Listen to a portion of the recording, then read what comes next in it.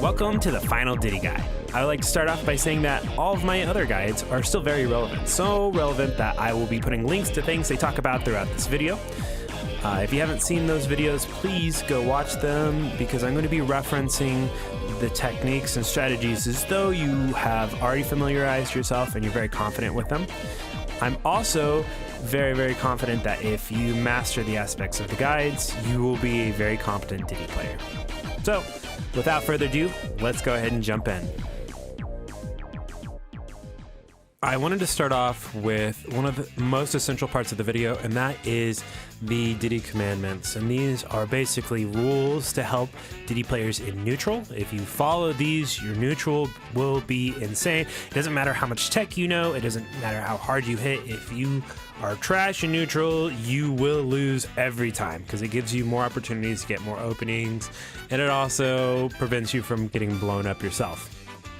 The first commandment is monkey flipping inside roll distance. Most people don't really think about it too much, but normal reaction time for a human is about 12 to 16 frames.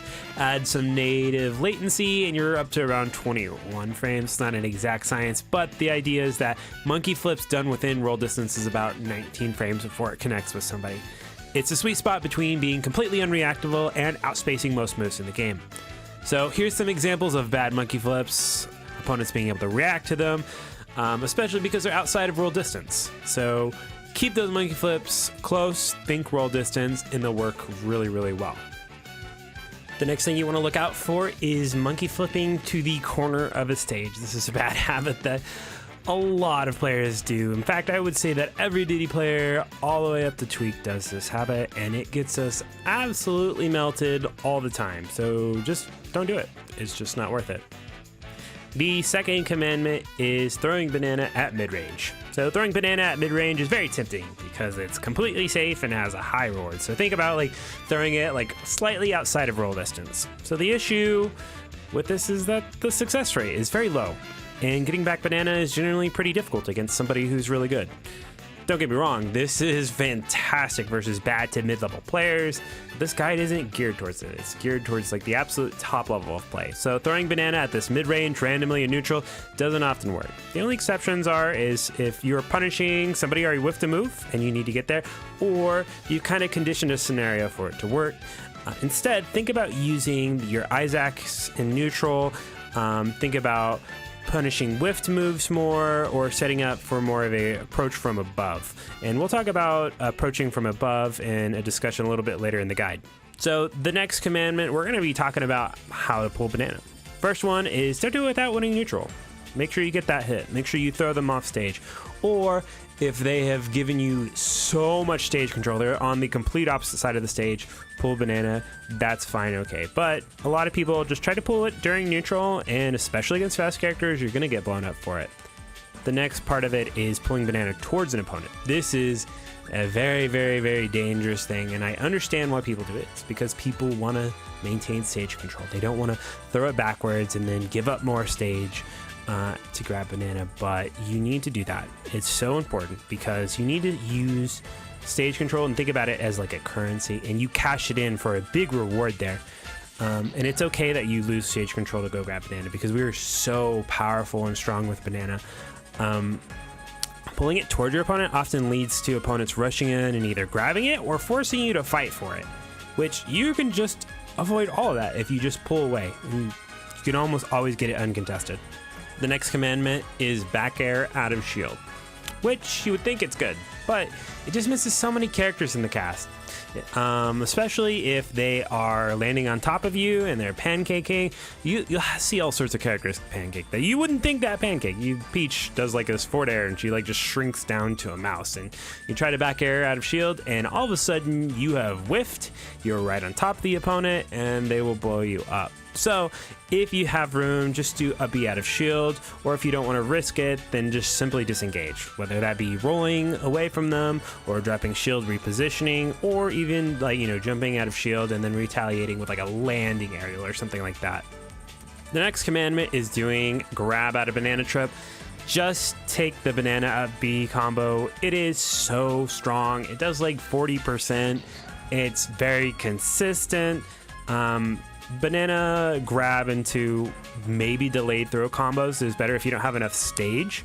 But we'll also talk about some other combo routes a little bit later on, but I'm just such a big proponent of Banana up B. This next one is a huge problem. It's rising short hop fair. It's one of Diddy's worst habits. Let's talk about why it's so tempting and why it's so bad. So it's tempting because it's fast, covers a lot, and usually isn't punished at the mid-level. It's a bad decision a lot of the time because people aren't using it to react to people jumping in. They just throw it out in neutral, hoping somebody runs in there. The biggest weakness is that you're completely vulnerable after doing it. To kind of give like some actual in-game context, so if you do it and you hit somebody's shield, there's 31 frames before you can do anything. You can't jump before you land. Like the only mix-up is to like lean left or right. But I'm gonna be real, at like a top level play, if somebody shields that, like they're dropping shield and they are blowing you up for it. So really think about when you want to use a short hop rising fair. And if you notice you're getting punished for it, think back to this statement. Next one is going to be trying to hard punish on soft trips. So what a soft trip is somebody will run over a banana or land on top of it compared to when you chunk a banana at somebody and it trips them. There's way less trip frames, way less opportunities to punish people, and a lot of people will go and try to get a hard punish, but the correct option is to set up for a tech chase. And this is great if they're in a corner. You can really take your time and cut off multiple options, but whatever you do, don't just go and try to get a smash attack or go for a read and try to like charge a smash attack going back. I know it's tempting, but just tech chase and you'll do great. The next commandment is all about how to grab banana. When it's on the ground specifically, you should be using jump plus your grab button, and you will just pick it up from the ground with no animation. A lot of players will use some like rising aerial, or they'll even worse just use like the normal A grab item where they just bend over and pick it, or maybe a tilt. Like those can be really bad because they put you in an animation. But if you pick it up with just the grab button and jump button, you can press them at the exact same time. You can still like fade back. You can avoid. You completely open to almost all of your options to do that. I also like to do this when I catch banana in the air as well. Some exceptions are if you're landing, auto cancel dare is great because it's lagless. And can be done pretty quickly as well, especially if you don't control the banana. If you're off stage, I would recommend that you pluck banana and catch it with back air, because if something does go wrong, because sometimes you're like off camera, then you won't air dodge off to your death, and if you miss, it's not that big of a deal. One of our last commandments here is making sure that you do not let characters get away with hitting your shield. I see it way too much. Diddy's out of shield game is absolutely broken, and it carries them through a lot of matchups. A lot of matchups that you think, oh man, these are hard matchups, or whatever the case may be. Chrom hitting your shield? Nah, I'm not gonna let him. Roy coming up and jabbing your shield? We can punish that. Remember, up smash is frame 5. It clears most landing aerials, jabs, and tilts. It's technically optimal to do up smash out of shield with your grab button, since you can't charge smashes by doing it this way. But if you have smash stick, I don't blame you for just using smash stick. If you use tilt stick, you should definitely be using up smash out of shield with the grab button. Up B is frame 8, and it also hits on the ground and behind you. So somebody's pancaking, or if somebody's behind you, this is a really great option. You can either go away from an opponent if you have enough stage, or if they're on the inside of you, you can actually combo up B and do a ton of damage out of shield. The next one is Z-drop out of shield. It can hit as soon as frame 4, but it doesn't normally hit that frame unless your opponent's like enormous, like K-Rool enormous, or they're maybe directly inside you still. It usually takes banana a few frames to fall down, so an opponent, if they like pancake with their aerial, it's gonna take closer to around 8 frames. So just keep that in mind. It's still incredibly powerful. A reason this option is so good is because you don't really commit to an animation. Like you Z-drop it and you jump, and if it trips them, awesome, lay into them, start a combo. If it doesn't, then you're good. Just fade away, do a back air. It's pretty good. The last thing here is footstool out of shield is good, especially against like pancaking characters. But it does come with some caveats. Without banana, you can only really get footstool at B. While this can combo into both hits, the direction that the opponents get sent after the first up B is completely unique to their character and which way they're facing. So Some characters will always go left. Some characters will only get sent flying left when they're facing right, and so on and so on and so forth. So like there's so many different scenarios. I really can't recommend it. The only time I'd ever recommend it is if there's just like one person you have to be, the one person in your region that's keeping you from winning tournaments, and you have to be able to punish some insane aerials or whatever. But TLDR, it's very character specific. With Banana though, you do have access to things like Z drop after a footstool. This should really be the only way you use Banana out of footstool. Many people are going to try to do like down throw, but down throw is not going to work in every situation. Like if a character is too tall, or a character is too tall, or the platform is too low, it's going to catch on the plat. Even with like frame perfect execution, and like I'm not talking about high, like really tall characters. They could be like Mario height or villager height, and it just is going to be really, really difficult. But Z-drop will always work no matter what stage, what platform, what character. So just do footstool Z-drop if you decide to go that route. Another issue is that Diddy has bottom 5 air drift, and this means it's more difficult to drift into a position outside of your shield and footstool the opponent compared to other characters like a wolf who can just drift halfway across the stage and footstool somebody. So we're done with the Diddy commandments. Now we're on to the updated combo routes.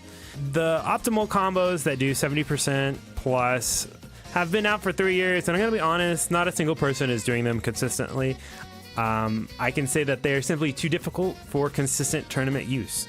The exception is like featherweight characters. It's very consistent on those, so like think Zelda weight or something like that. I still do it to those characters today. If you want to see those routes, I made a very detailed video on it, and I'll link it here.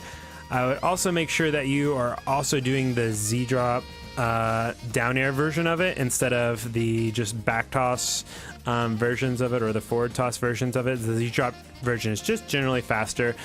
There's also an awesome showcase at the end, so check out that video. It's still pretty relevant. With us disregarding a lot of the optimal combos, I want to mention some of the newer routes that we've been taking. One that I've particularly taken a liking to is Banana, Nair, Jump Toss into an up air or another Nair into 2 back airs. So this can be a really good tool in our arsenal. It's great at setting up for platform mix-ups. It's great at being flexible and turning directions if you're at the corner of a stage or something like that. So if you're not going to do Banana B, this is a good secondary option to go for. The only downside is it's not going to work every time. There's a lot of influence that the opponent can have, whether that be DI or their weight or whatever the case may be. I would also like to say that down throw delayed up air is absolutely crucial. It does a lot of damage. Getting a grab is something that happens pretty often in Smash. And there's sometimes I'll even go for it if I'm not super confident I can get a strong punish after a banana trip, but the range that it works isn't very, very big. So I would keep it like some pre 20% range. After that range, honestly, if you land a banana, you should either be doing banana up B or you should be doing banana down air starters. They're really great at setting up into platform extensions.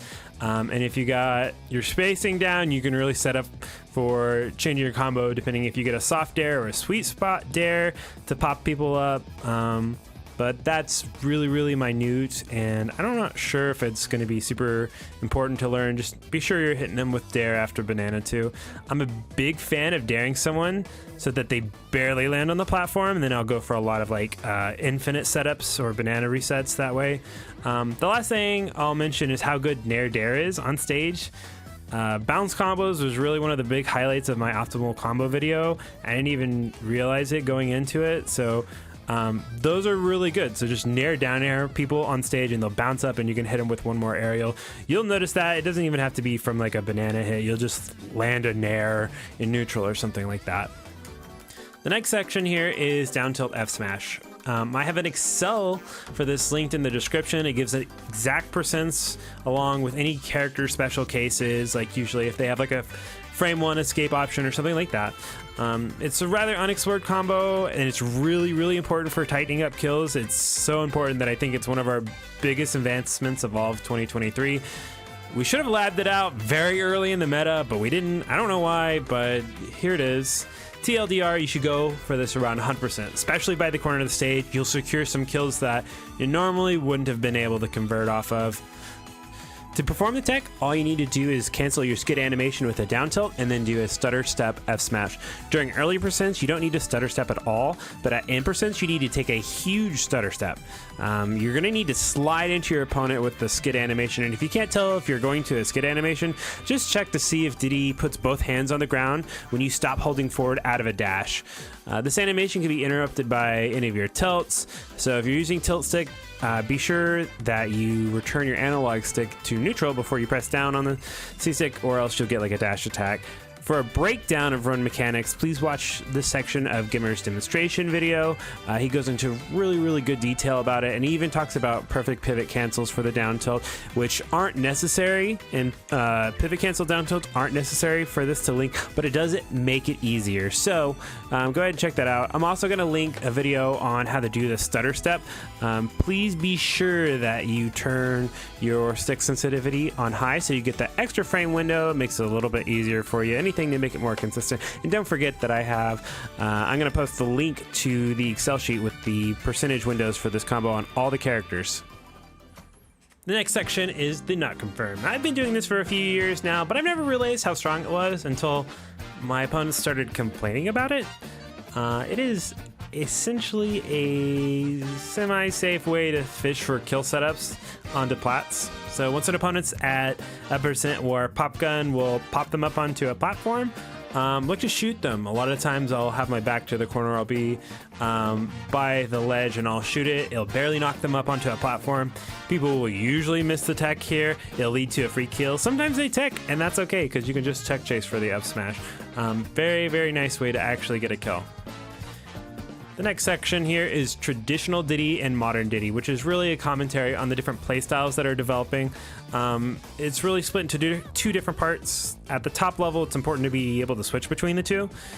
So let's talk about it. So the first one is traditional Diddy. This is the Diddy playstyle we've seen since Smash 4. This Diddy fights horizontally most of the time, so think about being on the ground, using down tilt, shielding, grabbing, dash attack, doing rising and falling aerials with like some monkey flip mix-ups. That is generally what that looks like. It's very strong versus a good portion of the cast, and there's a reason people have been doing it for so long. This playstyle is great, stands the test of time, and is particularly good when you need to slow down an opponent who's too aggressive, or when you have the lead and you're playing for a timeout or something like that. The second playstyle is modern Diddy. This is more about playing vertically. It heavily involves landing on top of your opponents with down throw banana, back air, nair mix-ups, empty land into monkey flips. It's a lot trickier and it's really fast-paced. So it makes it a really powerful playstyle when an opponent is playing really passive, maybe they're being defensive.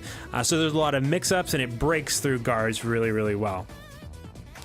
So to summarize how you should switch and use these playstyles, traditional Diddy's on the ground more is really great at slowing down the game. If opponent's too aggressive, you need to be utilizing your out of shield options. Use traditional Diddy, it's tried and true. If your opponent's really passive, they're sitting in shield a lot, they're really far back, whatever the case may be, a more modern Diddy playstyle is great at breaking open holes in your opponent's defense. Empty hop monkey flip is not new by any means, but its effectiveness is definitely amplified with a modern Diddy style. We usually aren't that close, but now if you are jumping above your opponent, you're threatening banana down tosses or maybe aerial mix-ups, your opponent's more likely to be holding shield.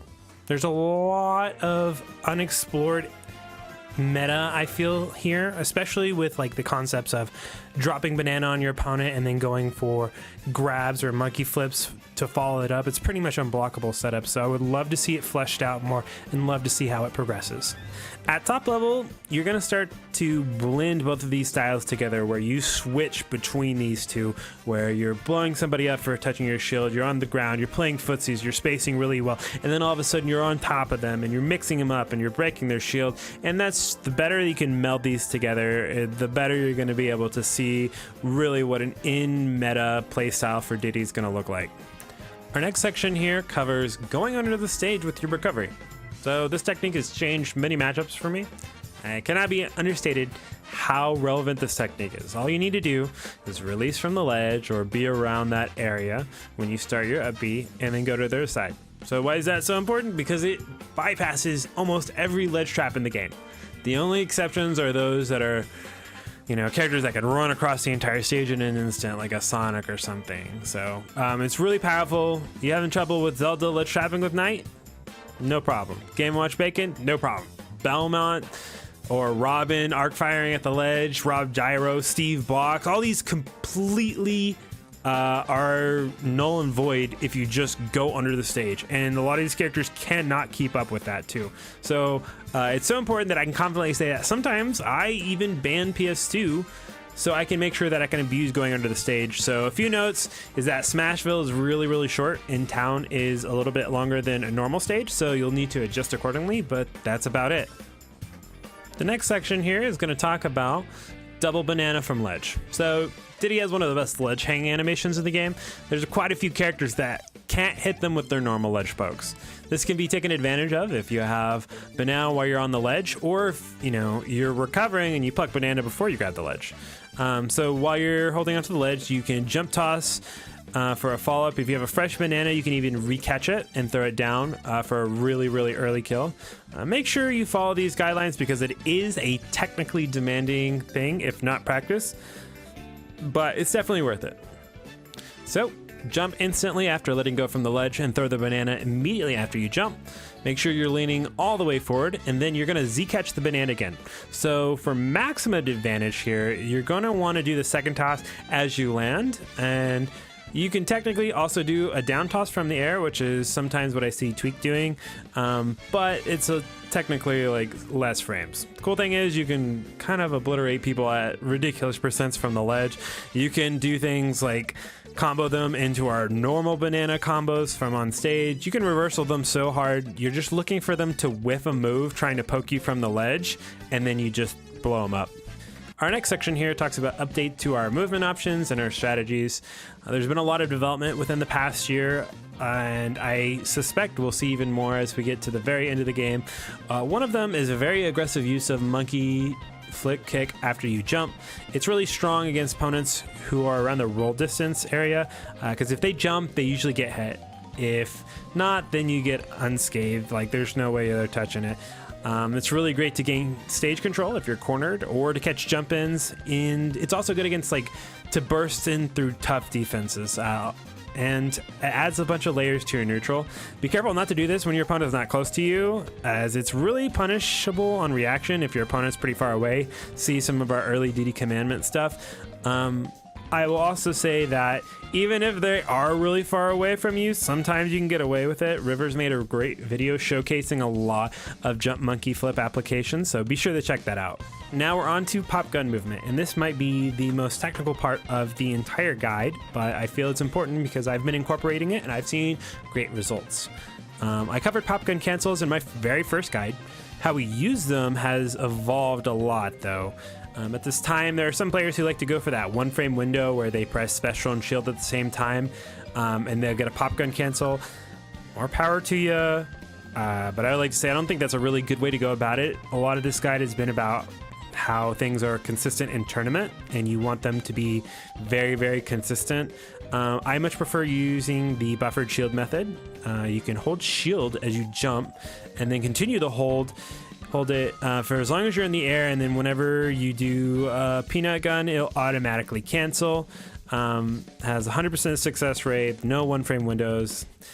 So that's what I use, and while it's easy enough to spam, I wanted to take a moment and talk about some of its practical uses. I feel the strongest use of this is when you run forward, you shield stop, you jump backwards, you do the pop gun cancel, and be reverse it back in, and then do a landing back air. It's fast, it changes the spacing for the opponent, it's incredibly safe, and it's a combo starter. I mean, like, if you wanted a better neutral tool, it's hard to ask for it. It's also worked against every single top player that I've played against in the last year. I'm talking about top 5 players all the way down to, you know, low level players. It's just versatile, and it's good, and it's hard to defend against. The issue is that it's technically demanding. And I'm not going to sugarcoat it. You have to practice it, and it's going to feel weird. I recommend that you have either a shoulder button set to special or jump, and then another one to be a shield button. Play around with it, see which one feels more comfortable for you. There's also permutations with this as well. So you can definitely run up, instead of jumping backwards, you jump forward and then B reverse out. This is great for moving away from an opponent when they think you're in range, and they'll maybe whiff in a move. But just be careful, because if they swing and you jump forward, you're gonna run into it. So I like the one that jumps back way more, but this one's useful too. You can also do things like hold banana while doing these kind of things, and I'll talk about that a little bit later. So just play with it, but I just really wanted to say that I really like the one where you jump back and then be reversed back in. I wanted to finish this section just talking about the different ways to enter a buffered shield state, and all that means is that you're in the air and you've got the shield button held down, and you didn't have to air dodge to do so. The whole point of that is just so whenever you press your special button to pull out the Popgun, it will automatically cancel it for you as long as you're holding the shield button. The first way is the way I've mentioned before, where you just hold shield during your jump squat. Sometimes your shield will flicker if you don't do it perfectly, and that's okay, it's not the biggest deal, it's like 1 or 2 frames. The second way is to hold grab when picking up an item. You're going to see a lot of Diddy players do this out of pluck. Third way is you're going to hold shield while charging up B while going to ledge. This is really nice because it gives you a lot of ledge mix-ups. These last 2 methods are a little bit more unorthodox, and admittedly they're new and unexplored, so if you find uses for them, that's awesome. Post in the comments, I'd love to hear about it. The fourth way is if you hold shield and special after you do an aerial and you're not holding anything on the analog stick, you'll pull out the Popgun immediately and you'll cancel it, and as long as you're still holding shield, you've entered your buffered shield state. This is interesting because you can do it at a disadvantage, so maybe you set it up that way, you get hit up really high and you do it. The sad part about it is that you have to have enough time to do an aerial plus at least 1 Popgun cancel. And then the fifth way is going to be holding a shield after walking off a ledge with a sticky walk. And this one's really interesting. So you would dash forward, you'd press up on your C stick, and then you do like a sticky walk.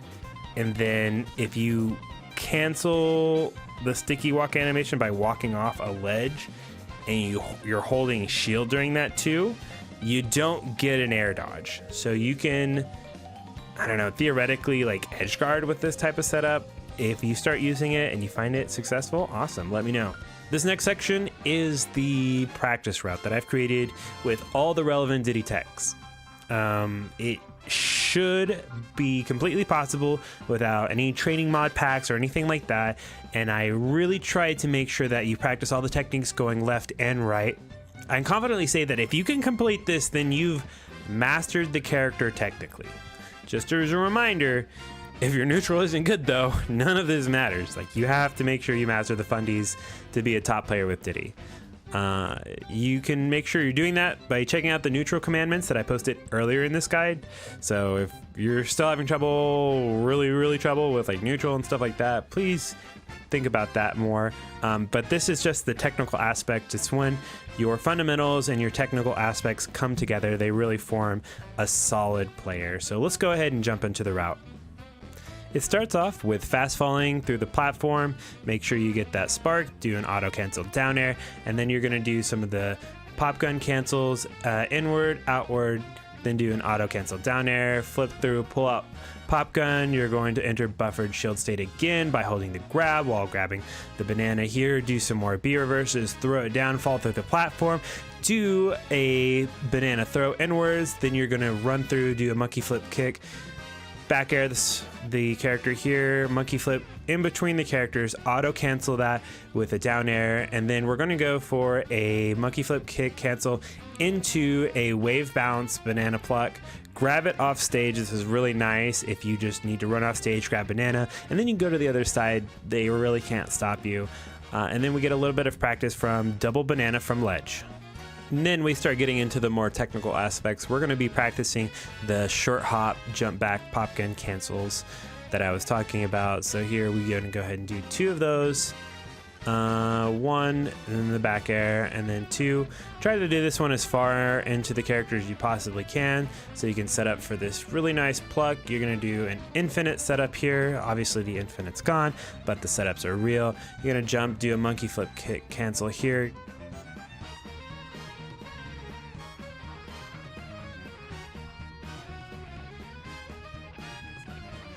Then we're going to do the Popgun cancel jump backs the other direction twice. And then once you've got those down, you're going to do a monkey flip kick cancel, another wave bounce pluck into the wall, which is really helpful. Again, if you need banana, you can just go under the stage like this, grab it, and they really can't chase you. This is great when you need to grab it and your opponent's coming back, they're invincible or something. Now you get to practice the double toss from ledge going from the right side now.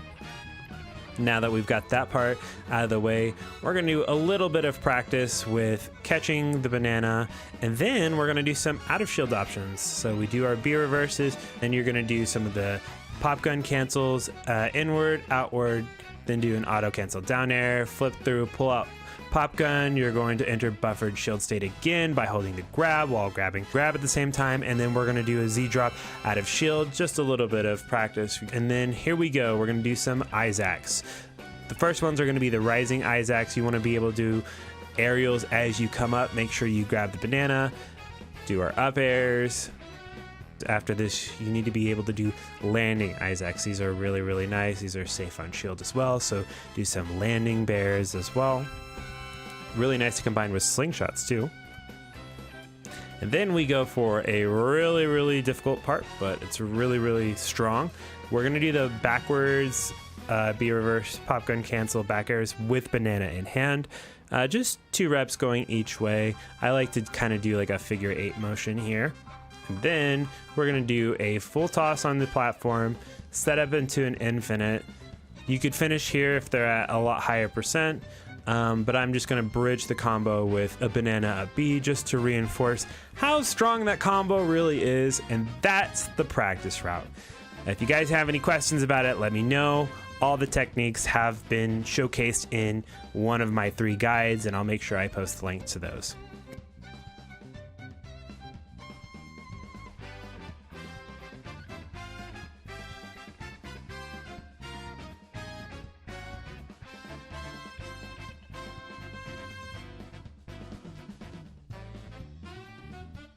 The next section here is talking about a very unique mechanic that Diddy has and how to utilize it to punish people on platforms, and it's called the Platform Penetrator. Really popularized by Jodgers, and I'll put a link to their video showcasing really more about it, but essentially you just jump up and you throw banana into their shield in a way that will bounce to the floor rather than upwards, and if it bounces to the floor and touches their feet, they'll trip even if they're shielding.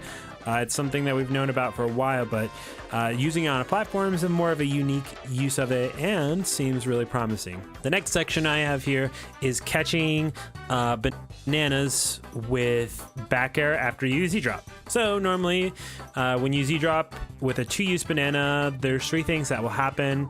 And if we use back air, we can kind of control these outcomes a little better. The first is if you Z-drop and it connects, the opponent will trip, and you can recatch the banana and then land the back air and just start a combo from there.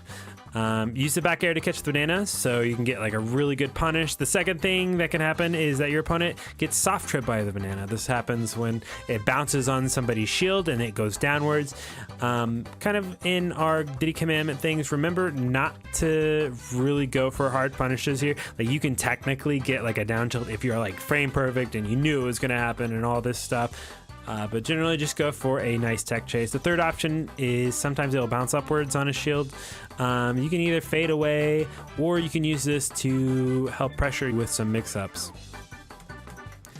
I've done one of these meta analysis at the end of each of these guides, and they've been really fun to talk about, and I really enjoy studying where Diddy fits into the top level of meta. Tweak has been incredible. He's been showcasing how strong the character is, and I really hope he continues to do so. One thing I'll say is Diddy is really great versus virtually every sword character in the game, not including whatever Steve is. And sword characters might not always be at the absolute top pinnacle of the meta. However, they will always be popular with players. Everybody and their dog is, I don't know, just edgy sword character lovers or something. So there's always going to be an overabundance of representation of that archetype of character, and Diddy does really well into that. He's also great at fighting characters that like to jump in, that rely on constantly jumping in or have weak ground games. So he's considered a anti-air character in my book because of, honestly, mostly his jump toss banana and rising forward air when he needs it. And his weaknesses are he is usually countered by zoners who thrive at this mid-range, and more specifically, who can put out things that can absorb banana hits. Think like Luma or Pikmin or grenades or blocks, whatever you would consider that. But Diddy also has a wide variety of stage preferences and some very powerful counterpick potential. At this moment, Diddy could be considered a top tier character. There's definitely some wiggle room between high tier and top tier. Nothing below high tier though. The issue is that I can't quite call him anti-meta, because even though he does well versus a lot of the cast, his worst matchup might be the most meta relevant character in the entire game, which is Steve. So I kind of foresee where if Steve is banned, Diddy is top tier. If Steve is legal, then Diddy will be a high tier. And that's really unfortunate that Steve is so oppressive that he can literally dictate what the tier list is going to look like. But honestly, that's what the character is. And, you know, I think he's the best character in the game for a reason. And Diddy will just have to learn to either fight against it, or he's going to have to, you know, those players are going to have to pick up a secondary. And, you know, I'm not immune to that as well. I had to pick up a secondary for Steve. Some players think you can do it, and more power to you. This next section is going to be all about matchups, and it's going to be very, very extensive. Usually I don't share my matchup notes because I don't want my notes to get out there publicly. I don't want my opponents to see what I've been writing down about their characters, because you know, first priority for me is I was a competitor, but the game is year 5. A lot of the meta is developed, and I think it's an appropriate time to share that. So here's my matchup chart. One thing is matchup charts change over time. They'll change from month to month too, so don't look at this like hard fact. And also, please bear in mind, this is just an opinion. Like, if you disagree, that's cool. Like, and also on the other side of that, don't just blindly agree with it either. Don't be like, oh, this matchup's unwinnable, I'm not gonna even try it. Like, please go have those experiences and learn. You might have, you know, different results than me. I'm not a perfect player by any means. So without further ado, let's jump into the nitty gritty. I have Banjo as a winning matchup for us. Even though he's more of a zoner character, he has a lot of weaknesses that other zoners really don't have. One of the first ones is that he is super weak from above. Like, his up air does no percent. It doesn't really combo. Like, if you mess up and you need to land above him, it's not the worst thing. You'll take a few percent and then you'll get over it. He's not really taking you to the bank with it. Banjos will look for side B kills very close to the edge, 70-80%. They're looking for any moments to punish a banana pull and landing it at high percent. So really be careful on your banana pull routes. Optimal punish, if he does do that Banjo side B and he like will go to the ledge, try to do a nair dare. It's really great at low percents, or an F smash or down smash if he's at high percent.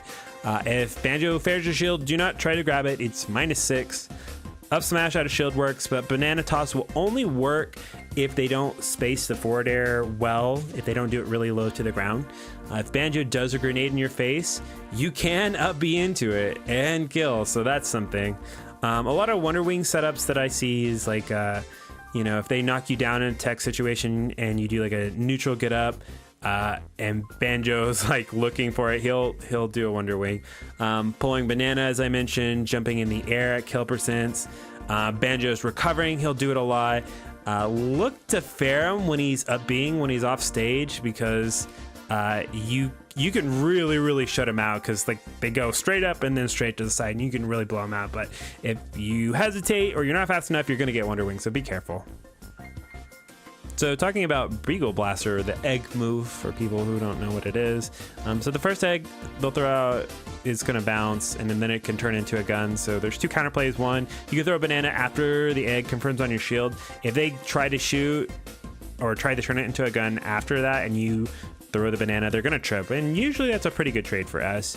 The second way is to jump over it and try to come in from like a diagonal direction, like you're fighting most characters that have strong horizontal projectiles, so think like Mega Man kind of deal. Grenade is interesting because I think a lot of players don't really know how to play against it. I feel like it is very similar to fighting Villager, where they fire off the Lloyd rocket.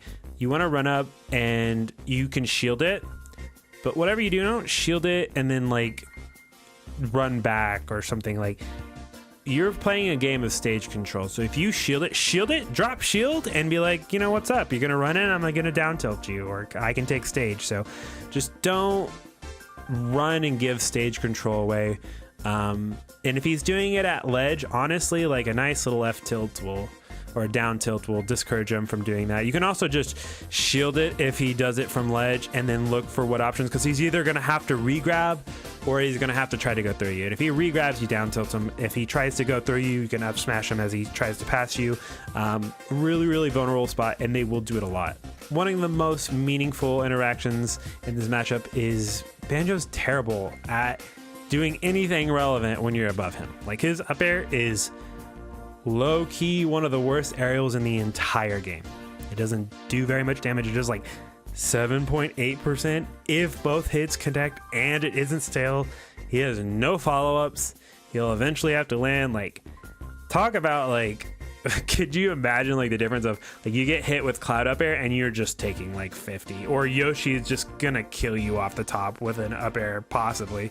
This character, their up air is so bad. Honestly, one of the things that keeps them from being a super relevant character. So if you need to land above them, really take advantage of that. They're not dangerous at all. Now, Bayo is a matchup that I put slightly winning for Diddy. And I really mean slightly winning. This is a matchup that has shifted a lot for me, because Bayo players are generally really good in creative. So you have to be on your toes. You have to have a very firm game plan, and you can't stray from it. So against Bayo, look for the first side B and then watch for her landing. So they'll do like an afterburner kick, and then they'll look to land in some type of way, whether that be going to platform, whether that be going to ledge. Your reaction to this exact scenario is going to determine the entire matchup for you. If they're going to platform, you really need to be on point with jumping up and throwing banana on platform. If you're on PS2, I really recommend doing the short hop backwards toss onto those PS2 platforms. It's really strong. If they're going to ledge, don't let them get back for free. Down tilt, harass them. You might not get a kill, but you really can't damage them. So really study how well you react to this matchup. Don't pull banana in any stupid ways. The character has insane burst. Like, if you pluck banana and you jump after it, they're going to ABK you and they're going to take you for a ride. Your SDI needs to be really good.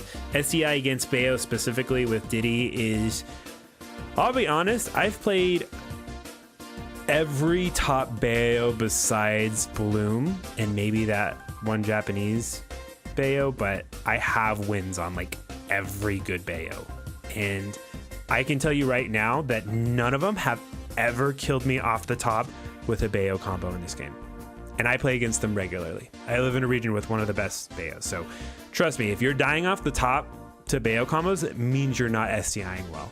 My tips for SDIing is, one, go check out how Gimmer recently talked about SDIing stuff. But two, ABKs, I like to SDI directly opposite of the way I'm being sent, because she likes to side B and then up B, but if you SDI like straight into her during her side B, it makes it really hard for that. And then I'm just SDIing straight down in a way with just the witch twist. You should be able to never die off the side or the top unless they just literally catch you in the blast zone. Maybe it's doubles or something like that. shield camping against Bayo is actually really, really good. There are no real throw follow-ups that she has. She'll do her like down throw and then she'll try to see what you do. I really, really like to jump behind her and then air dodge a lot of the time in reaction to their ABK, but just don't be afraid. They don't have real throw follow-ups. So you can treat it like the Zero Suit matchup where if they grab you, it is not a big deal at all. It's whatever. This is a matchup where traditional Diddy style is really, really important. You need a very, very confident ground game. Don't let Bayo just run up to you and grab you or anything like that. Just down tilt them, down tilt them, down tilt them if they roll or run into you or anything like that. Another thing is you want to make sure that you're standing at least roll distance to ledge trap. You're never at the ledge unless you're trying to Z-drop down air them or anything like that, because their ABK will go right past you. But if you're at roll distance and you're crouching and they try to do an ABK from ledge, you can like up tilt them or up smash them. Either way, it's pretty good for us. So just make sure you're not right at the ledge. One of the more trickier aspects of this matchup is how they can witch time your banana if you leave it on the ground. You cannot leave it on the ground. It is game losing if they jump and witch time onto it. It's one of the big things that really makes Bayo be able to fight back in this matchup, because not only if they witch time it and you're near them do you get sucked into the witch time, but they also gain control of that banana, so don't be fooled by that either. If you do get witch timed, this game witch time isn't nearly as bad as it was in Smash 4, so if you get witch time, just hold shield. Don't spot dodge, don't roll, don't any of that stuff. Just hold shield, because what they have to do is they have to run up, they have to grab you, and then they have to do like a forward throw or something.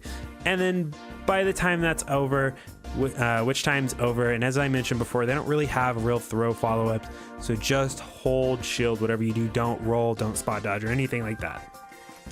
Lastly, I want to talk about the stage and some circle camping things that Bayos will do.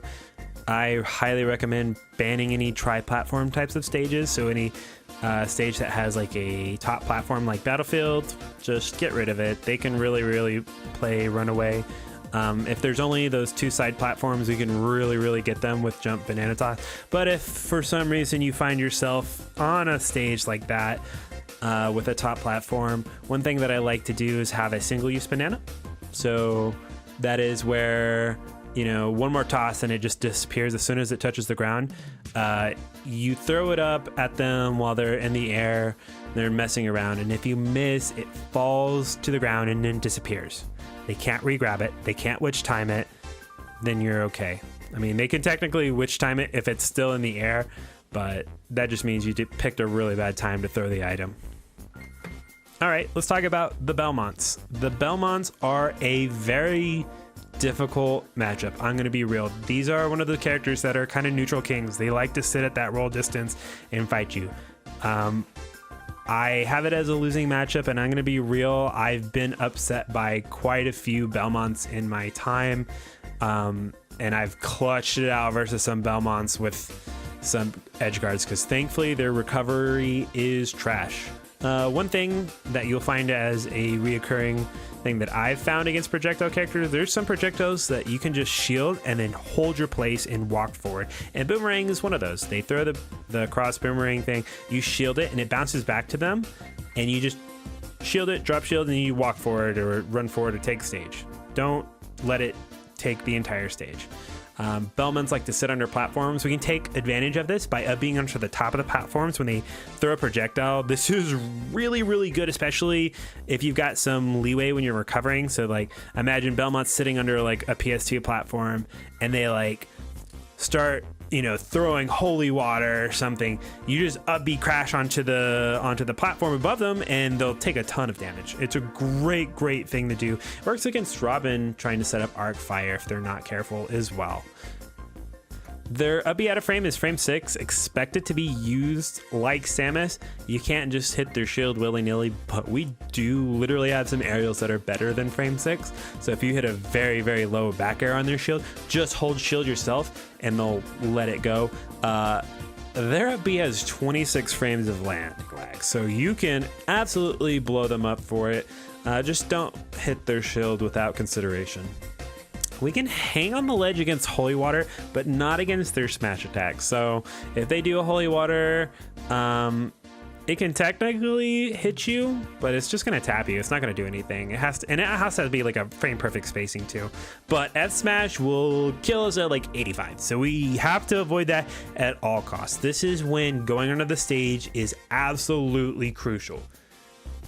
Belmont thrives from ledge trapping, and if he puts you at the ledge and you let go, you just go to the other side. He's not going to be able to make it in time. Like, the best he can do is like maybe throw a boomerang or something. It's not that big of a deal. And if you go to the other side of the stage and they somehow caught there in time, just go back to the other side. It's so good. You don't have to deal with any of this. Also, don't try to crawl under cross. It doesn't really work. We can technically crawl under F tilt, but make sure you're crawling backwards, because our backwards crawl is shorter and lower to the ground than our forward crawl. But I still wouldn't really utilize it too much. This is also a matchup where your jump monkey flip kick is really, really strong too. It's a great way to break defense. You can kind of do landing aerials on top of them. And they're already sitting in that range where jump monkey flip kick is good. So really consider that too.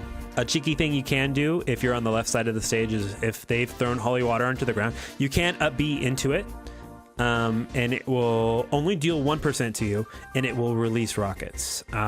So it's pretty good on the left side of the stage. It doesn't come up too often, but yeah, keep an eye out for it. There is a very special type of gimp you can do on these characters that have multi-hit up Bs. It might be unnecessary on Belmont, but if you want to do it, you totally can if you have the opportunity. And all you do is, this is very effective, again, if you're on the left side of the stage or on the left side compared to Belmont. If you have forced Belmont to do up B and you run off the stage and you charge your up B and they up B into your charged up B, what will happen is the rockets will detach from you. They will push Belmont outwards, like guaranteed. They will push him away. Just the rockets detaching. It's not the explosion, it's just the rockets detaching. And they'll push them away, and then you can use your double jump, which you saved. I'm sorry, tab jump players, this is not a tactic for you. And then you just recover and they die. This works really well versus Roy too. As far as stages go, I really don't like the Smashville type of archetype of stage where there's just one giant platform that they sent over the entire time. And I'm really starting to ban PS2 and not go PS2 versus them, because going under the stage is so important. And also PS2 is a huge stage. You kind of want to get right next to the Belmonts. You can scrap better than they can for sure. Also, try to be really aggressive against their tether recovery and just them being off stage in general. It's very, very, very important that we get Belmont. That is our win condition in this match. Not as a confirm, not anything, but just up B into them if they're not paying attention, because a lot of Belmonts have like set play of where they're gonna throw the cross, throw the axe, throw the holy water, do an F tilt, do, you know, like they just like this rotation. So like if you start catching on, like a quick up B is a really fast burst option that'll do like 26 out of nowhere. And just keep them on their toes, but I wouldn't recommend doing it at kill percent because it's not really worth it. But yeah, also don't underestimate the angles that their Bair and Fair can hit. They can hit very low. Like think like a Mario throwing a fireball kind of path. They can hit ledge hang too if they're really good. They can hit your ledge hang with like a angled F forward air. Also be wary if they hit both hits of their down tilt. A lot of the time they can follow it up with like a jump forward air, and that setup kills at like 50%. So really be watching out for it. A lot of what I like to do against like frame traps from Belmonts and that kind of thing is like jump and air dodge and neutral air dodge at the same time. It's generally a good way to get away from it. If you have Banana and they do toss out the holy water, that's a really easy Banana hit for us because Banana's gonna go right through it. Really think about what play style and set patterns that your Belmont player is going to be going with. It also might be a good play style to get good with the single Banana, where if you throw it and it misses, it kind of disappears, because it is pretty annoying if the Belmont player grabs it and is willing to time you out. Bowser's a big guy. It's a pretty good matchup for us. You can shield all of his up B, and then you can just jump and nair him and do a crazy combo starter. So just don't let go of shield. Whirling Fortress will cause Bowser to clank with a lot of stuff, and usually when Bowser players clank, they'll just do up B again because they're just spamming up B. So just be ready. If you clank, just be ready to hold shield. Respect Bowser's fair from ledge in general. It's essentially like a Lucina fair. It's enormous and it hits really hard. You can be pretty aggressive off stage, especially with like Z drop down air stuff. Like Z drop down air stuff is so good versus this type of recovery. Sometimes we can just straight up put them in a check scenario where they can't recover and you just get to kill them. You can also kind of fair them if you want to fight it from side to side, but I really like Z drop down air if you've got time. If they recover low, you just kind of let them have it unless you have the Z drop. If they do the flamethrower on your landings, you can up B, especially if there's like a platform above them. Like if Bowser's sitting under like a side plat of PS2 and they try to do that, you just up B onto the platform above them. If you shield the Whirling Fortress on a platform, which you should bait out, instead of going for that nair I was talking about earlier, you can't go into a banana setup like you're doing the infinite, which is a lot of nice damage there. I think Bowser has the largest get up attack from ledge, so you gotta respect it. It's kind of enormous.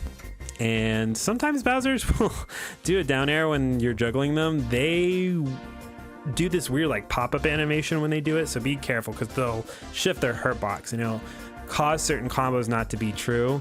But for the most part, comboing them should be pretty easy. Bowser's gonna look for stages with like a really tall platform, like a town and city or a battlefield, so they can do their side B and go to those top platforms. So be sure to avoid that. He also likes stages with like a large platform like Smashville, so they can always land on that. So I really dislike Smashville in this matchup, and I really dislike Battlefield in this matchup. Town is kind of like hit or miss. Like Town is so good for us as a character in general, but Bowser has some stuff there too. Bowser Jr. is a pretty unique character. You probably won't see it too much, but in case you do, I have some notes for you. So one thing I like to do is if they put Koopaling on the ground, I like to run up, shield it, and then just do jump and grab, just kind of like you're picking up a banana off the ground. And you can, if you shield it, it kind of deactivates it, and then you just pick it up, and it's actually really fun to play with. If you get grabbed at low percents, SDI in front of Bowser Jr., his up throw, up air stuff, it's going to do a lot of damage. Like, you really have to respect getting grabbed by this character. And then a lot of times they'll down air your shield. Go ahead and just, if you have banana, make sure you Z drop that. If he's in front of you, up smash it. Like, you do not have to take any of his aerials seriously. Like, we have such a strong out of shield option for this character. Also, as a point, his up B has a ton of lag, and like, to give you a reference, it's like 28 frames if he just lands normally, or 32 if he swings. So if he does an up B and he goes past the ledge and he like tries to land with like a swing, do not shield it, because if you do, you'll be suffering shield stun while he's going through landing lag. But if you spot dodge it, he just sits there for 32 frames and you can absolutely wail on him with whatever charge forward smash, banana, combo starter, whatever you want. So just make sure you don't shield the hammer as he lands. The cannonball is really weird. It has like this reoccurring hitbox, so don't shield it, just avoid it. It's not like too crazy to avoid, and it can be like you can just jump, double jump, monkey flip over him and he'll be okay. So just avoid that. It can lead into shield break setups, so just don't sit there. And lastly, like, Fair has this weird landing hitbox like Falco's Fair does, so be wary of that. And then the Koopa cart slide across the stage, it's not nearly as good as like Sonic. Like, a lot of the time you can just, after he hits your shield, you can like jump and do an aerial, or if he up B's, look for that scenario where I told you, like when he lands with a B, try to get him to swing and spot dodge it and then just blow him up. For Byleth, you really have to have game plan against that neutral air. It's -9 on shield, which isn't like so insanely safe. A lot of our options can beat it. The problem is they've got a lot of permutations with how they land with it. So for example, if they land behind you, obviously you're not going to F-toss and throw the banana forward. You can Z-drop, but if they weave too far behind you, the Z-drop's not going to work. if they are mixing you up with Nair and like you can't tell if they landed in front of you, behind you, down toss is actually a really, really strong option against it. But if they land behind you though and they're a little too far for a Z drop, up B works really well because it is frame 8. So really have a game plan with how you deal with Nair on shield, because once you shut that down, honestly, it's a pretty easy matchup. If they space their forward air on our shield, it's not really punishable, not even with a banana, unless they really space it and they're not at max range forward air. I'll be honest, their up B shenanigans is kind of a mystery to me. I keep on asking the Byleth players and I get different answers. So at like low percents, she can combo regardless, but after that, after those low percents, you need to be like leaning away from her. Think about how like Diddy's down throw has like a DI mix up to it as well. Like if they read it, they can punish it, and like some of the top players I think can react to it no matter what. But you know, change up your DI on your up Bs. Honestly, just try not to get hit with up B, but it's a solid out of shield option. It's not insanely fast. Like we should be able to get away if we're doing really smart aerials, but when it happens, just know it's a DI mix up. So Falcon is generally a pretty good matchup for us. He's a great combo weight, and we can gimp him pretty easily, and we win neutral in most cases. The problem is sometimes he hits us real hard. One thing you should game plan around is his shield. So a lot of his, I mean, technically, like he doesn't have great out of shield. Like he can shield grab, so there's that, I guess. But one thing you really got to plan around is like Falcon's up B. It's enormous. It will literally grab you from like inside roll distance. So you have to be ready for that. And the good Falcons will use it. I feel like mid-level Falcons don't really use it that much. But if you're playing around it, if you're hitting a shield and you notice they're doing it a lot, like they're being out of shield, if you like roll after you do like a back air or something, they're in a lot of trouble. I like to do like a really low landing Nair into a roll. Fun fact, on stages like Hollow Bastion, Small Battlefield, and like Battlefield, Falcon, if he up Bs while he's on stage, like he has to enter like a certain part of his animation before he can actually fall through platforms. So he literally can't fall through the side platforms if he up Bs. There's no mix-up. He's just going to land on the platform.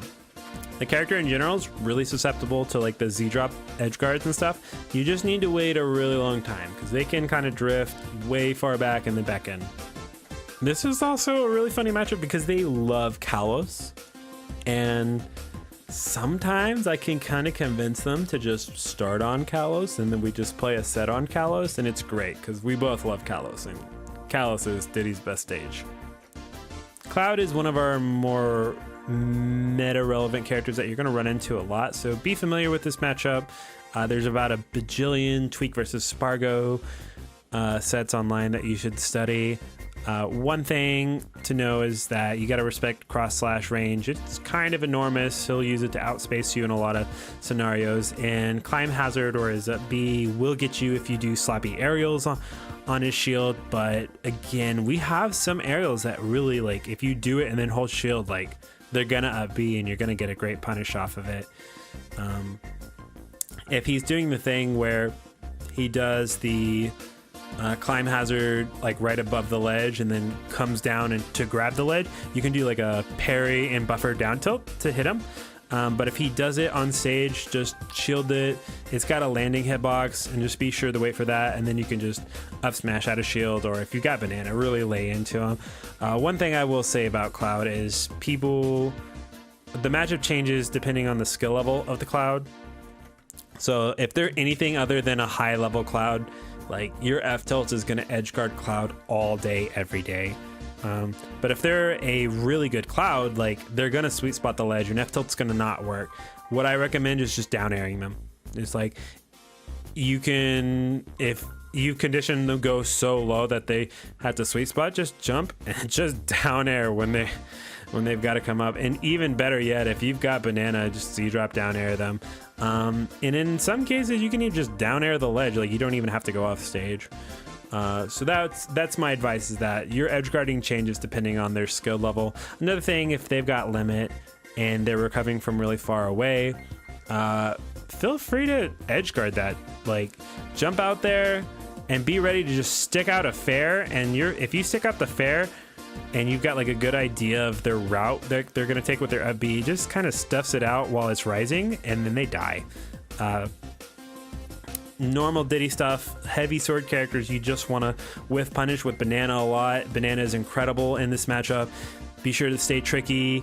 And then I think the last thing I would say about this matchup is Diddy can, for the most part, like, run out limit.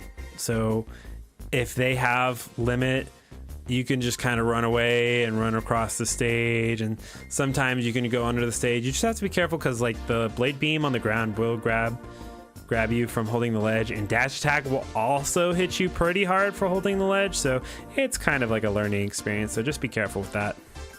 Chrom is an interesting matchup. This is another matchup that it changes depending on if you're playing a high level player versus like a mid-level player. When you think Chrom, you think like, oh, edge guard him, edge guard him, edge guard him. And his up B is very vulnerable on the way up.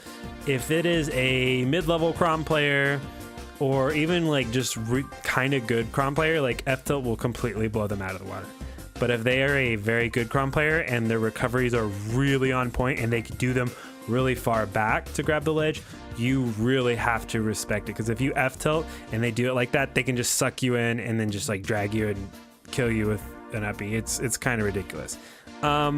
If you want, you could just jump behind it and down air the back of it. So like, think about hitting, like down airing the back of Chrom's head after he jumps up to grab the sword. There's not a hitbox there, and it's usually a free spike, and that's the way you really punish like the high level Chrom players. And when you're ledge trapping Chrom, you need to, a lot of the things you'll hear against when I talk about Roy too, but when you're ledge trapping Chrom, you have to really respect jump from ledge aerial, because they have so much aerial momentum, and if they land a hit at low percents, they're going to chain you across the stage, and it's going to be a ton of damage. So make sure that you're maybe like weaving in and out of their jump fair range, because if you can get them to swing and you have Banana, you can lay into them, push them off stage, kill them, that kind of thing. But just really, really be respectful of their aerials from ledge. This is also a matchup that will test your out of shield game. Characters like Chrom get away a lot with just being able to tap your shield with down tilt, tap your shield with jab, landing up air, that kind of thing. You need to be on point with your out of shield game. If he comes up and he jabs you, up smash will punish. Just know, if they are at absolute max distance, they will fall out, and it's like net neutral for both parties, and it kind of turns into a scrap, which is fine. It's not the biggest deal. But a lot of the time, the Chrom player won't expect the up smash to not fully connect. But you should be ready. If they max space jab and you can up smash them, just be ready for a scramble scenario. If they don't perfectly space it, you're just up smashing them. Down tilt, if it's at max range, you can Banana punish them. I don't think you can up smash out of shield, but if they space too close with down tilt, we have the frame data to up smash out of shield. Chroms will also do a lot of like landing up airs behind you and stuff. Z drop that all day, every day. It's honestly one of the first places I looked to incorporate Z drops into my gameplay. You can absolutely obliterate him for that. So don't let Chrom hit your shield for free. This is a matchup where you'll switch between traditional and modern Diddy a lot, but traditional Diddy with a great out of shield game is really important here. So Corrin is an interesting character. I feel like this character, we are built to fight against this archetype of character. We can whiff punish Corrin. If Corrin puts us in disadvantage, you just jump and monkey flip over her. She's so slow. She can't catch you. She can't ledge trap you. You just go under the stage. If you're in an unfavorable situation, you just leave. If you don't have Banana, run away, go grab it, and when she chases you to the corner, jump over her, monkey flip, jump, double jump, monkey flip over her, and now you have banana and stage control. Like, the character has some major problems now. When she gets in, she hits really hard, and she can kill you very early. Just whatever you do, don't land inside of her. Don't try to like air dodge and maneuver next to her or whatever. Just get away. Just jump, monkey flip away. If you don't have a jump, that's when it gets tricky. That's when you have to like start like fighting your way with like forward air or something, but just don't air dodge like into her. I've seen so many people get blown up by that. Her recovery is garbage. Like, if you are not actively killing Corrin off of recovering with just like Z-drop back airs, Z-drop down airs, that kind of stuff, you're really missing out on what makes the character, in my opinion, not top tier. Like, if Corrin had a good recovery, I could see her being top tier. I really could. She has so many things going for her, but that recovery is really bad. In fact, I co-mained Corrin for a while at the beginning of the game, and I dropped her because I just could not recover. I just couldn't handle it. So that's my opinions on the matchup. Dedede is pretty annoying matchup, but we should win it.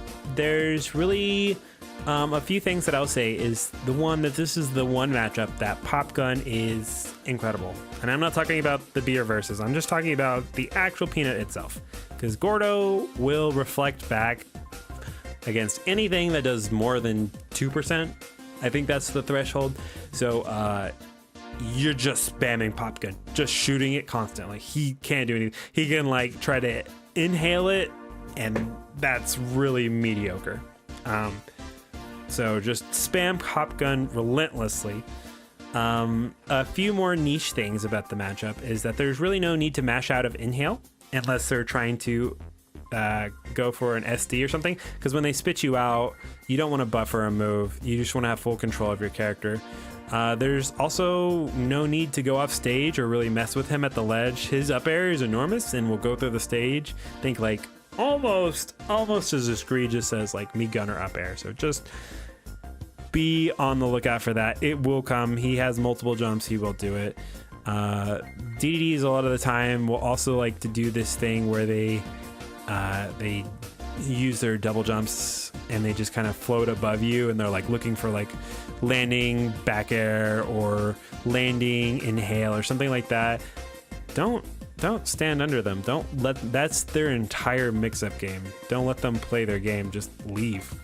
Leave the area. Go grab a banana, or if you have it, just run under and throw it straight up and like start a combo or something like that.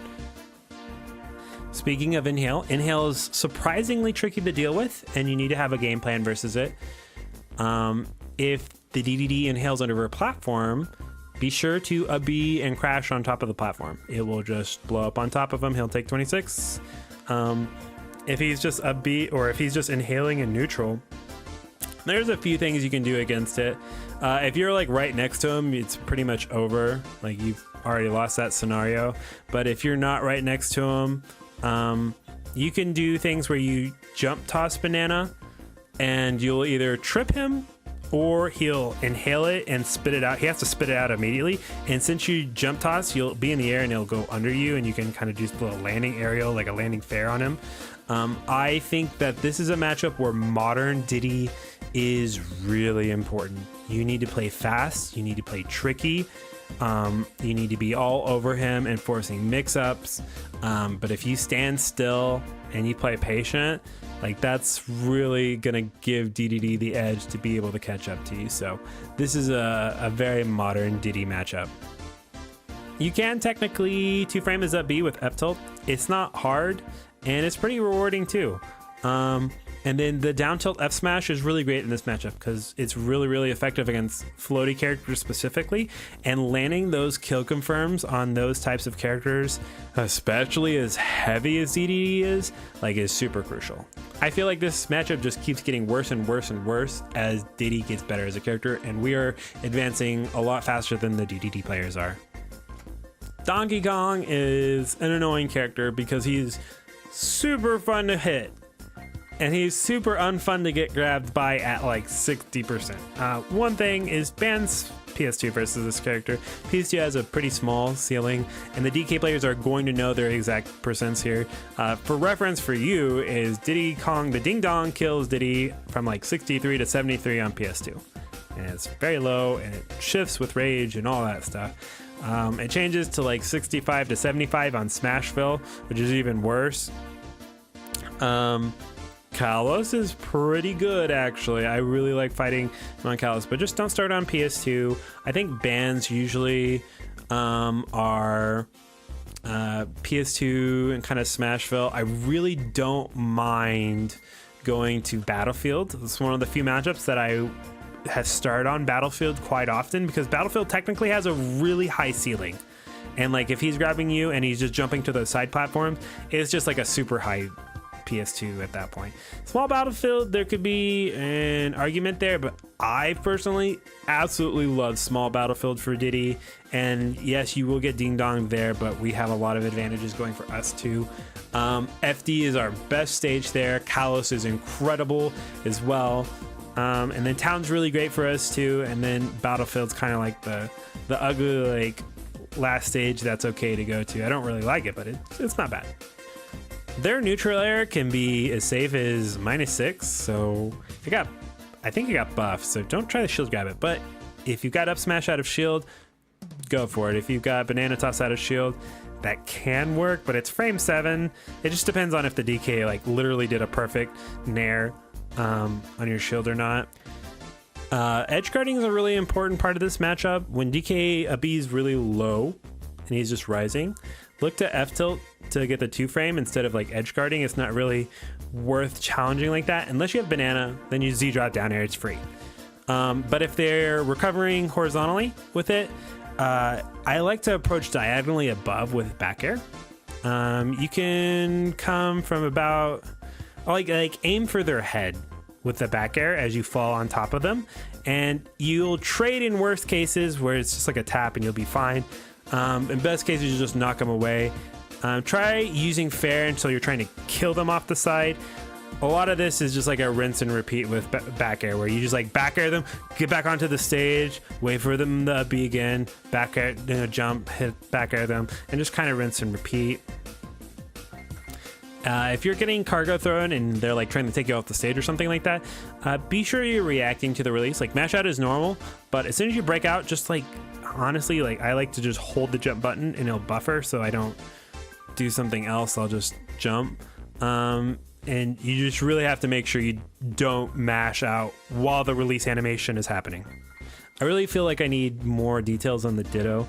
I am kind of inexperienced in the Ditto, but I think that you should approach it not as, oh, it's just the same character. It's just the same character. Like you need to treat every Ditto in the game as a completely different matchup.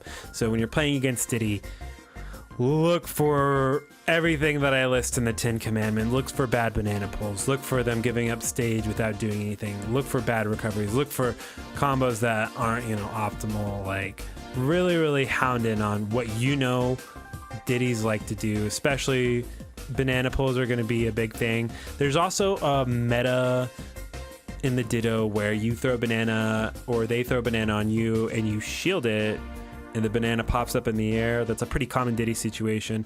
And like depending on like where you are with your development, like you'll know like, okay, jump up and grab it, or like wait for them to try to jump up and grab it and hit them, or like there's like a lot of layers to it, and you'll encounter that a lot in the Ditto because there's going to be 2 bananas going on at the same time. So really look to see where your opponent is in that aspect and try to adapt before them, because you're gonna see that most of the time.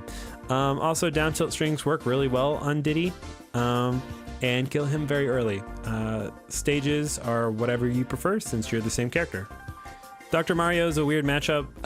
You just have to be careful. He likes to scrap. He likes to be really close, and he will he'll do his landing aerials and he'll get in and he'll grab you. I think that's one of the big weaknesses of traditional Diddy, is like you just kind of sit and shield a little too much and you get grabbed a lot.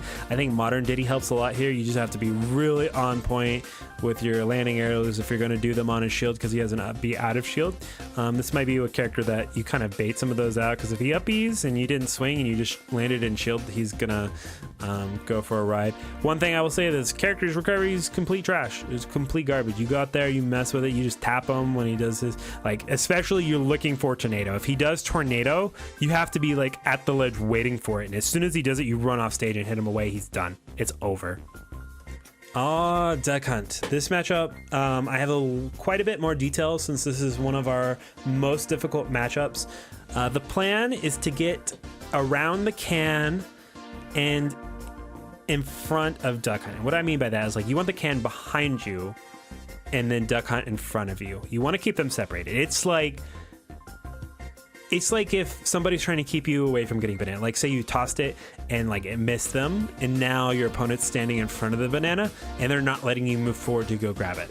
That's the idea of the entire Duck Hunt matchup. Now the trick is Duck Hunts can set up can so it bounces back into different direction.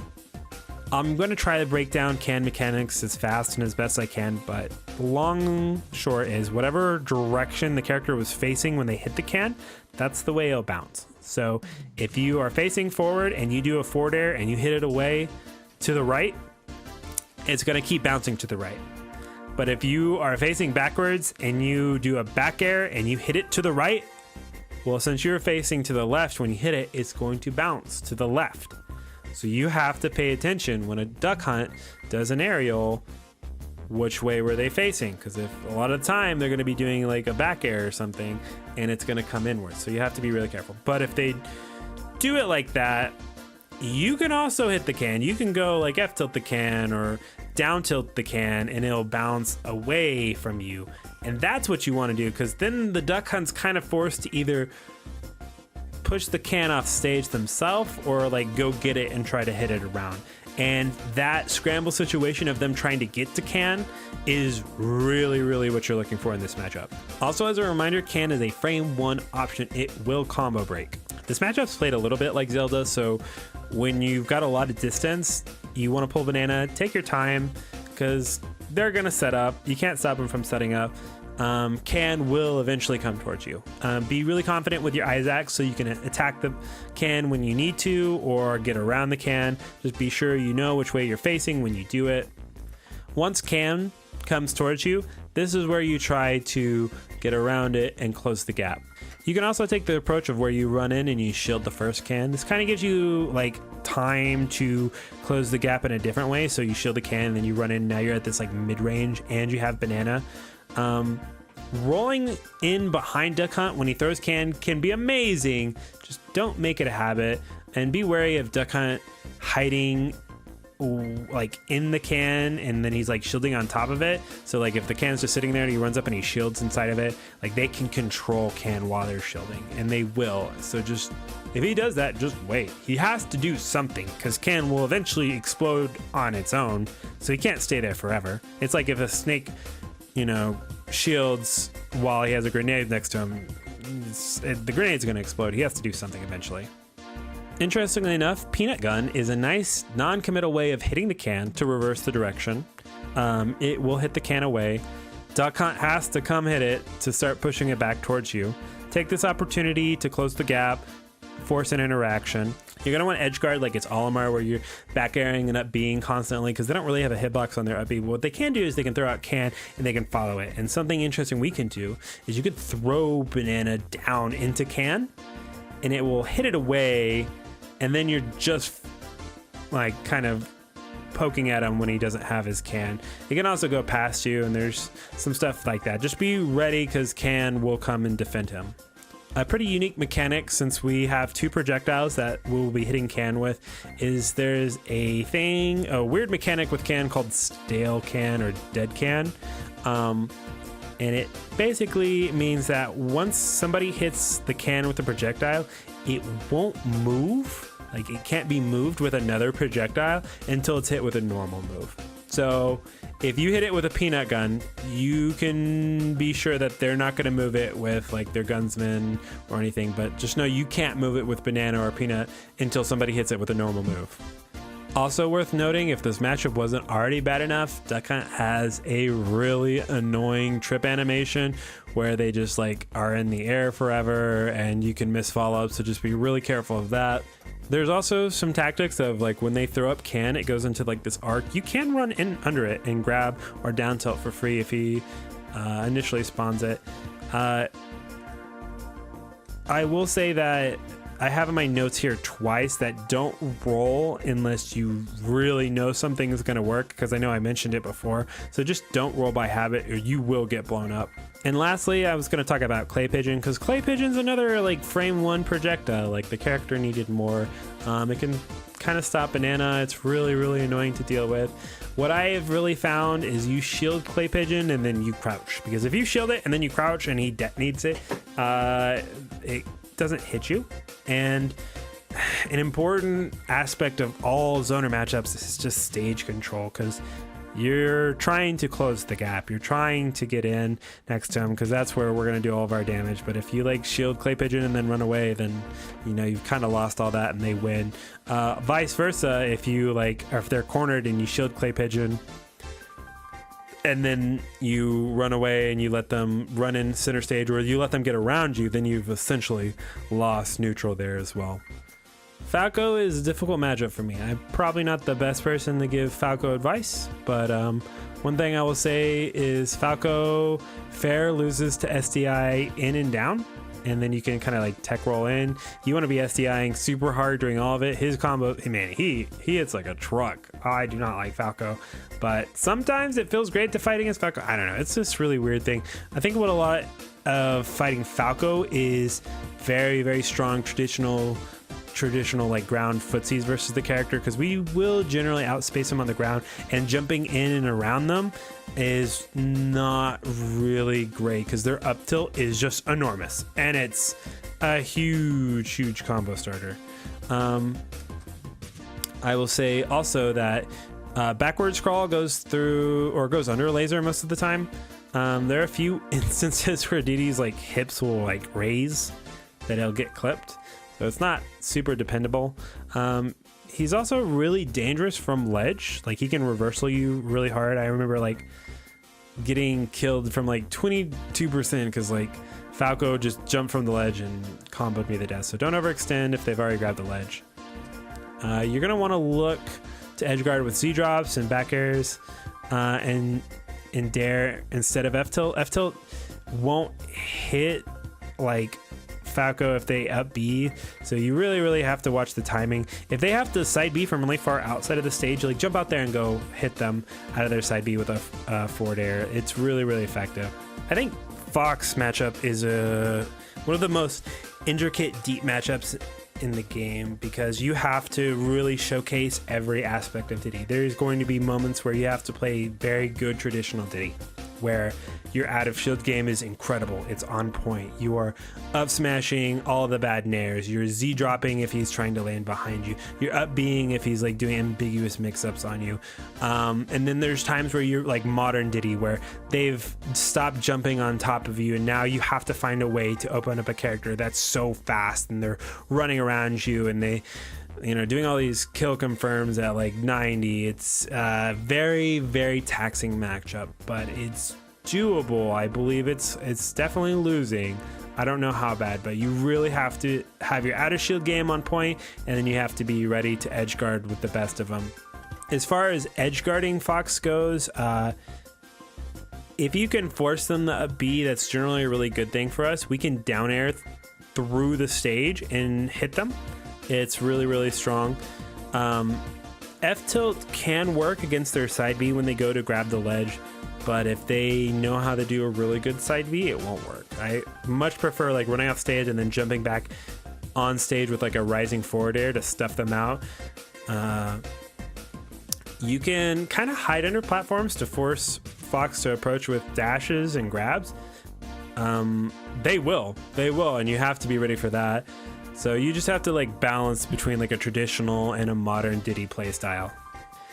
Game & Watch is a very deadly matchup, but we have every tool we need to beat the character. You just have to execute well. It's definitely an execution test.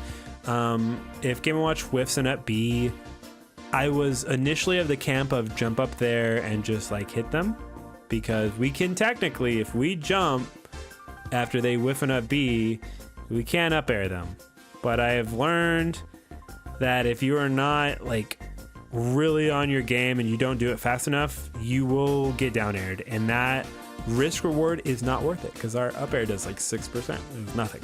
It's nothing. It's versus just dying or taking a ton of percent. So I don't really recommend doing that anymore, but know that if you're on point, you absolutely can do that. Monkey Flip is amazing in this matchup because if you've got Banana in hand, Game & Watch is going to like jump around inside B. Be confident with your Isaacs. Be confident with your side Bs.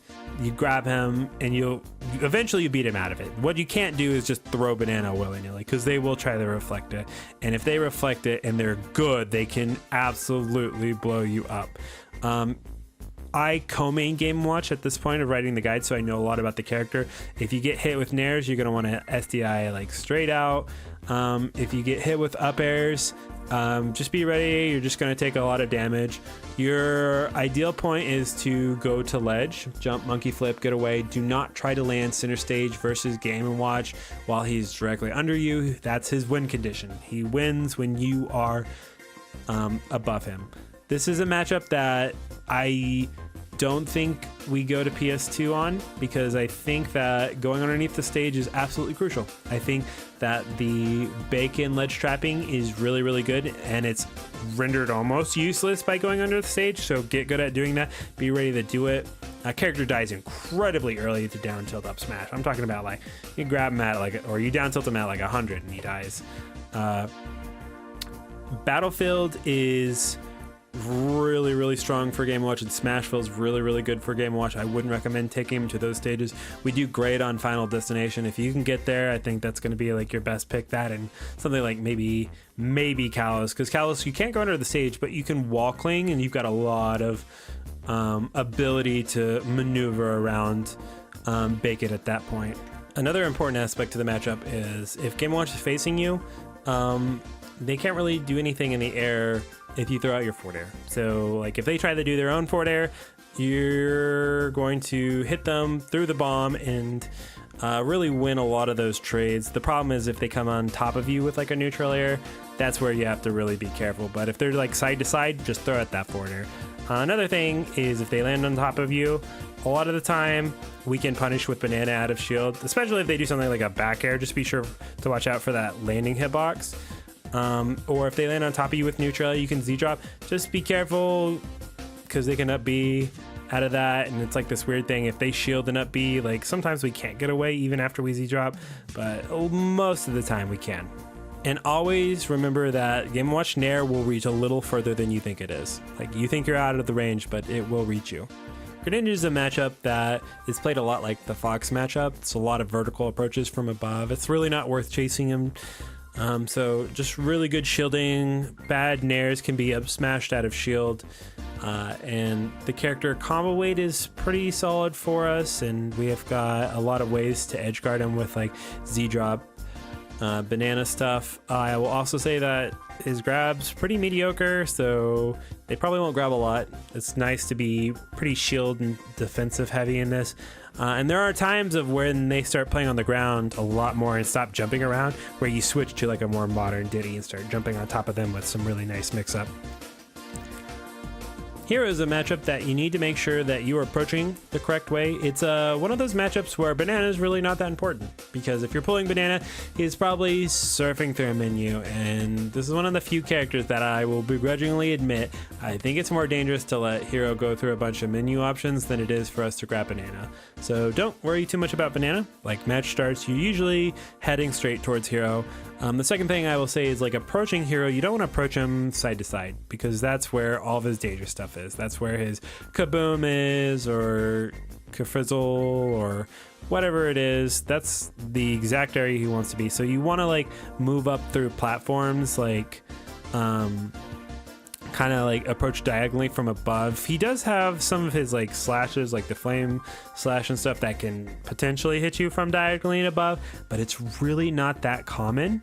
And I like doing it that way. Another thing is his his aerials are pretty garbage. They take like 4 years. If you know the matchup and you've got good experience in it, you should be like parrying every one of his aerials. If not, if you get close to him and he jumps, just do like a rising drop nair, it will come out faster and it's huge and it just will start a combo for us. Like, you really bully Hero in the air. That's really why we win this matchup. One thing that you have to be careful of is Hero's a B is frame 4 out of shield. So it's like 1 frame slower than Game & Watch's up B. It's pretty fast. It can really lead to some tricky situations, especially if it pops you up onto a platform with him, because he doesn't have much lag on it. This is very interesting. So don't carelessly hit his shield if the hero is spamming it, but really test the waters to see if they're going to use it, because if they're not, then you can just wail on their shield. But if they're starting to use it, just be cautious of it. Edge guarding Hero is really important. We can really put the hurt on Hero. What you do is, like, you hit Hero off stage and then you go grab the ledge. And what happens here is if you hit Hero so far, they are like basically in the blast zone. They're gonna get zoom, and they'll make it on stage, and that's fine. You just stand up and then start playing neutral again.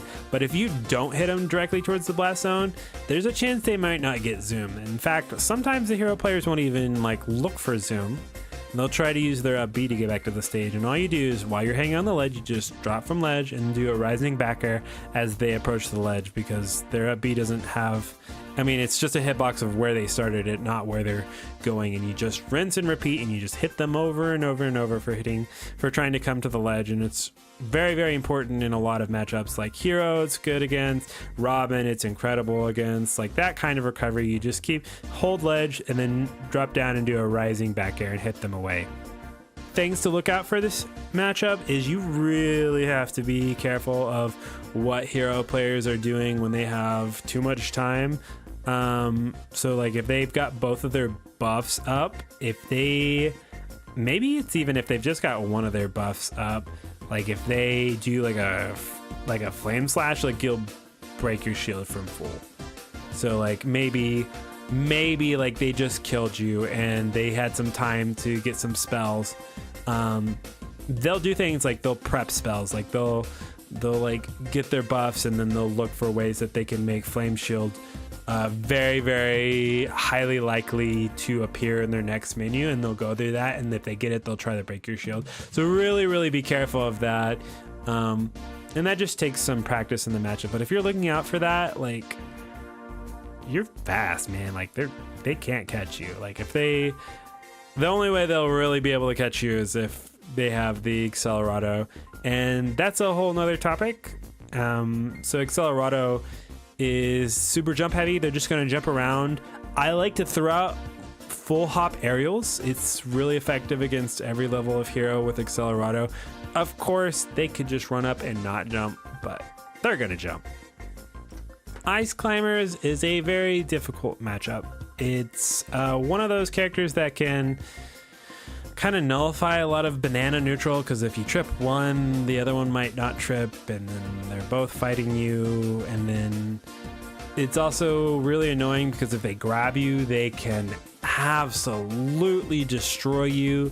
A lot of our shield pressure is kind of messed up with, you're hitting 2 people instead of 1, so it's not as safe as it normally is. You have to be really careful. Some things we have going for us in this matchup is our monkey flip kick is a great way to beat Ice Climbers. Like, it will usually separate them. If it doesn't, like, sometimes it'll go past them and they can't really do too much about it. It's really good. So a lot of like jump monkey flip kick is strong here. Barrels in neutral is pretty strong here if they're trying to like set up desyncs, like if they're blizzarding or something like that. Like, you can just like barrel into them and really get something set up. Edge guarding is very unique because they've got 2 different modes of transportation off stage. They've got their side B, which, while we can technically, if they're going low and doing it, we can Z drop and back air and that kind of thing. You can also challenge side B with like a forward air. And then the other one is their belay, which is their up B. So what happens is Nana goes up first and she's completely invincible. But Popo is not invincible at all. He gets pulled up second and he's very vulnerable. If you have Banana, a very clever trick you can do is after Nana goes and grabs the ledge, you Z drop and then you go down and while Popo is being pulled up, he'll run into the banana and you footstool him, and that is auto death. If you really want to seal the deal, just footstool and then do a rising up air, and you'll hit Nana upwards, and like they cannot make it back from that. That is like an insta kill. And if you're just down there anyways, and Nana does the up B, just shove out like a huge hitbox, like a back air or forward air, as Popo is rising. That one's a little weird to position for, but it still works. A few small notes about this matchup is Nana misses techs, and then she does a normal get up. So if you knock her down, be ready for that. You can really take advantage of that, and then she'll always like run at an almost straight path back to Popo if you separate them. One weird thing is Nana can run through you, and that really messed me up because like you normally can't run through people in this game. One thing you need to be careful of is Icy's side B in neutral is really great as a whiff punish. They can desync out of it, and if they desync out of it, like no blizzard into grab is like coming or something of that nature, so you have to really, really respect it, because if you get grabbed again, you're just gonna get obliterated. Ledge trapping can be rough if you can't go under the stage, but guess what? Our character can absolutely go under the stage. So if they're doing blizzard desyncs, so the ledge just go under the stage, they can't do anything about it. Not much to say on Ike, but I will say that watch out for the back hit of Nair. It reaches really far back and it can kill. His down throw can be a DI mix up if you DI in rather than out, but for the most part, you should be DIing out. You can throw banana out of, or you can like Z-drop banana if he like nairs you too close, but it's pretty standard sortie stuff. You just look for whiff punishes. It's a pretty easy matchup for us. One thing that I will say that when Ike does his up B, he has a blind spot that is on the back of his head once he jumps up and grabs his sword. If you put a down air right there, he will get spiked every time, and you're pretty safe. You can also just Z-drop down air if you've got banana. You can also challenge Ike when he's charging side B. Like if he doesn't have a jump and he's like side B'ing, just go jump in front of him, because I mean, don't do it if you're gonna die off the top from a side B, but if he can't kill you and he has to side B, he'll just run into you and then he can immediately up B, but if he's not close to the stage, that up B is never gonna make it. So sometimes it's really just worth running out there and just hitting him, or just letting him hit you rather. And obviously you want to try to forward air him just to see if you can hit him, because you'd rather not take the damage. And if you're really slick with it, you can jump off and you can air dodge right as like the side B triggers to attack you, and you'll dodge the move and won't take any damage, and then he'll have to up B there. I always thought of Inkling as like Diet Diddy. The character is just super aerial based, has huge aerials, and is kind of waving around. One thing I say is like don't let them jump for free. We have incredible aerials too, so if they're like jumping in your face and like throwing out these back airs and forward airs, like that's when like preemptive rising forward airs are really strong, because they just keep people out of the air like that. Be sure to look for punishes if they roller your shield, like up smash out of shield or a banana, F smash, that kind of thing. It's like really punishable if they hit your shield. If Inkling is spamming the splat gun, we can up B directly into it and punish with barrels. The Inkling up throw up air is at 110 to 114%, and it changes a little bit with rage. Inklings are usually not that great at it, but if they are, you really have to avoid it, because like imagine if Diddy had that kill confirmed, like we would fish for it relentlessly, because we have enough trouble killing already, and if we could secure kills like every stock at like 110, we'd absolutely do it. So I recommend banning PS2 because they will know their percents really well, and that's like one of the best stages to kill off the top with a confirm like that, and they'll most likely know their percents better on that stage than any other stage. Isabelle, it can be a little bit of an annoying matchup where she has this weird neutral of where she's throwing a lot of aerials from halfway across the stage. She can steal your banana for a really, really long time. One counterplay that I found to this is make sure that you are using a 2-use banana or a 1-use banana, whatever you want to call it, to where if you throw a banana, it'll disappear as soon as it touches the ground. Easy way to do this is just make sure you're doing your Isaacs. So you pull out a banana, you do an Isaac back air, and so the next time you throw a banana and it touches the ground, it just disappears. So they can't steal it, because you never want to leave banana on the ground, because they will come take it. Another thing that I've found moderate success with is only pulling out banana when they're around kill percent and looking for like kill confirms, because like in the worst case scenario is they steal it, but they're at kill percent, because so you'll get it back kind of soon. Best case scenario is you land the banana and you kill them. But if you've got really tight control with your Isaacs and you don't let them get it from you, you can hold on to banana for a while, but this one you might have to explore a little bit on your own. One thing is you can crash into Lloyd trap and detonate it safely with your Abby. So this is great when she's just hiding behind it, because it has an explosion of its own. You can also roll past it or run up and shield it and it'll ignite, so you can get rid of it that way. Don't start the game with banana pull. If the Isabelle like commits hard, she can like steal it, which is really weird, like especially like on stages where you start kind of close to each other, like on a Smashville type thing. Like if you just start on the ground and you pluck banana, like she just runs, she can take it. This matchup and also the villager matchup are won by ledge trapping. You sit there right at the ledge and you shield, and if they do a rising aerial, you up smash out of shield. If they try anything, you just up smash out of shield. You fair, you just keep stuffing them out.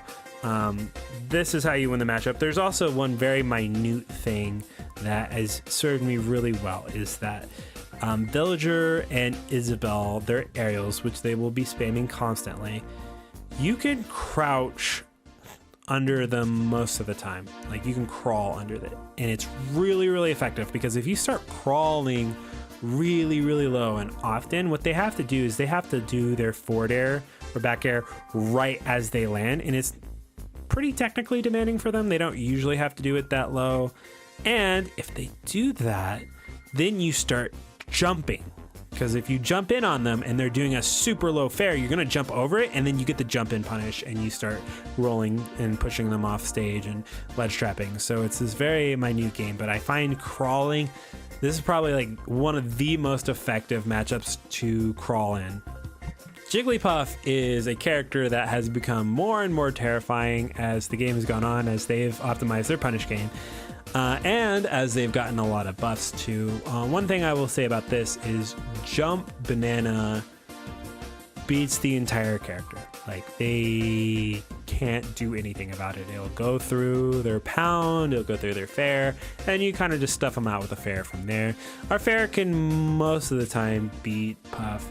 And you really want to be looking for those types of opportunities. There's also moments of where they will hit your shield with like a rising fair or something, and you want to up smash it. Like this character dies insanely early, and for the most part we can keep them out. Now I will obviously not ignore the fact that if you get hit, you can just get blown up off stage. You have to be so tricky with your recoveries. This might be a matchup where you think about using like rising barrels with your double jump, where you think about going under the stage if you've got enough time. But you just have to be really, really careful of their setups, and that's just going to take experience. You're going to have to know, okay, they're fishing for like the very last few hits of pound to confirm into like a rest, something.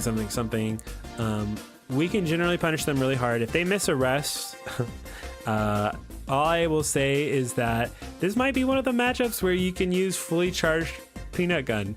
If they're at like that 50 to 60% range, you can kind of push them a little bit and then just fully charge neutral B, and it'll explode and it'll kill them pretty early. It's, I think, the only matchup in the game where I would ever recommend using that move. Joker is a matchup that you'll probably run into pretty often. It's a fairly popular, edgy, cool character. I will say that Diddy has some really great tools versus him. One, the down tilt strings on Joker start around 110 and are pretty crucial for you to know, because you don't want him living a long time to give him a chance to get Arson. Second thing is this is one of the very few characters that I might not take to Kalos, depending on how good they are with gun, because you need to be able to go like inside the lip of the stage to avoid down gun, because down gun is incredibly good at gimping Diddy. It is one of the best gimping tools in the game against our character. So you have to be really careful of that.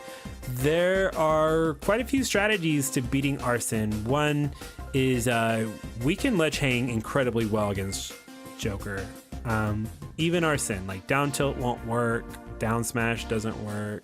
The only thing that hits us when we're hanging on the ledge is if they go center stage and then they do the snap, I think it's like A go or side B, whatever it is, and they perfectly space it on the ledge. That can get us when they have Arsene. And then the other one is if they jump and like do like a down air like at the ledge, like hanging off the ledge. So that's really telegraphed. You could just roll in reaction to that, and I guarantee you, like if the Joker player isn't practicing the matchup, they won't know any of that. So if they get Arsene, you can just hold onto the ledge and then start going under the stage, and you can time out Arsene. And if you're playing on a stage like Kalos or Town, you can go to the top platforms and you can just monkey flip from side to side and kind of camp out Arsene. That's generally what you do. I don't like interacting with Arsene very much because it kind of blows you up, but sometimes you can fight it if they aren't, like if they're expecting you to jump away or something and you approach with like a down tilt. It's generally pretty safe. Joker will also have a really, really easy time poking you with down gun just in neutral on stage 2. One thing that I have found, this is probably the only matchup that I actively do footstools out of shield. And I don't even practice footstools out of shield, and I probably couldn't do it versus any other character, but for some reason when Joker down guns, I footstool out of shield and throw Banana down on top of him to get that punish. So just be really careful of how gimp happy the Joker is, because if you're not prepared that, you will lose stocks very quickly. I recommend banning the tri-platform stages. Stages like PS2 are your friend for the most part. If you plan on going under the stage, probably don't go PS2, but if you plan on running away, then PS2 is okay. But I think small battlefield's great for this kind of strategy because you can kill early and you can go under the stage and run away. I think FD is probably our best stage in this matchup, followed closely by Kalos. Kazuya Mishima is a pretty interesting matchup. Character can obliterate us if they hit us. One thing I will say though, that it is extremely hard for Kaz to do a down throw into the electric God One Fist thing at 0%. It's something about Diddy's weight and how he kind of scrunches up, so it's not as dangerous to get grabbed at 0. So there's that. There's also that Kaz has like a 7-frame jump squat, which means it is very difficult for him to get away from monkey flip. And against a lot of the FGC characters, you're spamming monkey flip. You are not running up and down tilting this character. Like you think like, oh yeah, it's time to go get that kill confirmed. No, you are fighting. This is a 100% a modern Diddy character. You do not play traditional Diddy versus Kaz. You sit there and you're moving around like crazy. You're monkey flipping him. You're jumping above him and throwing Banana straight down. You're not interacting with Kazuya without monkey flip or Banana. And that's like the only way you play the matchup. He has these weird like command grab like Bowser's where he can jump up and grab you on platforms. Be sure to lean in so he doesn't take you off stage. Unless you're on something like Kalos, you're not making it back. If you are on Kalos though and he does grab you like that and he takes you off stage, if you hold the button you'll buffer a double jump and you'll jump out of the blast zone, but you'll have to jump against the wall and wall jump to make it back. The more skilled players, again, in the Kazuya matchup, will tell you that you need to mix up your DI lines out of the electric God Fist, whatever it's called. Like lean out and then right before you leave stun, like change your direction. You'll also hear stuff about how there's like timings for certain players, like they'll spam the EGF and it's very parryable. Like if you know the matchup well and you have somebody who plays Kazuya and you practice it often, parrying is actually the strongest reversal to it, because you can parry and then like throw a banana and go to town. And if you shield it, you kind of just slide back. It's not like the worst thing, but running up and trying to down tilt it and stuff like that, you're just gonna lose. This matchup is very intricate and it will take a lot of experience that I can't just give to you on this video here. So go out and play it, but just remember the monkey flip a lot and throw a banana down a lot. Very, very modern Diddy playstyle. Ken has a lot of specific counterplay to his character, and I won't go into too much detail about that. You might want to confer with like the actual Ken mains, like how to escape like certain like strings and pressures. But what I will talk about is general game plan with Diddy, and one of the things I will say against most FGC characters is that you should be using monkey flip a ton. Empty hop, monkey flips to get away. Really, really good. You're very mobile. They're not very mobile. One thing that I will say is that kittens will jump in and nair you all the time. You can just Z-drop this and let's start your combo. It's really, really great for this. Jump away from down tilt, pressure on shield. You may need to wait a bit so it pushes you back enough. And that's mainly what I'll say about Ken. I feel like Ryu is going to be the same. You'll really be looking to punish their bad recoveries. If they ever like Tatsu like to the ledge, like just jump and spike them. This is another character, if they're like really far away, you can just go and hold the ledge, and as soon as they Tatsu to like gain any horizontal distance, just drop down and hit them. If they're already in range of up B and you don't have a banana to Z-drop down there, it's fine. Just let them grab the ledge and then just ledge trap them from there. Rool is a matchup where you are going to be grabbing a lot. Against Crown, be sure to either run in and grab and then use the grab invincibility as the Crown comes back. You also want to be careful of, if you don't have enough time to do that, you can also monkey flip and you can like hit them and it'll go like under you, so you can avoid that. And then lastly, if you really don't have enough time for any of that, or you just want to play it slower for some reason, if he throws the crown and it goes through you, on its way back you can backwards crawl under it, and then you can kind of approach from there. Be respectful with how much armor he has, especially with his like landing aerials. You don't want to come up and challenge that. What you do want to do is try to punish it out of shield. Our up smash out of shield can usually punish his landing there, and our Z drop is great versus Rool, because it's one of the characters that Z drop will actually come out on frame 4 versus this character, because his hitbox is so big, or his box is so big, that as soon as you Z-drop it, it's tripping him. One thing that's very interesting about this is Z-drop down air is insane versus this character, because normally they're protected with their B because it's got a huge hitbox on top of it, but Banana's transcendent, it'll go through it, it'll tick them, and then you just down air them. This is the easiest edge guard.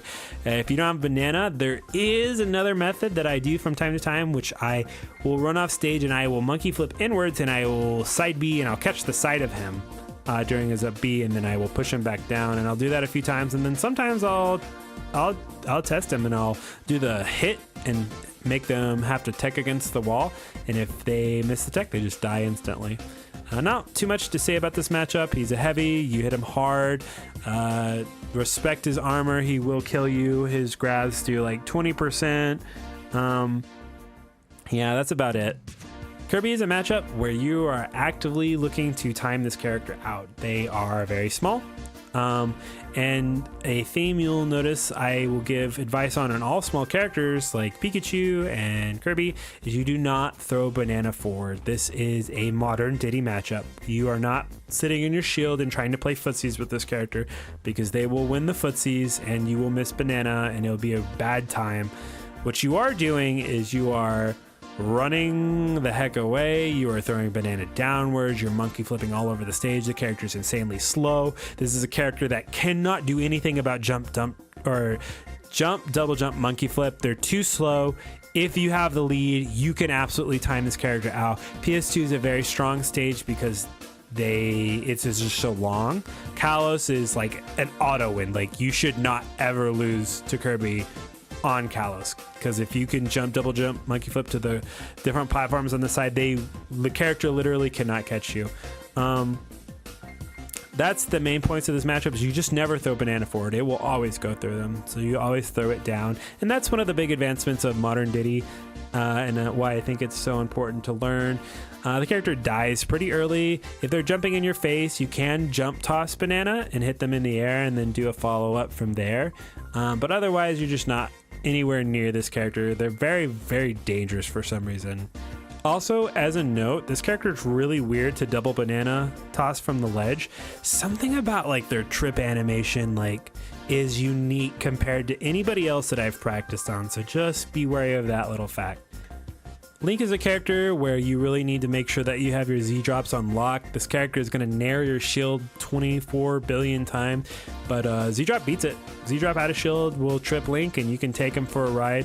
Neutral is kind of a hassle because he's got a lot of projectiles going, but this is one of those matchups of where you need to be pretty mobile, moving around, monkey flip kick canceling off, maybe monkey flip cancel in that like mid-range to like catch any Links jumping.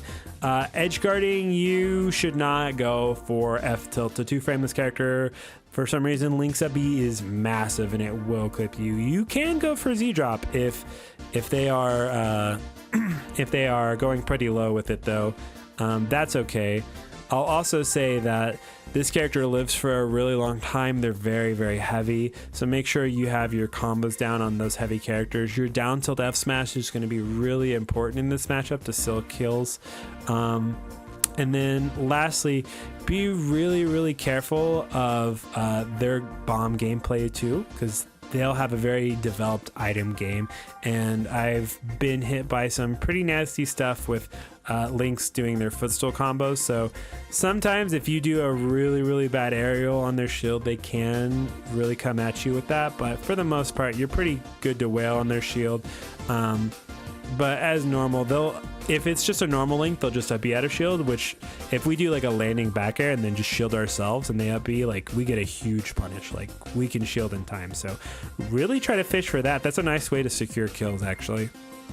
Little Mac is a character where you can abuse some very interesting tactics. One, I would never recommend playing Little Mac on FD because it kind of invalidates the strategy. But what I like to do is I like to go on a platform and get a one-use banana. So like do an Isaac aerial with it in your hand. So that way if you throw it, it disappears immediately because you don't want Little Mac having your banana. And then you only fight Little Mac when you have banana in hand. So go to a platform, grab banana, do the Isaac or make it a one-use banana, and then you can go on the ground and then you fight him. If he F-tilts your shield or something, you blow him up with banana out of shield or something like that. Force him to come grab you. Like that's fine. If he comes and he does like the angled down smash and does a lot of shield damage, just go to the platform. Just run away from him. He can't really do too much about it. They're going to ban Smash Fill. If they don't, you auto take them there because they can't really reach that platform very well without jumping. One thing I will say is if they are very, very good at ladder combos, Battlefields is a really dangerous pick because they, for some reason, Mac has incredible ladder combos or something, but you really have to watch for them like walking on platforms and spamming down tilt because they're looking to kill you, or the back hit of up tilt is another like you'll die super, super early if they're on the platform and you jump into that. But yeah, as a Diddy player, you can just kind of go under it and just like up smash them or throw banana straight up. Like if they do that and you throw banana straight up, you can do all sorts of heinous things with infinite setups there. KO Punch will reach through those platforms though, so if they're on the ground, you really have to be careful with that. I will say that edge guarding is pretty standard. Look for them to use like their side B or something and then just stuff them out. Z drop back airs are really strong here. But overall, I just really like the one-use banana. It's really strong in this matchup. Lucario has surprisingly disjointed aerials at times, so like don't try to land on top of Lucario while you're being juggled unless you have banana. There's been cases of like Lucario's nair just straight up beating my monkey flip kick. A big lesson in the matchup is learning the landing habits of the Lucario player. Often they're using like Aura Sphere cancels to B reverse or momentum and double jump here and there, just kind of like how we do. So look for them to have like play styles and set patterns to like land on platforms and punish it, just like a Bair would like trying to go to a platform. One thing I will say is when Lucario up B's onto the stage, and does like the hard landing where they bounce, so they're not going to have any lag. So don't try to punish that. Try to punish the defensive option after they land. So it's very similar to like Zero Suit's like down B. If she bounces off and she touches the ground, she's not going to have any lag, but they're probably going to pick some defensive option like jump away or roll away or something. I generally say that you ban Battlefield because the stage is massive. They're going to live forever. And if Lucario lives forever, it's really bad. One of the reasons I really don't like this is because Diddy methodically takes a character to like 130 and then down tilt up smashes them. But Lucario, if you're letting Lucario live to 130 all the time, it's a recipe for a disaster. Interesting facts is Lucario's Nair is actually a -1 on shield. So you either have to roll after it hits your shield, or you have to hold shield and try to punish the option afterwards, kind of like a Fox situation. Lucario also has like the Palo effect, where if you make a mistake while they're on ledge, and they will do like a rising aerial and they'll string you across the stage. So be really, really careful and mindful of what options you're doing while ledge trapping them. It's funny because I have my notes here from quite a while ago of how dangerous Lucario ledge trapping is, because they'll turn their back and they'll do like Aura Sphere charges and cancels, and if you jump into it or if you do get up attack, they'll like catch you in the charge cancel and then they'll like blow you up for it. But now it's 2024 and it's just like, yeah, just go under the stage. You don't even care about that. Like, don't even worry about it. So that's great. Be sure to use Isaac Nairs to, like, Lucario's will try to do too much movement in the air, but if you do like an Isaac Nair, like, it's just a huge hitbox, they'll usually run into it. The real strat, if you need to be super degenerate about it, is like get the first stock and then just time him out. Like, Lucario is weirdly susceptible to like timeout strats because you're not focused on dealing damage to the character, you're focused on having a lead and keeping them there, so that way, like, if you do make a mistake, they're usually not killing you at like 12. But honestly, sometimes you'll just explode at 12, and that's just the matchup.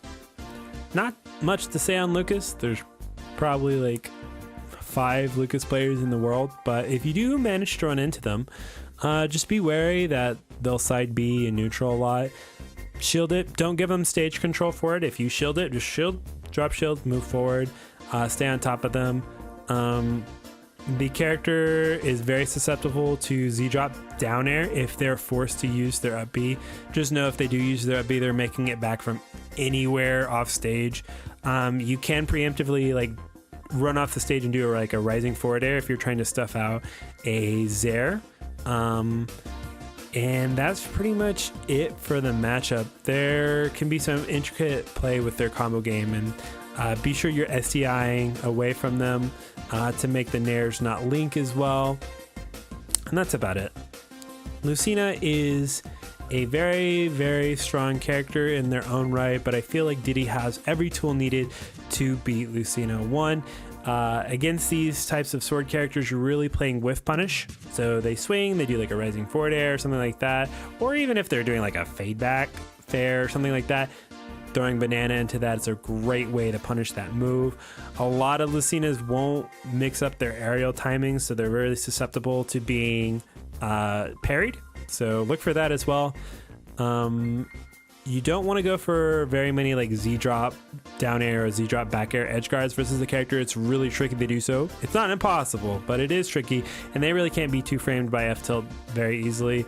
There's also something to be said about like your stage picks with this. I think that Lucina benefits a lot more from a stage like Battlefield. Like, they can cover that top platform so much easier than we can, and they can hide up there a little better. So make sure we're trying to avoid those stages. Honestly, very normal stage choices for this character. And the only other thing I will say is you have to be careful about side B. Their side B will deal like a respectable amount of damage. They'll use it to move around.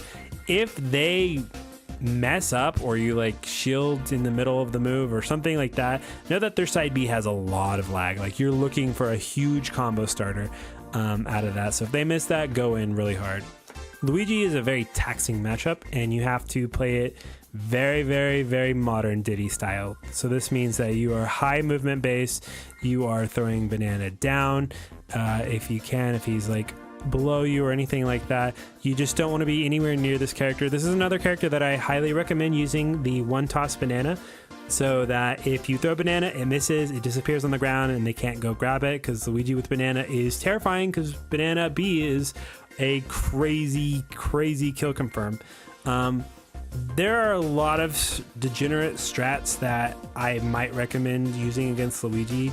So the first one is only fighting him when you have banana, and that the first use banana, so you can basically outrange him anytime he does anything. The second thing I would say is if you're at low percent, there's like some tactics you can do, like staying right at the ledge. Because if you get grabbed right at the ledge, a lot of the time you can SDI off the stage and you can't be 0 to death. This is a character you can definitely go under the stage against their ledge trapping. It's really not that effective. You just got to make sure you don't run into like a plunger. The entire matchup depends on how well you can ledge trap. The character is awful at getting off the ledge. Very bad. One of the worst in the game. They have like their down B is invincible frame 1 in the air, and it's like their only thing that you really have to be afraid of. And if they do it and you shield it, like they can kind of like drift off stage with it, but you just down air them for it. But otherwise, you're just ledge trapping them. You're just using down tilts and grabs to just throw them off stage over and over again. This matchup can be really difficult, because if Luigi just grab you, he can just kill you, and this character will just kill you out of nowhere, and it's really taxing to play. But if you play really disciplined, then you're gonna have an okay time. Mario is going to be a matchup where you need to avoid getting grabbed at low percents above all else. Same thing goes for like a landing up air. Make sure you're SEIing the combos away, and make sure you're really SEIing them away from platforms, because you don't want to give them that extension. Ban any tri-platform type of thing. I don't like Smashville that much versus Mario, and as of late, the meta's kind of been shifting to where you don't let Mario take you to PS2 as well. That's kind of your call, though. It's okay. It's not bad as Battlefield or Yoshi's or something. A lot of his combos will lead to him trying to like fair spike you off stage, so be sure you lean back and you're DIing out. If they go for a fair, use your reaction time to air dodge it or let them whiff. If they whiff like a forward air, like they're trying to go off stage and forward air you, be sure to footstool them on their way back, because they're very susceptible.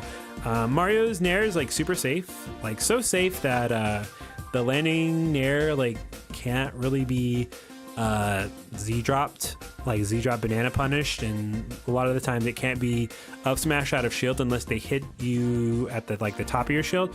A lot of the time it's one of those moves like a Mithra Nair where like if they do it and they land behind you, or they do it in a way that you can't punish, like you essentially have already lost that situation, and your goal is to get out of that scramble situation without taking damage. That's the only way you don't hard lose the situation. I think this is a matchup where a more modern Diddy playstyle is effective. You are moving around, throwing banana down on top of them, looking for some really nice like back air and empty hop monkey flip pressure is really strong versus this character. You want to stuff them out with like retreating fairs as well, so like they're trying to jump in like maybe like a slingshot backwards, and then you do like a landing fair as they try to jump in. The matchup can be pretty hard because the character just wants to get in and scrap, and this is the kind of character that like traditionally can beat Diddy if you're just staying still and staying on the ground. Marth follows a lot of the same matchup tips I have as for Lucina. One thing that I do notice the Marth players tend to do is they'll use down air in a lot different ways, especially retreating to platforms, stuff like that. Just be sure you're respecting that and you're not letting you get free damage by running into down airs as they jump onto platforms and stuff.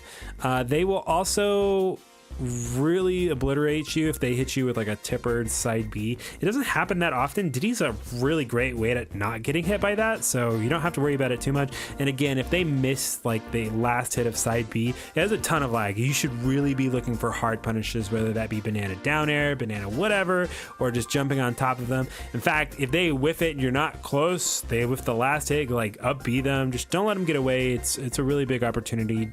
Don't go for Z-drop edge guards. Look for whiff punishes here. If they F-tilt your shield, that's a really big opening for us as well.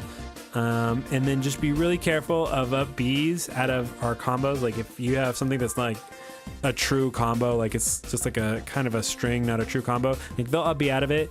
That's baitable. So like maybe like you down tilt and then you walk forward shield, you can get them to up B at higher percents, and then you can get the kill confirmed from there. Just be careful of any lax combos though.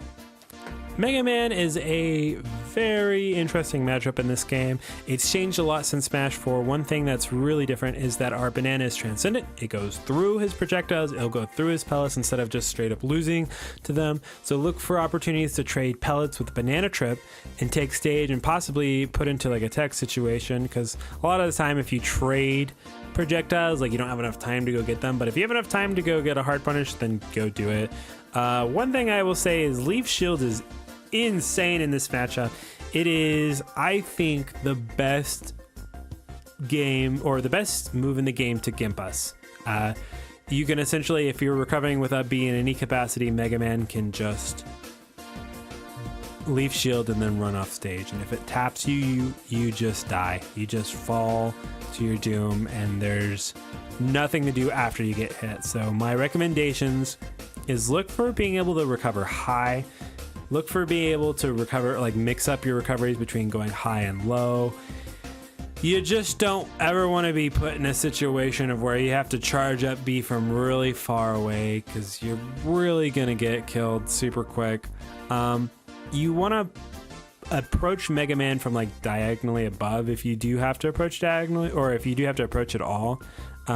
He does have fair, but most of the time they're not just throwing out fair and neutral. They're using their pellets. Z-drop down air can be a pretty effective tool against Mega Man when you're in terms of edge guarding him. Another thing is Mega Man will throw out Crash Bomb when they're recovering. If you want, you can kind of jump off and like attack it like it's like a Game & Watch forward air or something, and you can blow it up that way. You don't have to deal with it because it'll stick to the side of the stage and kind of prevent you from messing with the recovery at all. Mega Man will also throw out Crash Bomb when you respawn.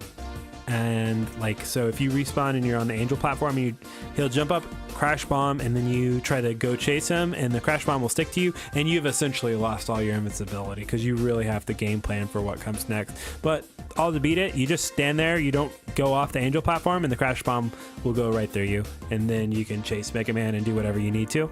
He'll also do things like putting Rush right under you to bounce you up out of your invincibility right after you spawn, so don't fall for that either.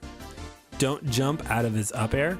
And I'll also give some tips for beating Leaf Shield on stage. So Leaf Shield, they'll do Leaf Shield as they like jump on top of you, and if you just shield the move is very, very laggy. Like the throw animation is very laggy, and a bad Mega Man player will like sit on your shield and then throw it. And if you just shield it, then you just kind of drop shield and hit him as hard as you want. Okay, Mega Mans will kind of like hit your shield, notice that you're shielding, then walk away, and then throw Leaf Shield away, and then you can kind of approach after that. The good Mega Mans will hit your shield with Leaf Shield, run away, and then kind of like do like a jump back, and they either toss the Leaf Shield back in, or they'll just run away and then toss the Leaf Shield back in. The counterplay to this is you roll through the Leaf Shield inwards towards Mega Man, and then you get a pretty big combo starter from there. And then of course there's the basic Mega Man stuff, like don't jump after you get up aired, and don't just sit there and try to fight him side to side, because pellets are a pretty insane neutral tool. Meta Knight is a pretty standard character to fight against. The character has basically two modes of dash attack and grab if he's on the ground, or if he's in the air he's kind of like doing these like weird like jump down air kind of deals. If he's on the ground, like we generally, traditional Diddy is really strong here and can really outbox him and out damage him. I'm gonna be real, Meta Knight combos are not real. If you are getting strung off the top, it's because your STI is very bad. Diddy is hard enough to combo, but like he should not be dying off the top. Your STI should be better. And if he's jumping in the air a lot and doing like these like jump down air, jump down air, jump down air, like banana toss, jump banana toss is really strong versus that. I don't think Z drop down air or anything's worth going unless he specifically does a drill to recover. You really need to be careful of his dimensional cape. His dimensional cape hits like a truck. And if he doesn't swing, it's like lagless too, so you just got to be ready for that. Don't commit too hard when you're ledge trapping him is really the key there. Mewtwo is a very standard matchup as well, where he can do almost nothing against your shield pressure. His out of shield options are okay, but they really don't do anything if we are spacing our aerials correctly. But on the reverse, if he's like naring into us, like we can up smash out of shield, we can Z drop, we can blow him up for it. He dies super early, which is great for us. He can't really zone us out very well. You just have to respect forward air at times. His footstool disable stuff isn't nearly as good in this game, so you don't have to worry about it. Just be careful with getting hit with like very late shadow ball into a move, but it won't combo as well as charge shot. I think the character is just really light, and we should be looking to secure kills pretty early around like the 105 area. Mii Brawler is not actually trying to play Super Smash Brothers with you. They are playing their own little mini game of trying to grab you on a platform from like the 40 to 80% window, because then they will do their ding dong. So just pretend that the platform is lava if the Mii Brawler player's up there with you. They're kind of like a mini fox with their speed, especially with their nair. Same rules. If they try to nair your shield and they don't do it perfectly, you just up smash out of shield them or Z drop, and you can get some pretty safe punishes. Look out for what special sets they're using, but usually they'll be using their flip kick, and they'll be using that to recover. So wait for the flip kick, and if you can, just fair it. If you fair them out of their flip kick, they usually just die. If they have to go so low that they have to use their up B, Z drop down air is a pretty easy kill confirm. It's good to stay mobile here and really be comfortable with your out of shield options, and you'll be just fine. Just be careful, because Mii Brawler is going to sit there and fish for up tilts and grabs on platforms, and that's all the character really does. Mii Gunner is a very difficult matchup. A few things. It depends on what set they're using. If they're using Reflector, they're pretty much wasting a slot, because I mean, it could tech like a Reflect Banana, but it's not that helpful. But if they're using Bomb Drop, that's the one you have to worry about, because it's really dangerous. First of all, don't approach diagonally below from Mii Gunner, because they are going to Bomb Drop, and Diddy's terrible at dealing with Bomb Drop, because one, if you have Banana in hand, you have to do an aerial to hit it, because like that's the secret to Bomb Drop, is you just hit it away. But sometimes, like if you have Banana and you're on the ground, like you can't down tilt it because you got a Banana in hand, so you have to give up Banana or something like that, or just give up stage and disengage or something like that. It has a lot of lag in the air, so if you can get up under him, then you can punish Mii Gunner, but it's still pretty difficult. In terms of Bomb Drop ledge trapping, just go under the stage if you can do it. You don't have to deal with it. If you're playing on PS2, then you might have messed up. I don't think you should play Mii Gunner. I think PS2 might be a ban versus Mii Gunner for me. But if you are forced to deal with it, you can do a Rising Fair to hit the bomb away. If you have Banana, you might have to do a Rising Isaac Fair or do a Get Up Attack. If you do a Get Up Attack at the very end of the first bomb, they might try to throw a second bomb, and it might come back at them, it might not. It's got some weird properties. It's not completely consistent. You don't really want to let Mii Gunner breathe. This is where modern Diddy playstyle is a lot better. You want to be in their face. You want to be mixing them up. Their up smash isn't incredibly fast, but it is incredibly large. Like it will scoop you from like space down tilt range. So just be careful. Sitting back and playing patience, generally how you lose versus Mii Gunner, because they're going to have infinitely more projectiles. It's not a good time.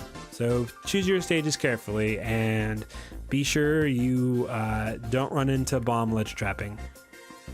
If you find yourself fighting one of the 3 Mii Swordfighter players in the world, I would recommend that you just play like you're playing against a normal sortie. If they're playing with the Chrom special, then you do have to respect it in some capacity.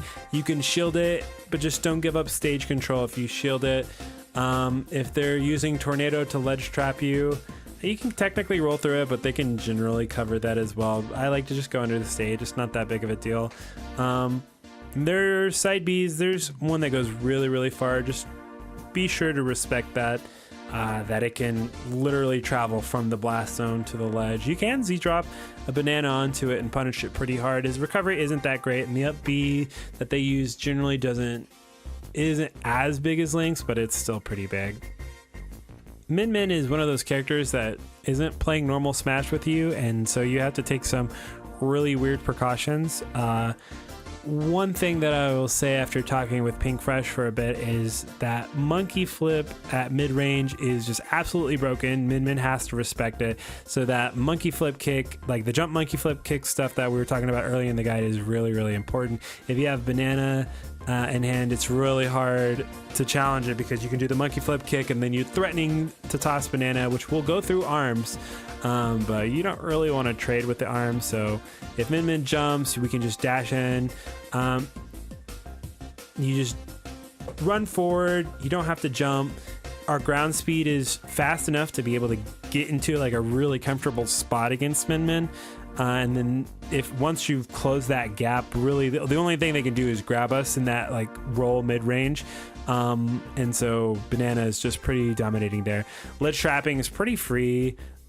Just do the thing where like we have like banana in hand and we shield and we're facing the middle of the stage. It catches like every option. Like Min Min, if rolls, you just banana her. Like she tries to land on top of you or just like Z dropping on top of her. It's pretty good for us there. One thing that is very interesting about Min Min is you have to be paying attention to her feet a lot of the time, which is a weird thing to say because when she's doing tilts, she's like moving around, but when she does a smash attack, she plants her feet, and smash attacks are like what you're looking for, because if she does a smash attack and you shield it and she does the second smash attack, she's really got her feet planted. Like if you can maneuver around that, whether you're jumping around it or you parry it or roll through, whatever the case may be, you can get a really big opening, and the whole match is about how you close that gap. So really, really make sure, because the smash attack, she can't jump, she can't move, but if she's tilting, she can jump. She's still very mobile. They're just not nearly as strong.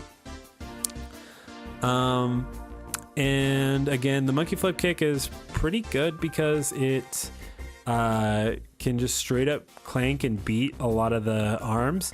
One difficult thing is that Min Min can ledge trap you pretty well. You can go under the stage, sure, but she doesn't really need to travel that far to be ledge trapping you from the other side of the stage, so it's kind of weird. It's also a game of you like paying attention to what arm she has equipped. Like if she has the megawatt, the ball, the one that hits really hard, you have to really respect her landing options, because if she jumps on top of you with the megawatt, then like you're gonna lose every aerial trade in the game. But you can punish it with like a nice Z drop out of shield, so just be really careful, or like a whiff punish banana. It's also worth noting that you do not want to pluck banana off stage versus Min Min. She will absolutely blow you up. Try edge guarding really, really hard. Try being insanely aggressive. She's got one of the worst recoveries in the game. So you go out there, a lot of the times Min Min players will like they'll fall past the ledge and they'll throw an arm. Use that as an opportunity to either like jump over it, air dodge through it or something, and then be in their face and hit them. If Min Min takes your banana, it's kind of a nightmare because she can do a lot of her arm stuff still. She can't do her smashes, so you'll know she'll be mobile, but she won't be hitting you pretty hard. But so she can still do her specials. And she can't throw out the Dragon Arm Fist unless she switches to have the both arms as the dragon. And then look for Min Min to do a second like smash, going back to like the ledge trapping. Like if she's does a second smash attack, while she's ledge trapping you, look for that, because that's going to be your opportunity to get on the stage. It'll generally have a lot of lag, and you'll be able to like either like do a side B from ledge and punish or something like that. There's a lot of really small details about Min Min too that I'll throw in here, because why not? Like Dragon can't laser if it's tilted. She can only do it when it smashes. Always DI her throw combos up, because if you don't, a lot of the times they'll put you in a tech situation, and that's where she can really lay into you. One degenerate tactic that I like to use versus Min Min is that she's not very strong at covering directly above her. Like her up air is not really that great. They'll like to maybe try that B if you're above her, but like that's not directly above her. That has to be like diagonal above her. So what I like to do is I will actually counter pick Battlefield against Min Min. It's one of the only characters I'll counter pick to, and I'll hard camp that top platform, especially when I have a lead, because Min Min has to like double jump to throw out an arm to get you up there, and then if she's double jumping, then you're just jumping off that top platform and like jumping on top of her with like an aerial. So it's a pretty interesting tactic there. I have a lot of nest notes, so this one's going to be particularly long because I've lived in a region with Foe and Austin. Expect him to nair out of any non-chew strings, especially when hitting him with like a banana in the air, and then you try to like grab his landings, he's going to nair you. So replace banana hit to grab with like a side B or an F tilt. They'll do PK fire anytime they land on platforms. Really look out for that. So if they jump back onto like a PS2 platform, just like a jump up and then to the right or to the left or wherever they are. It's a pretty easy punish. They'll almost always do it. So their landings, Nesses will often use their double jump or side magnet before they land from their first jump to kind of mix it up. Nesses will also double jump into side magnet, which covers about one roll distance away. They'll also stand at roll distance. Short hop, landing fair can be an option. And then you should really look out for any like Z drops to catch like landing fairs, because it's like one of the only things to catch their landing aerials. I'm gonna be honest, like their landing aerials are insanely safe. Like a lot of the times we cannot do out of shield options. Like this is a matchup we are very mobile. This is going to be a modern Diddy matchup, so Ness can do everything, like do every jump mix up off of a platform as he can do while he's landing. So just watch out. There's just so many mix ups that he can do in neutral. He can also B reverse side magnet. Side magnet also pushes banana away. So like really in conclusion, if like Ness is like jumping up and doing all these mix up with you, like just if you see the side magnet, I like to monkey flip. I'll use that as like a cue for me to monkey flip. Don't get near Ness when he has his double jump, and just try to like bait it out and look for like a side magnet and make sure that you're running around. And F tilt's pretty strong in this matchup. Try to pursue his double jump with a banana if you've got that and he's not doing the side magnet. Just be careful, because he might jump away and PK fire your landings. Your goal is to not sit there and scrap with Ness. He will come up above. He's got insane damage and he's got insane buttons. You want to just do like retreating aerials, or if you're above him, you're throwing banana down or doing some empty hop monkey flips. Unfortunately, our fair no longer beats his fair. It did in the previous game, but in this game, his fair is just enormous, or ours is a lot smaller. So don't try to take that trade, especially when he's holding the ledge and he's like coming up from ledge and like doing a double jump rising from ledge. One thing I will say is that if he's landing with like a really safe aerial and you won't be able to get the out of shield options, just disengage the best you can, roll away. Edge guarding is where we can really get our money in this matchup, so wait for them to try to air dodge to ledge and then use your F tilt to hit it. You can also Z drop down air against this air dodge. For reference, fun fact, this is where this whole tactic all came from. I developed Z drop down air to specifically hit Nest for Z, like air dodging to the ledge, and then it was like, oh wait, this is just broken against every character. If Ness manages to do his up B, PK Thunder 1 into 2 and goes to a ledge, our F tilt will 2-frame him very, very easily. So definitely try to go for that. I will also say that if he is not able to do that, where he's off stage and you can go and interact with him, just monkey flip him and you just push him down, do the jump monkey flip variant, and then come back to stage, and it's generally a pretty easy kill. Some weird interactions with PK Thunder 2 is if he does PK Thunder 2 on the stage, like he pancakes at the very end of it. So don't throw banana at it because it will go right over him. So it's better to just run up and do the up B combos, or if you've got enough time, just run up and do like a down throw and try to do a combo that way. It's just really annoying that he crouches so low. If you get caught with his down tilt by the ledge, it's so annoying. It's like a true 45% combo. Just try to hold shield and then try to punish the option afterwards. A lot of the times they will chip and like do the down tilt and go for a grab, so you got to be careful of that too. Like it might just be like you spam down tilt back at him too, but like you're just gonna take a lot of damage. Be ready for that. If he tries to run in, just down tilt. He's not really great at beating you on the ground. That's one really big advantage we have over him. But just don't challenge him when he's jumping into you. His aerials are so ridiculous. Be sure to attack PK Thunder when it's coming at you where you're recovering. It's a pretty easy move to attack. Diddy's got great coverage for it. You can also do rising barrels to, if you get thrown away, you can do like jump rising barrels, and if he does his up B, you just go over him, and sometimes you can even get a punish by doing that. Olimar is a pretty tricky matchup.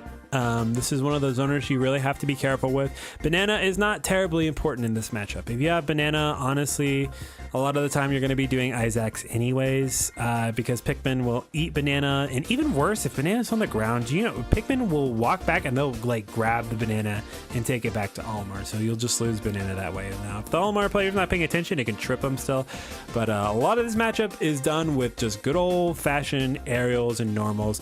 The entire matchup is how well can you edge guard Olimar with your back airs, not letting him back on stage. A lot of the time they'll try to mix up, they'll try to do like nairs on your shield and stuff like that. Just make sure you've got solid out of shield up Bs and up smashes. Sometimes you can just throw in a random up B in neutral, and I hate to give that advice, but sometimes threatening a burst option really makes Olimar careful because their short hop isn't very high and they're very floaty, and up B will still catch them if they jump. So like sometimes if they jump back, on reaction you can just up B into them. Always watch their lineup. Their lineups will mean different things during different parts of the game. I think it's most important to watch out for purples because they will always, or almost always, throw their purples, like a side B, and that has hit stun and it'll knock you away. The other Pikmin, like you can kind of like go in towards them and attack even if they're lashing onto you, but like purple will knock you away and it will edge guard you and knock you out of barrels. Your focus in neutral is to not let Pikmin latch onto you, which is really hard because, one, I'm sorry to say there is not a good answer of when Pikmin latch onto you. Like you can nair, you can do whatever you want, but sometimes those Pikmin will just latch onto a body part that you can't get rid of. So your whole focus is not letting a Pikmin latch onto you. Oddly enough, you can kind of like bait and punish in this matchup. So you can bait the Olimar to throw out Pikmin, or you can punish Olimar for doing rising aerials on your shield with your own. You want him to swing, and then you want to take stage or get close. You want Olimar to try to jump on top of you so you can use some of your really awesome out of shield options. Focus all punishes to push Olimar off the stage because that's how we win. That is our win condition.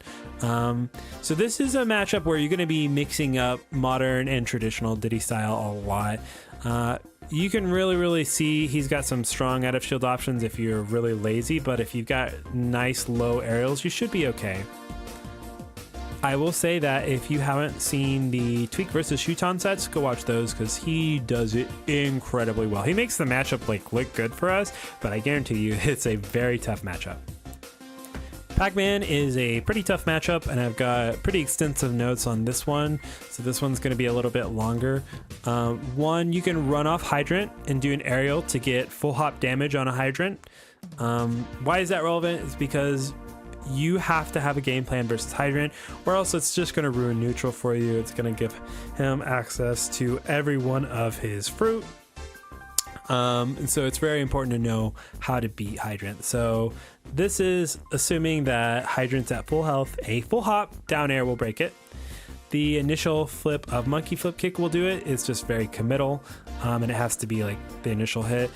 Banana into Short Hop Bair will do it as long as your Bair is not stale. Banana into Short Hop Bair will also do it. Short Hop Bair to down tilt, Short Hop Nair to down smash, and then your AB Explosion will do it too. Slightly charged down smash or uncharged back hit of down smash will do it, and then your F smash can also break it. So playing against Hydrant, it's like you're playing with a smash ball. You don't want to be the first person to hit it, unless you can break it in one hit, and then you can. Because like if you're playing with a smash ball, if you hit it first and then an opponent comes in and gets the tap, they're going to get the smash in the final smash. So Pac-Mans know this very well. They will be sitting behind the hydrant. They'll be waiting for you to make the first move. So you have to be really, really careful. And it's unfortunate because Diddy does not have hardly any one-hit non-committal things that break Fire Hydrant. That's why this matchup is so hard, because it stops Banana, and we're just so bad at dealing with the Fire Hydrant. You can kind of like shoot Fire Hydrant above, or you can shoot the pop gun over the Fire Hydrant to kind of interact with Pac-Man. It's not really a strong thing. It's not really difficult. But it's something that you can do. Another weird tactic against Hydrant that I've found is that you can roll into it. Like you can roll into where your roll barely ends where the hydrant is, and it'll kind of like push you past the hydrant, and that's like a unique way of getting through it without having to jump over it and having to deal with that. The problem is if the Pac-Man's right there and they're ready, they're gonna stomp you. I think at absolute top level, I think what you want to do is take fruit, get the lead, and time Pac-Man out. He's not too fast, and there are definitely stages of where you can time him out. It's just difficult to do so. Be careful if he's got the Galaxian and he jumps from ledge, because if he's got Galaxian at ledge and he does like a rising toss and you get caught in that, you're going to take a ton of damage. So just shield it, don't mess with it. He'll go for it a lot when you're at very low percent, and it's like kind of like their signature move. Bell can hit below the edge, so if you roll from ledge, you will get F smash. I recommend letting go of the ledge. Going under the stage is really, really powerful here. Pac-Man's not really fast enough to punish that. Jumping over hydrant and pressuring with safe aerials is generally pretty good, but I mean, I think the Pac-Man's entire meta is dealing with that exact scenario, so you have to be really careful. As far as stages, man, stages are tough because like on one hand FD is nice because it's FD for us, but on the other hand we have like only one pathway to go fight Pac-Man, and that is to go past hydrant in some capacity. Where on stages where you have platforms, you have like different routes. You could jump on platforms, you can take that kind of route and fight him that way, but really pay attention to how Pac-Man's getting around his own hydrant. You'll learn a lot. Dash attack will cross you up and it's lagless. Don't even try to punish it. I mean, maybe if he does it really early and you've got a ton of time, but like if he's doing the weird cross up one where you don't know which side he's on, that move's insane. Yeah, Pac-Man's a tough matchup. You really, really got to study in and really have a game plan of how you deal with the hydrant. Palutena is a very strong matchup. For us to know, because it's a very common character and it's a very powerful character too. It's like it has like boss phases, like it changes very drastically depending on your percents. So at low percents, like Palutena will be doing Nair, and you have to have a game plan versus Nair, whether that be you're going to be like jumping away from it and running away from it and trying to do like tossing Banana inwards to like whiff punish it, which isn't always an option because sometimes she just does it way too close, or you're just holding shield. Z-drop out of shield doesn't work very well on it. She's one of the characters that will like either fade away too far for the Z-drop to connect, or she will like pancake and it'll take a while for the Z-drop to get there, so it won't always connect. Now, she does it like point blank into the back of your shield, like the Z-drop will work, but it's usually not that easy. It's really, really annoying. I think this is one of the matchups where if you're going to learn a footstool, like learning to footstool out of shield and punish Palu, Nair might be worth it, but You can also parry the last hits and like maybe get like up tilts out of it. What I think that's what I've been doing the most when I'm on point is like I'll just like parry I'll like parry nair and then do an up tilt. Doesn't always work, but man, you just need a game plan versus the nair, because it will hit you and it will do like 40 to 60 damage depending on if they can like extend it onto a platform and end it with like an up air. Be sure you are SDIing the nair combos up and away from her. You don't want to let her get as many nairs as she wants, and you especially don't want her to be able to turn it around and string you across the other side of the stage. You have to really respect it from ledge as well, because they will do rising nair from ledge or rising fair from ledge, and then they'll combo string you across the stage. Up smash out of shield will stop this if you are careful, but if you're sitting there waiting in shield, they have also got a teleport mix up. The character has a lot of options. While you're recovering, be really wary of explosive flame, because they will throw it out. Usually it's pretty safe to be able to pluck banana against Palo. You just have to be watching them very, very closely.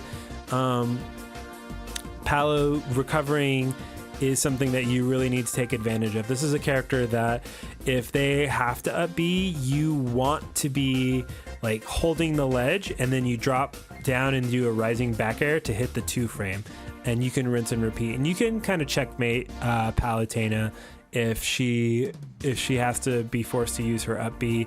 If she doesn't and she like falls past the ledge, be ready for explosive flame onto the stage. It's really, really dangerous and can reversal you really hard.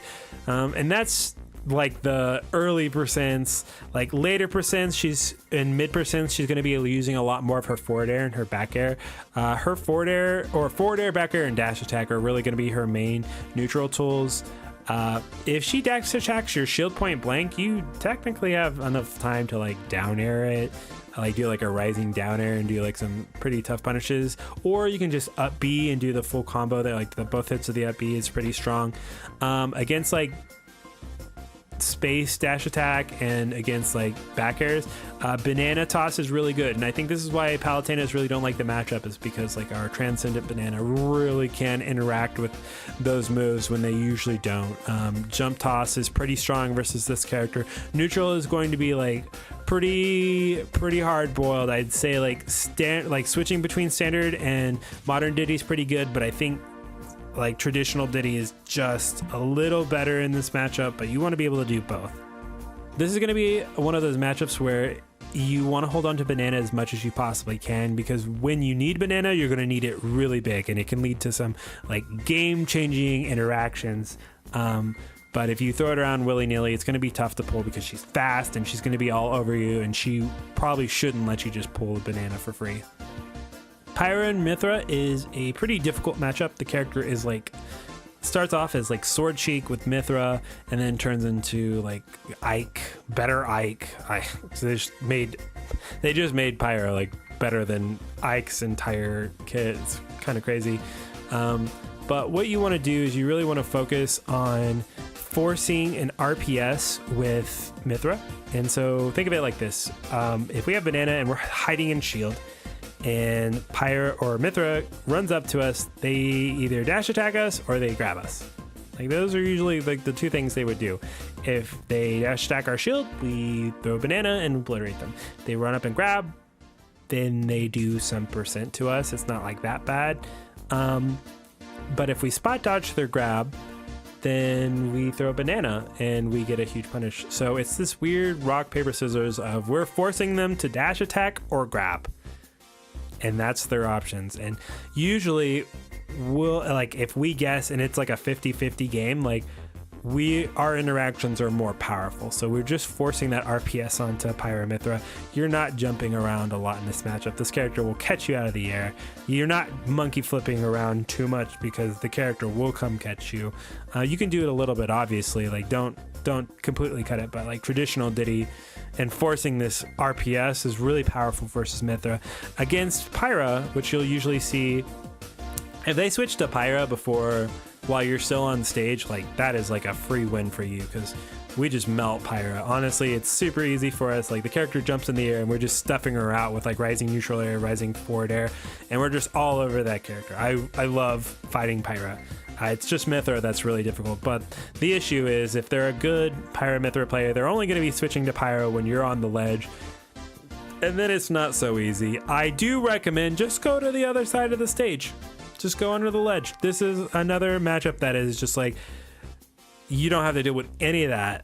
Pyro is not coming to catch you. You're forcing them to switch to Mythra to come catch you, and if they do that, then you have to deal with the ledge trap, but it's not nearly as deadly as Pyro doing it. Obviously, you want to make sure you're very comfortable with gimping Mythra with her side B. There are definitely instances where F-Tilt will just catch the 2-frame of either of these characters, and they just die at like 13%. And that's really another huge win condition for us. Be sure not to use any loose combos with Mythra, or she will foresight through them. That includes like down tilt strings. Like it's not even worth going for on her. The down tilt F smash stuff is not really worth going on Mythra as well, because sometimes she'll just foresight through it. So just be really careful with that. You can get reversaled really easily. Peach is a matchup that you'll really want to focus on how you use Banana.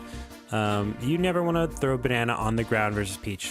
Against Peach, you are always doing a jump toss and stuffing her out, hopefully following it up with a forward air. Always try to swing past where you think you need to when you're playing against a good Peach, especially if you're doing like a rising forward air, because they will weave back with float. This matchup can be pretty tough because Peach can scrap right next to you really well. She hits really hard out of shield, and she can combo you really tough. But to some retrospect, we can box her out, but it's really tricky. I can't decide how I feel about this matchup, but it never feels too bad. You also can go for a timeout in this matchup since she is a little bit slow, especially if you get a really large stage, and especially if you get something like Kalos left open. The last thing I will say is this is another character that can ledge trap you really well, and you can just go under the stage and not deal with it at all. She can't really catch you, so I might recommend avoiding PS2 in this matchup. This is a matchup that you really have to decide to watch the Pichu player to see what their playstyle is like. If they are going to spam T-Jolt, that's fine with us. They will just damage themselves. Our short hop's great at going right over that. They do die incredibly early. Down tilt up smash kills on any normal stage at 105%, even with perfect DI. Barrels can close stocks out at 100. You can trade barrels with T-Jolt if you really want to go for that, but I don't recommend it too much. A lot of the time, really modern playstyle of Diddy of throwing it downwards is really strong, since Pichu will low profile a lot of our banana tosses. You just have to be really careful off stage, because Pichu still has really strong properties of gimping you off stage, much like Pikachu does, but he's much easier to hit. It's kind of weird how badly they nerf this character. So if they're not using any of their specials and they're not dealing any damage, then that's fine, because that means they're not camping you, and then you can fight them like mostly a normal character. Just be sure you don't throw banana forward. You're always throwing it down. Pikachu is a very difficult matchup. You are constantly being threatened of being gimped off stage, so make sure that you are not being forced off stage unless you have to be. This is a matchup where Pikachu can grab our banana and T-Jolt camp as a win condition. That's something you have to really be careful of. Do not let Pikachu get your banana. Be sure to use your short hops to jump over T-Jolts. They are a great height at getting right over Pikachu. The good thing about this matchup is, like, air to air, a lot of the time we can beat out Pikachu with our aerials, but on the ground, man, Pikachu pancakes really well. Sometimes up smash won't work. It's very strange. Never ever throw banana straight ahead in this matchup. It will always go over Pikachu. You have to definitely play a more modern type of Diddy where you're throwing banana down. Very important that you don't throw banana at the character. In fact, banana's not even like that important. You can't really edge guard the character too well. There's too many angles to recover. You can maybe 2-frame to interrupt, but what you're really looking for is their up B habits in neutral, because if you're not paying attention, they will up B into you and then up B out. But if you have banana in hand, there are some times where you can punish it. Sometimes you can't. Sometimes Pikachu will up B through you, and then you try to throw it at Pikachu, and he just kind of pancakes under it. I would say that if you are proficient with footstools, maybe this is a matchup that you would use that, because Pikachu does pancake, and footstools are particularly good against pancaking characters. There is a lot to be said about jumping away and disadvantage when Pikachu is on top of you, and your out of shield options aren't that great. Up B out of shield is actually pretty powerful against Pikachu, since it does cover the ground and comes out frame 8, so consider that as well.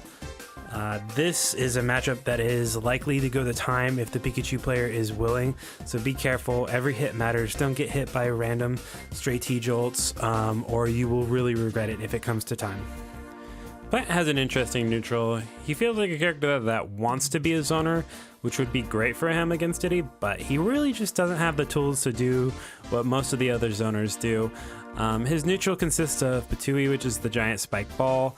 When he does it, it's really a great opportunity for us to get in. If he does it neutral, just run in and grab him. There's like this weird blind spot he has, like inside roll distance from when he does it. So a lot of it's just dash dancing around Ptooie range, trying to bait him to do it, and then when he does, you just run in and grab armor through the Ptooie falling. Just make sure you time your throw. If he has poison mist up, then just wait it out instead of approaching. It's not really too worth it.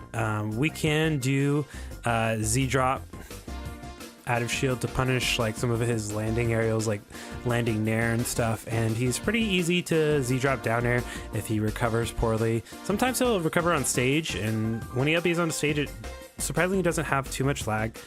But this matchup's a pretty slow boil. The character is really heavy and super high gravity, so don't expect normal combos to work. Like down tilt forward air's not gonna work very well.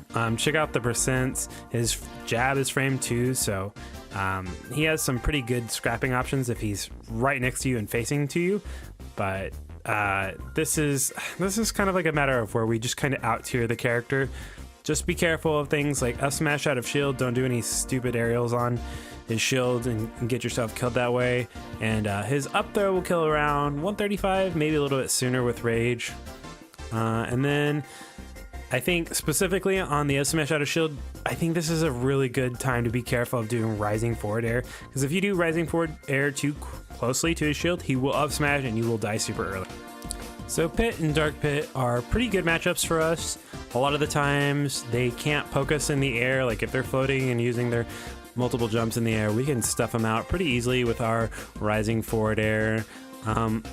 We should be hitting them a lot harder than they're hitting us. This is a matchup where if they ever have to use their up B, you want to position yourself to grab the ledge and then do a rising back air to hit them away, and then rinse and repeat and do that until they die. We can also Z-drop down air them. It's like super game over if we get them off stage. The only exception is if they are close enough to still use their side B, which can be the case in a lot of scenarios, but it's really not that bad. You run up, and if you're really slick with it, you can do some stuff like hold your shield forward and tilt it down so their side B hits on it, and then you try to go punish them after they bounce off it. The only thing that you have to be really careful of is arrows can be a little bit of a nuisance off stage sometimes.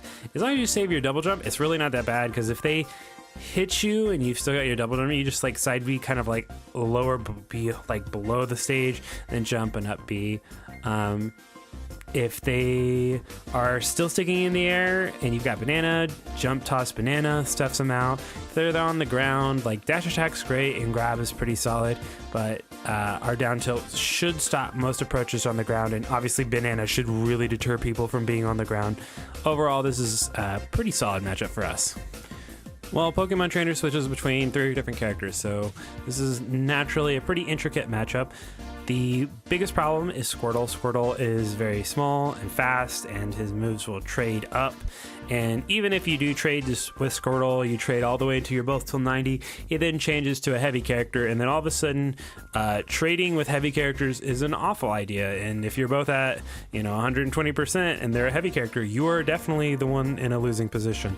So you have to make sure you don't trade with Squirtle as much as you possibly can. There's two moves that I really like to use against Squirtle more than anything. One, I'm running away like crazy and I'm doing Monkey Flip Kick. Monkey Flip Kick usually trades positively with Squirtle. The other thing is neutral air, like landing on top of Squirtle with neutral air when he's jumping in the air with you.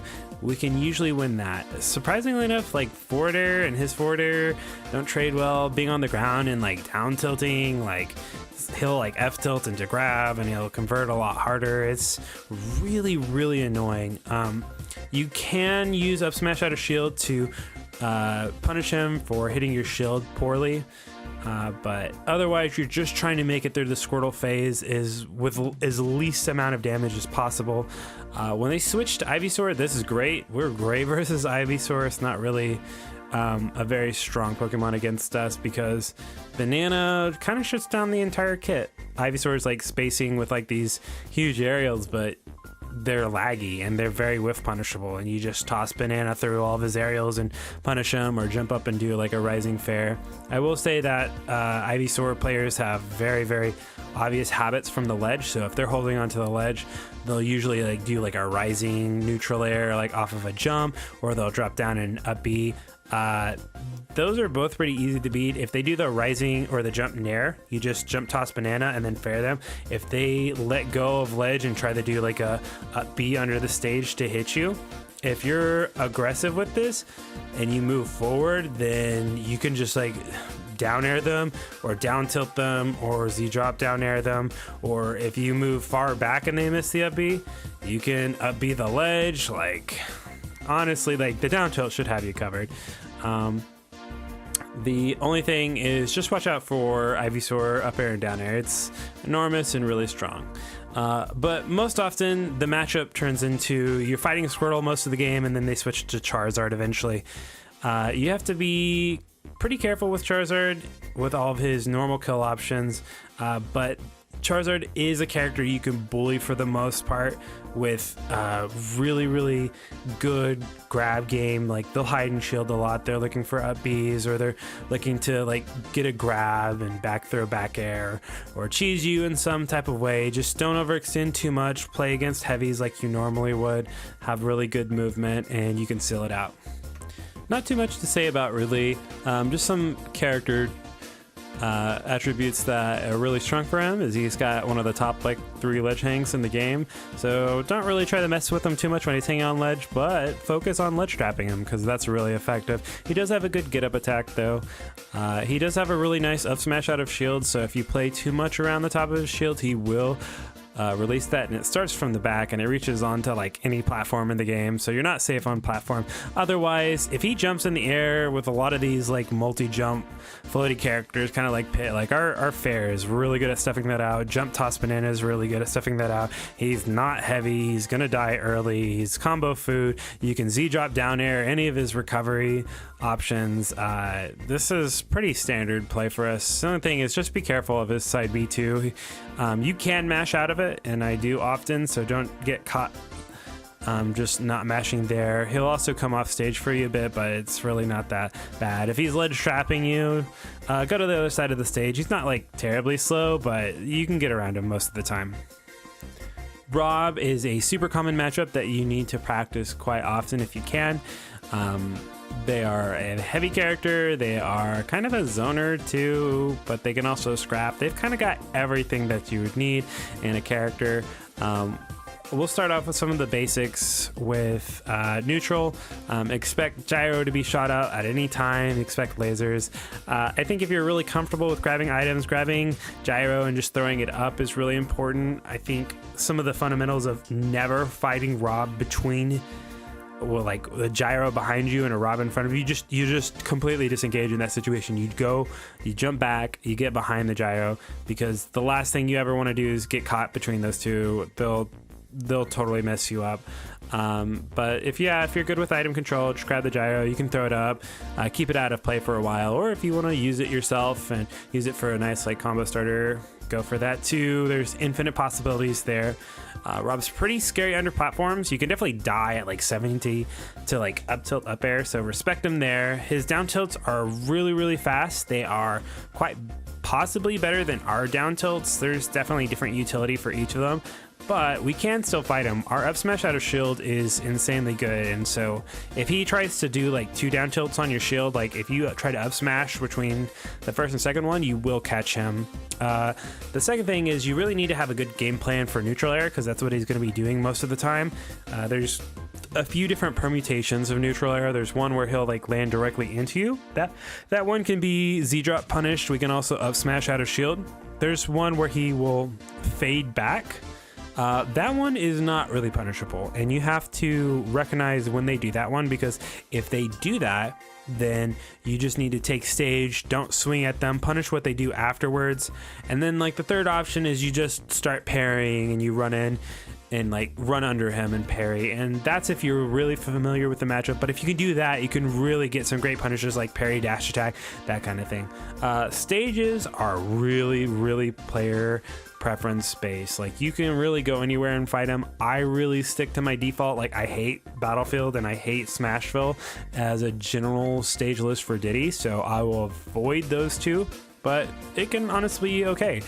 The other thing I'll say is gyro ledge trapping is really difficult, so you might want to avoid PS2 because you can just go under the stage. You can't really do anything about it. He's not terribly fast. But if you do find yourself on PS2, be really careful of gyro. It beats get up attack for some reason. I don't know. If it's not directly on the ledge, you can do like a get up jump and press the grab button and you'll pick it up on your way past it. But if it's right by the ledge, you kind of just have to like have to attack it or jump grab it, or I don't know. It's a really dangerous situation. I almost don't recommend going to PS2, but sometimes it's okay. Robin is interesting. They don't start with Levin Sword at the start of the game, so you should probably pressure them instead of just pulling Banana, unless you really want to do that. If they do Arc Fire, if you shield it, you can roll backwards out of it, and that's generally the best thing to do. They can't really punish you when you do that. What I like to do is generally cycle through. If they have the Levin Sword and they're just swinging crazy, I just let them swing. I just kind of stick close to them, make them think like they should be defending space, and they'll eventually run out of Levin Sword, and that's when you can start fighting them.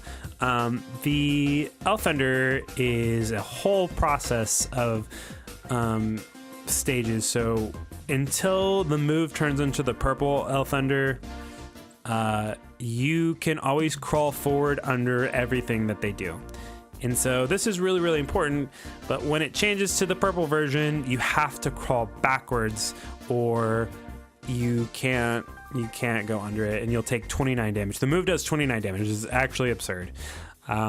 So I feel like the matchup involves you crawling down or crawling forward towards them and trying to get close until they either win neutral, like they guess, and they dash attack you, or they dash grab, which, I mean, obviously you could down tilt them to stop them from doing that.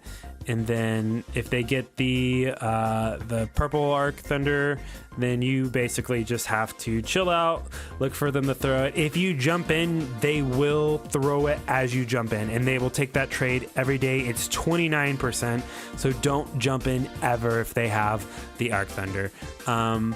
The next thing is there is a lot of focus on Robin ledge trapping. Just go to the other side of the stage. Also, our ledge hang is so good that Arc Fire really doesn't hit us. And if you're holding ledge and they throw Arc Fire, you can just jump up and forward air it and then land on stage. If you're really good with it, if they Arc Fire and they're under a platform, you can be on top of the platform and you can hit them. And then where we really get our bread and butter is our ledge or edge guarding. If they are hit off stage, just go grab the ledge, and they'll do their up B, and you just drop from ledge and do a rising back air. You'll hit them off stage, go grab the ledge, do it again. The only thing I would say is be careful, because if they run out of Elwind, the book will come out and it can gimp you. Really watch out for that. Another way to play this matchup, which is completely different than everything I just said, is you are playing a really like aggressive, like rush down, like you're gonna get hit with L Thunders, but you don't care. You just keep on pressing forward, and you just press a lot of buttons on Robin's shield, and they don't have like the best out of shield options to deal with Diddy, and you're just really aggressive, and sometimes you can overwhelm him. You have to play between these two different play styles. There's never a correct option, and the Robin's gonna play differently. So experiment a lot. Just know that you can crawl forward under everything until you get to the purple Arc Thunder. Then you have to start crawling backwards. And if you don't want to crawl, then you're jumping, and you just got to be careful. Watch out for them Levins. Rosa is one of our difficult matchups. Unfortunately, there are not a lot of Rosa players, and when you will run into a meaningful Rosa is most likely the buzz at some major, and it's a really bad time. The game plan versus this is an extremely slow, methodical, traditional Diddy playstyle where you are fighting one-on-one versus Luma, and you can't get to the princess until the dragon's defeated, and you're basically looking for ways to hit away Luma. One thing is Nair will put Luma into tumble very early, so if you can land a Nair and you push Luma off with a few back airs, then you can really start fighting against Rosalina. But man, it's just a game of not taking residual damage as you're fighting Luma. Take your time in neutral. You don't have to force it. And then once Luma's gone, you have to be aggressive, but don't be rash, because Rosalina still has like normal smash, fundamental like character keep away kind of thing. Edge guarding is very easy. The character is very susceptible to Z drop down air. The character is very susceptible to like holding ledge and do like a rising back air. If she has Luma with her, you can do a rising neutral air and most likely catch Luma on the way back and then back air Luma. Monkey flip kick is also good. It'll also knock Luma away, but the problem is like you just have to be careful that you don't monkey flip kick Luma and then Rosalina like just shields your monkey flip and grabs you and deals a lot of damage to you. So it's a lot of waiting and very patient play around Rosa. You're going to need to practice this matchup if you can, but good luck finding them because there's not many. Roy has a lot of similarities to the Chrom matchup, so you'll hear me repeat myself a lot. But one of the different things about Roy is his recovery is completely different. Neutral, you're really going to be looking to have a great out of shield game versus this character. Don't let them just jab your shield for free. Don't let them just down tilt your shield for free. So like if they jab you, you can up smash it. If they're at max range for their jab, just be ready. They will fall out every time if they're at max range, and that is consistent and will happen. It's kind of like a net neutral situation, except the Roy player usually won't be ready for it. So if you do it and then grab them or down tilt afterwards, you'll usually win those interactions.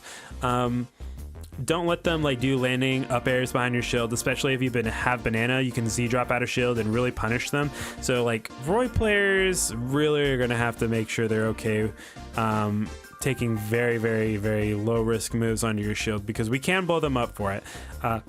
Roy's a great combo way.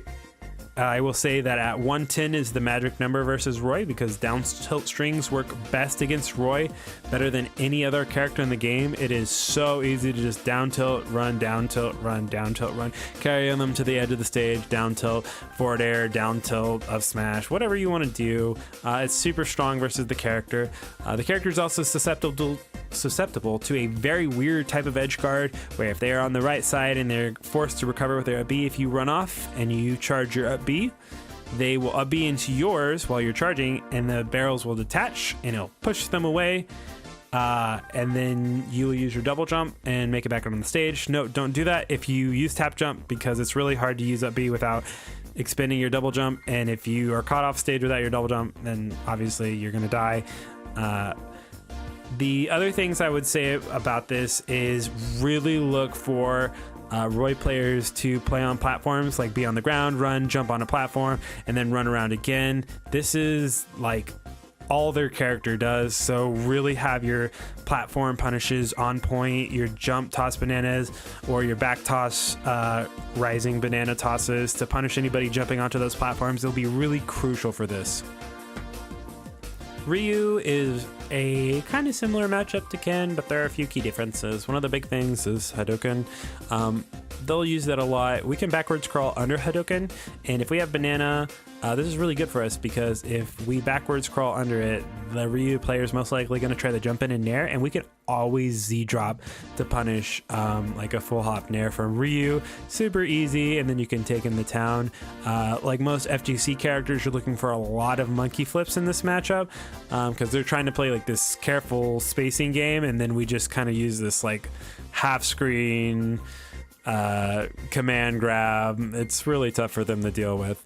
When they're recovering, if you have time, grab ledge and just wait for them to use the Tatsu, and then you can just let go and do like a rising back air, or come find them with a back air and hit them away for doing Tatsu. If they're being lazy, when you barely hit them off stage, a little Tatsu to ledge, just spike that. Don't let them get away with that. Ledge trap them pretty hard.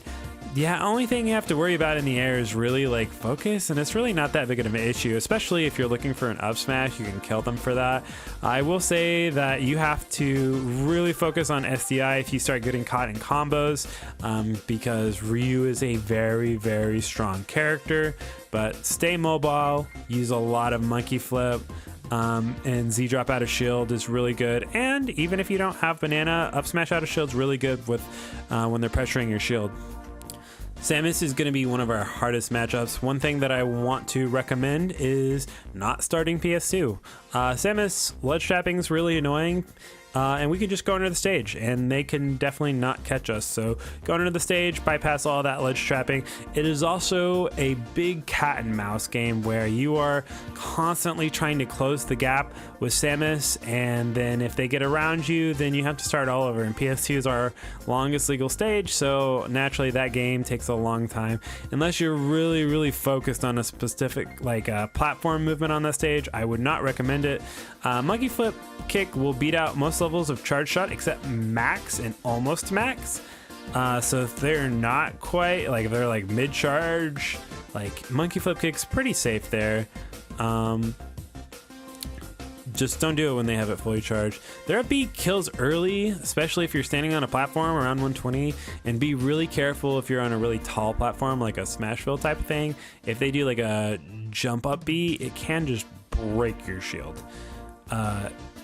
They will use a lot of clever tricks when they're in disadvantage, a lot of bomb movements, and they'll wiggle back and forth. If you've got your popgun cancels down, you can also make your approach to stuffing them out an advantage very ambiguous. It's very weird. It kind of works that way against Snake too, but a little bit different. This character is really annoying because they will live a long time. Your down tilt forward smash confirms need to be on point for this one because you can secure some very early kills against a very heavy floaty character. Once we get in, we have to play this weird RPS at roll distance, where at roll distance they can shoot charge shot and they'll flash the charge shot a lot. They can also grab you, and they can also just not do either of those and maybe like dash back or something. So when you're at roll distance, that's when it gets really tricky because it's this really lopsided RPS. I recommend being really tricky with your movement. Don't hang around right at roll distance. You either want to be outside of roll distance because then you'll be outside of the grab range, or inside of it, and be ready to roll because like if they're gonna grab, if you roll in through it, then you can get a big punish, and I think that's one of the key points of the matchup. And obviously watch out for a B out of shield. It's insanely fast, it's pretty strong. If they miss it though, then that's a pretty big opportunity for us. Sephiroth is a pretty good matchup for us. We have a Transcendent Banana versus the character that wants to try to hang out mid-range. It's like kind of the opposite for a lot of zoners where they beat us out in the mid-range and we have a really tough time. Well, we beat Sephiroth out in the mid-range because Banana is so good. He goes right through his sword and he dies super early. We're really killing this guy around 100, so not a problem at all. He can pressure us in the air pretty well with up air if we're trying to double jump and monkey flip around him, so be careful with that. A lot of jump toss bananas are good in this matchup as well. He can't really pressure our shield with Nair. We can always up smash it, and that's pretty much the intricacies of the matchup. He really can't do too much. I will say that we can Z-drop down air character really well. They're not really used to people interacting with their up B since it's so massive, especially if they do the Octo Slash with all the hitboxes going everywhere. We can just Z-drop down air that and call it a day. Sheik is a difficult matchup for a few reasons, but I think we do pull out ahead at the very end. The character is fast, very nimble, and can do a lot of damage. The thing is that if we are spacing correctly and we're doing correct like fade away fairs, or we're doing rising fairs on reaction, really good up smashes out of shields or Z drops if they're landing behind us, we can fight Sheik in neutral because both of our characters are neutral monsters. The thing is with Sheik, you want to look for trades. You want to trade a forward air with her forward air, which is almost something you don't want to do in any other matchup, but this is a matchup where if we take trades all the time, we will win. The difficult part about Sheik though is if she gets in and she's on top of you and she forces you to guess, then if you're guessing, you're usually losing. This is definitely a matchup where you switch between traditional and modern all the time because you can kind of go crazy on her shield too. You just have to be careful. I will say the most dangerous part about this matchup is being off stage versus her. Needles are incredibly effective against us, and a lot of like Nair, bouncing fish stuff is really dangerous. Just use your reaction time to air dodge through bouncing fish and you'll be okay, and then be really careful for like diagonally down shot needles. That'll really mess you up. Otherwise, we kill Sheik really early and she has kind of a tougher time KOing us off the top or the side without like gimping us. So I think at the very end we might have a slight edge over the character, but really be careful off stage. Shulk is going to be a pretty unique sword character, but the gameplay doesn't change too much. If they're jumping in your face, you're going to be throwing out forward air. We can Z-drop out of shield a lot of the aerials that they do. I will say that you have to pick your fights very carefully, especially if they're in Smash Monado and they're ledge trapping you. Just go to the other side of the stage. Don't deal with it. It's really like they would have to switch to speed Monado to catch you. So if they do that, then they're not as threatening. So there's that. There is a few things that Shulk can't sweet spot his up B, or he kind of can, but he has to like space it really carefully. That gives us a lot of time to set up on him, whether that be Z dropping banana off stage. Neutral, like you stop him from running at you with down tilts, and then once he starts jumping, that's when we start using our smash out of shield or anti-air forward airs. Pretty basic bread and butter stuff as a sword character. You just have to be ready to change as Shulk changes his speed to with the jump Monado, he's going to be full hopping everywhere, so pick your battles. Sometimes it's worth it to do a full hop rising Nair. You'll catch them trying to jump around. I think the most difficult part is picking like your combo routes because they change drastically depending on what Monado he's at. Like you'll know like if he's at like the damage one, he's going to be like looking for grabs at low percents or like back hit of Nair to do like little combo strings, and you really have to just be careful and know what the Shulk wants during certain Monados. Snake is a very complex matchup. I have quite extensive notes on this. So we'll start off by Barrels beat Snake Cypher when he's trying to recover low. The problem is if you go down and you up B him, his Cypher will break away and knock you out of Barrels. If you have your double jump, you'll be completely fine. But if you do not, you will die. So if he goes low, just go down. Don't use your double jump. Up B him. You'll get hit, and then just jump and then up B and you'll be fine. Snakes like to jump on platforms a lot and then pull grenades and then hold shield. This is a really good opportunity for us to monkey flip and grab them. If Snake is holding a grenade and you monkey flip him, if it is kind of like halfway through the grenade's lifespan, if you do the jump off of him instead, he will get hit by the explosion and you can actually follow up with some combos, which is really nice. This is not a matchup where you'll be using banana tossed at him a ton. But you can hold it and wait for a really long time and look for openings. You just have to be careful because grenades will block bananas and it's really, really tough. Another thing is Snake will not die ever. He will live until a bajillion %. You have to be ready for it, and then you have to really be able to force the offstage game. If the Snake is anything worth their salt, they'll always recover high. If a Snake ever recovers low, you are out there. You are all on top of him. You never let the Snake recover from the side or from below. That should be a death sentence for Snake, but they can always just recover high, and if they don't, honestly, they've got a lot of improvement to do. One of the most difficult aspects of this is neutral, especially like dash attack. If you're like jumping around in neutral, like Snake's dash attack is just going to be every landing option you have. It kind of makes FD a double-edged sword. Like you kind of just have to disengage if you jump. It's really weird, and if you stay on the ground and try to down tilt him, like dash attack will also beat that too. There are a few things that I would recommend though, is that you are really, really careful with how you approach at high %. All he wants is an up tilt.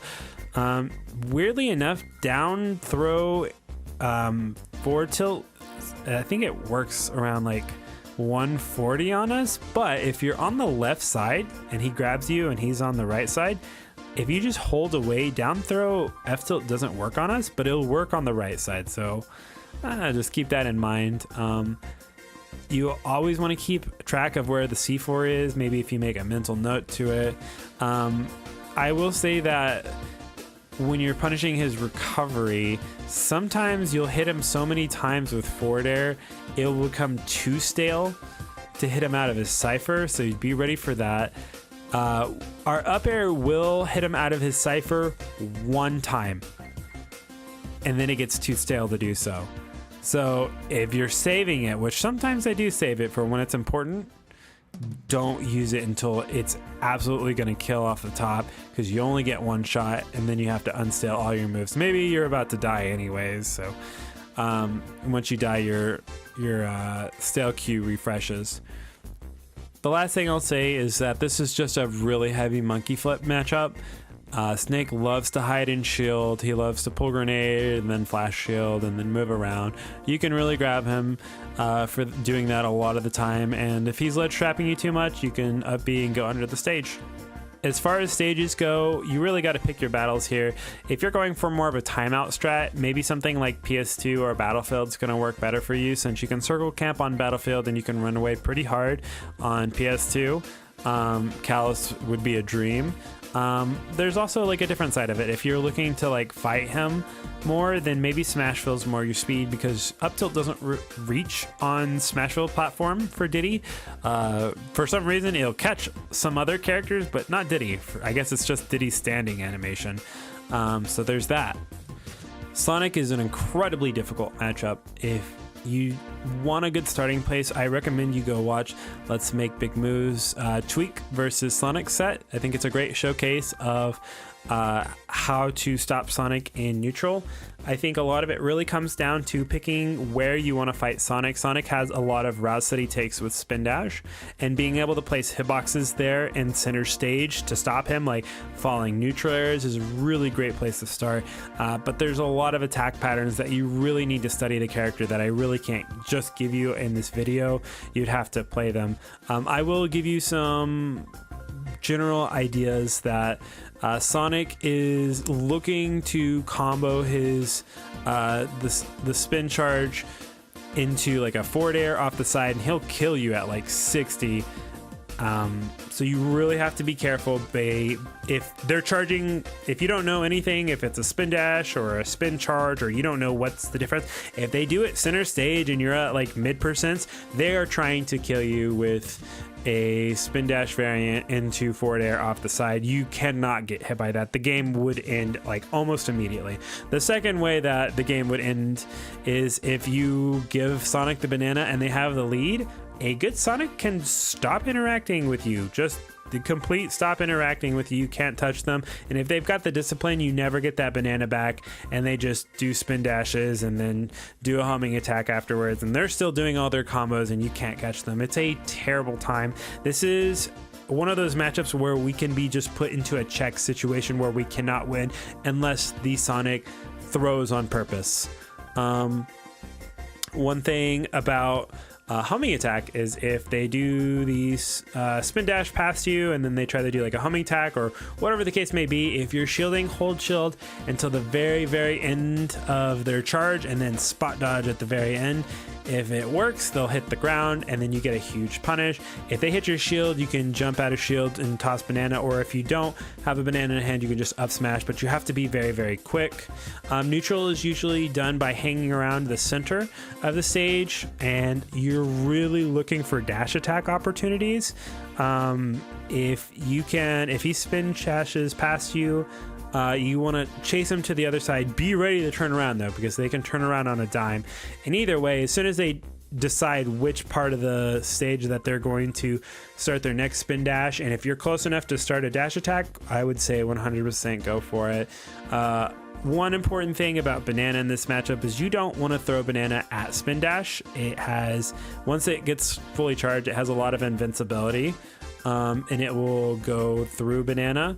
Also, even after the invincibility wears off, spin dash is like so low to the ground that your banana toss will go over it. So it's a really tough matchup. One thing is interesting is if you have banana on the ground, they can't really go through it. It all comes down to, do you have the lead or do you not? And if in terms of like stages, you can kind of go wherever you want.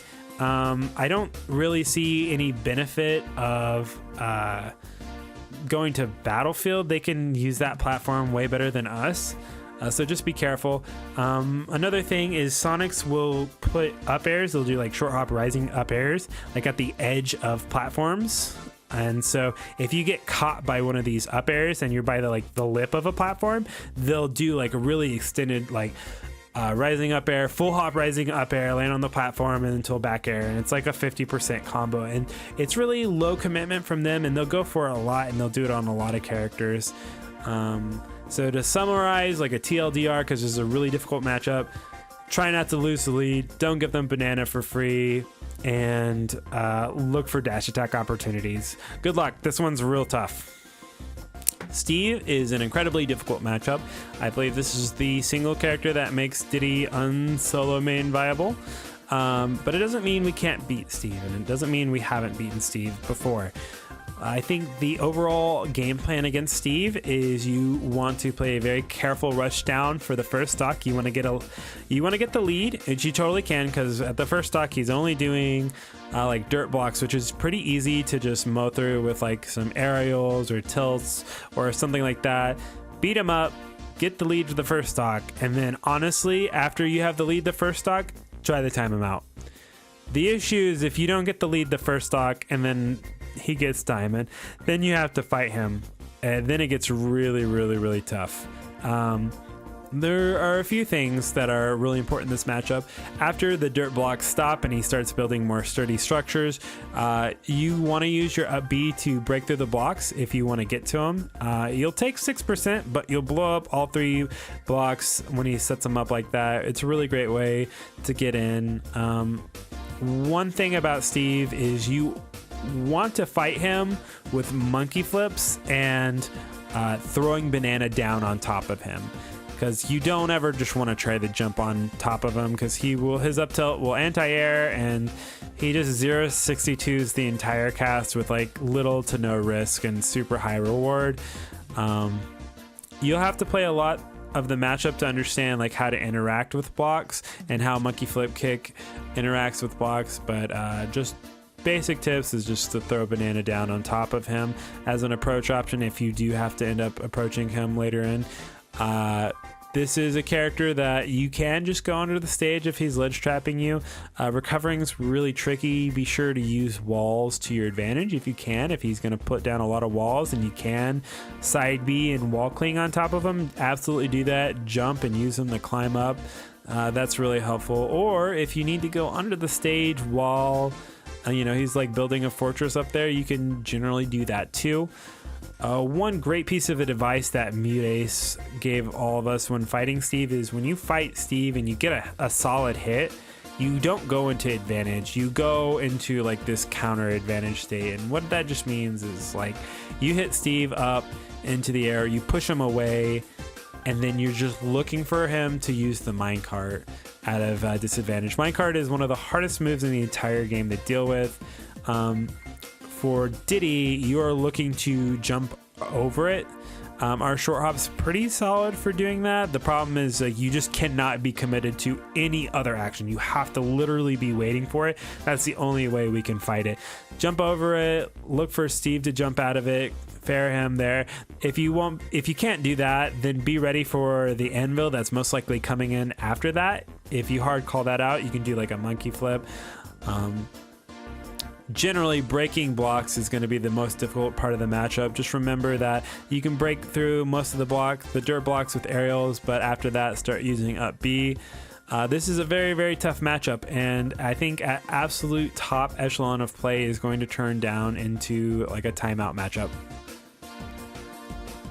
Stages are also unique. There are much different preferences between the Steve players. Some players really like the single platform layout of Smashville, and they like to hide under that, and they like to play that zoner type of style on Smashville. Others are like, oh, I don't like the materials or how I mine on that stage. I'd rather play on a stage where I get different types of resources at different times. That's really going to have to be something you experiment with. I just don't think I'm a big fan of PS2 in the matchup. But really what you ban is up to you. Terry is one of the more mobile FGC characters. You really want to continue to use monkey flip a lot, just like the other FGC characters, but you do have to be aware of some of their more burst options. One thing that I will really harp on is that it's very important to edge guard Terry.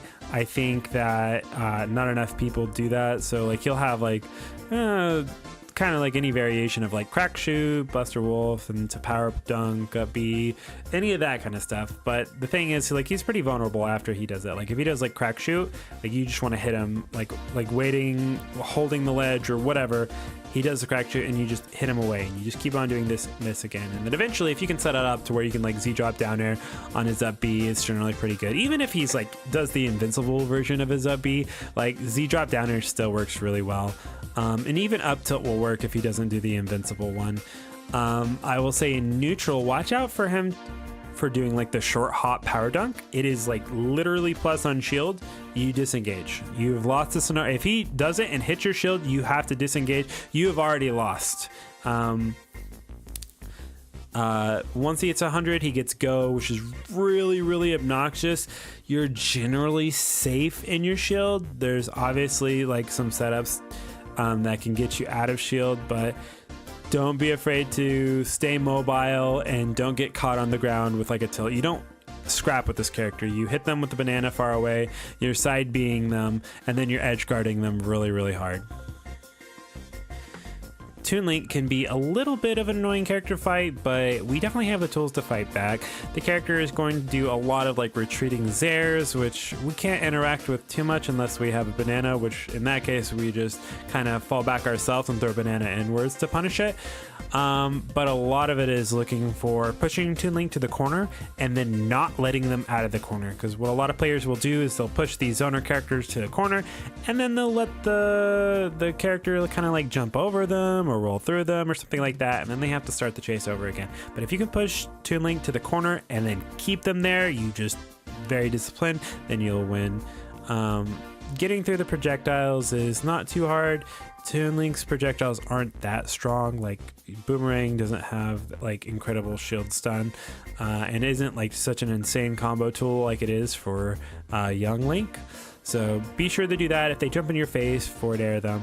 Something that I really like to do is a lot of Toon Links will have like a snacking urge. Like if you hit their shield, they'll up B. But some of our aerials are so safe, you can just basically bait it out. Like if you do like a really low neutral air and then just shield, if they do their up B, you can just turn around, down tilt, and punish them, or something like that. Edge guarding is very easy. If you make sure that you cover their Zair recovery with like a run off stage rising forward air to cover that area. If they ever have to up B, like it's a pretty easy hit for us.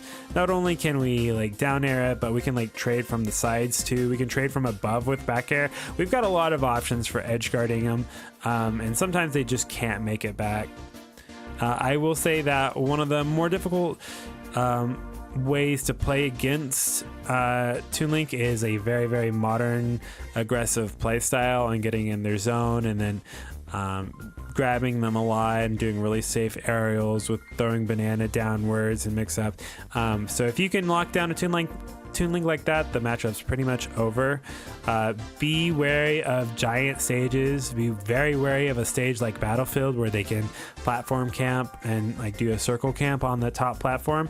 That's when it can get really, really annoying, and you should really, really respect that stage against them. So go ahead and ban that. Villager can be a pretty intricate matchup. One of the first things I'll say is you really need to decide how you're going to deal with the Lloyd Rocket, because you'll be fighting against it the whole match. Some of the examples that I have come up across is you just run up and shield it, and then the next part comes after, like what happens when you shield it.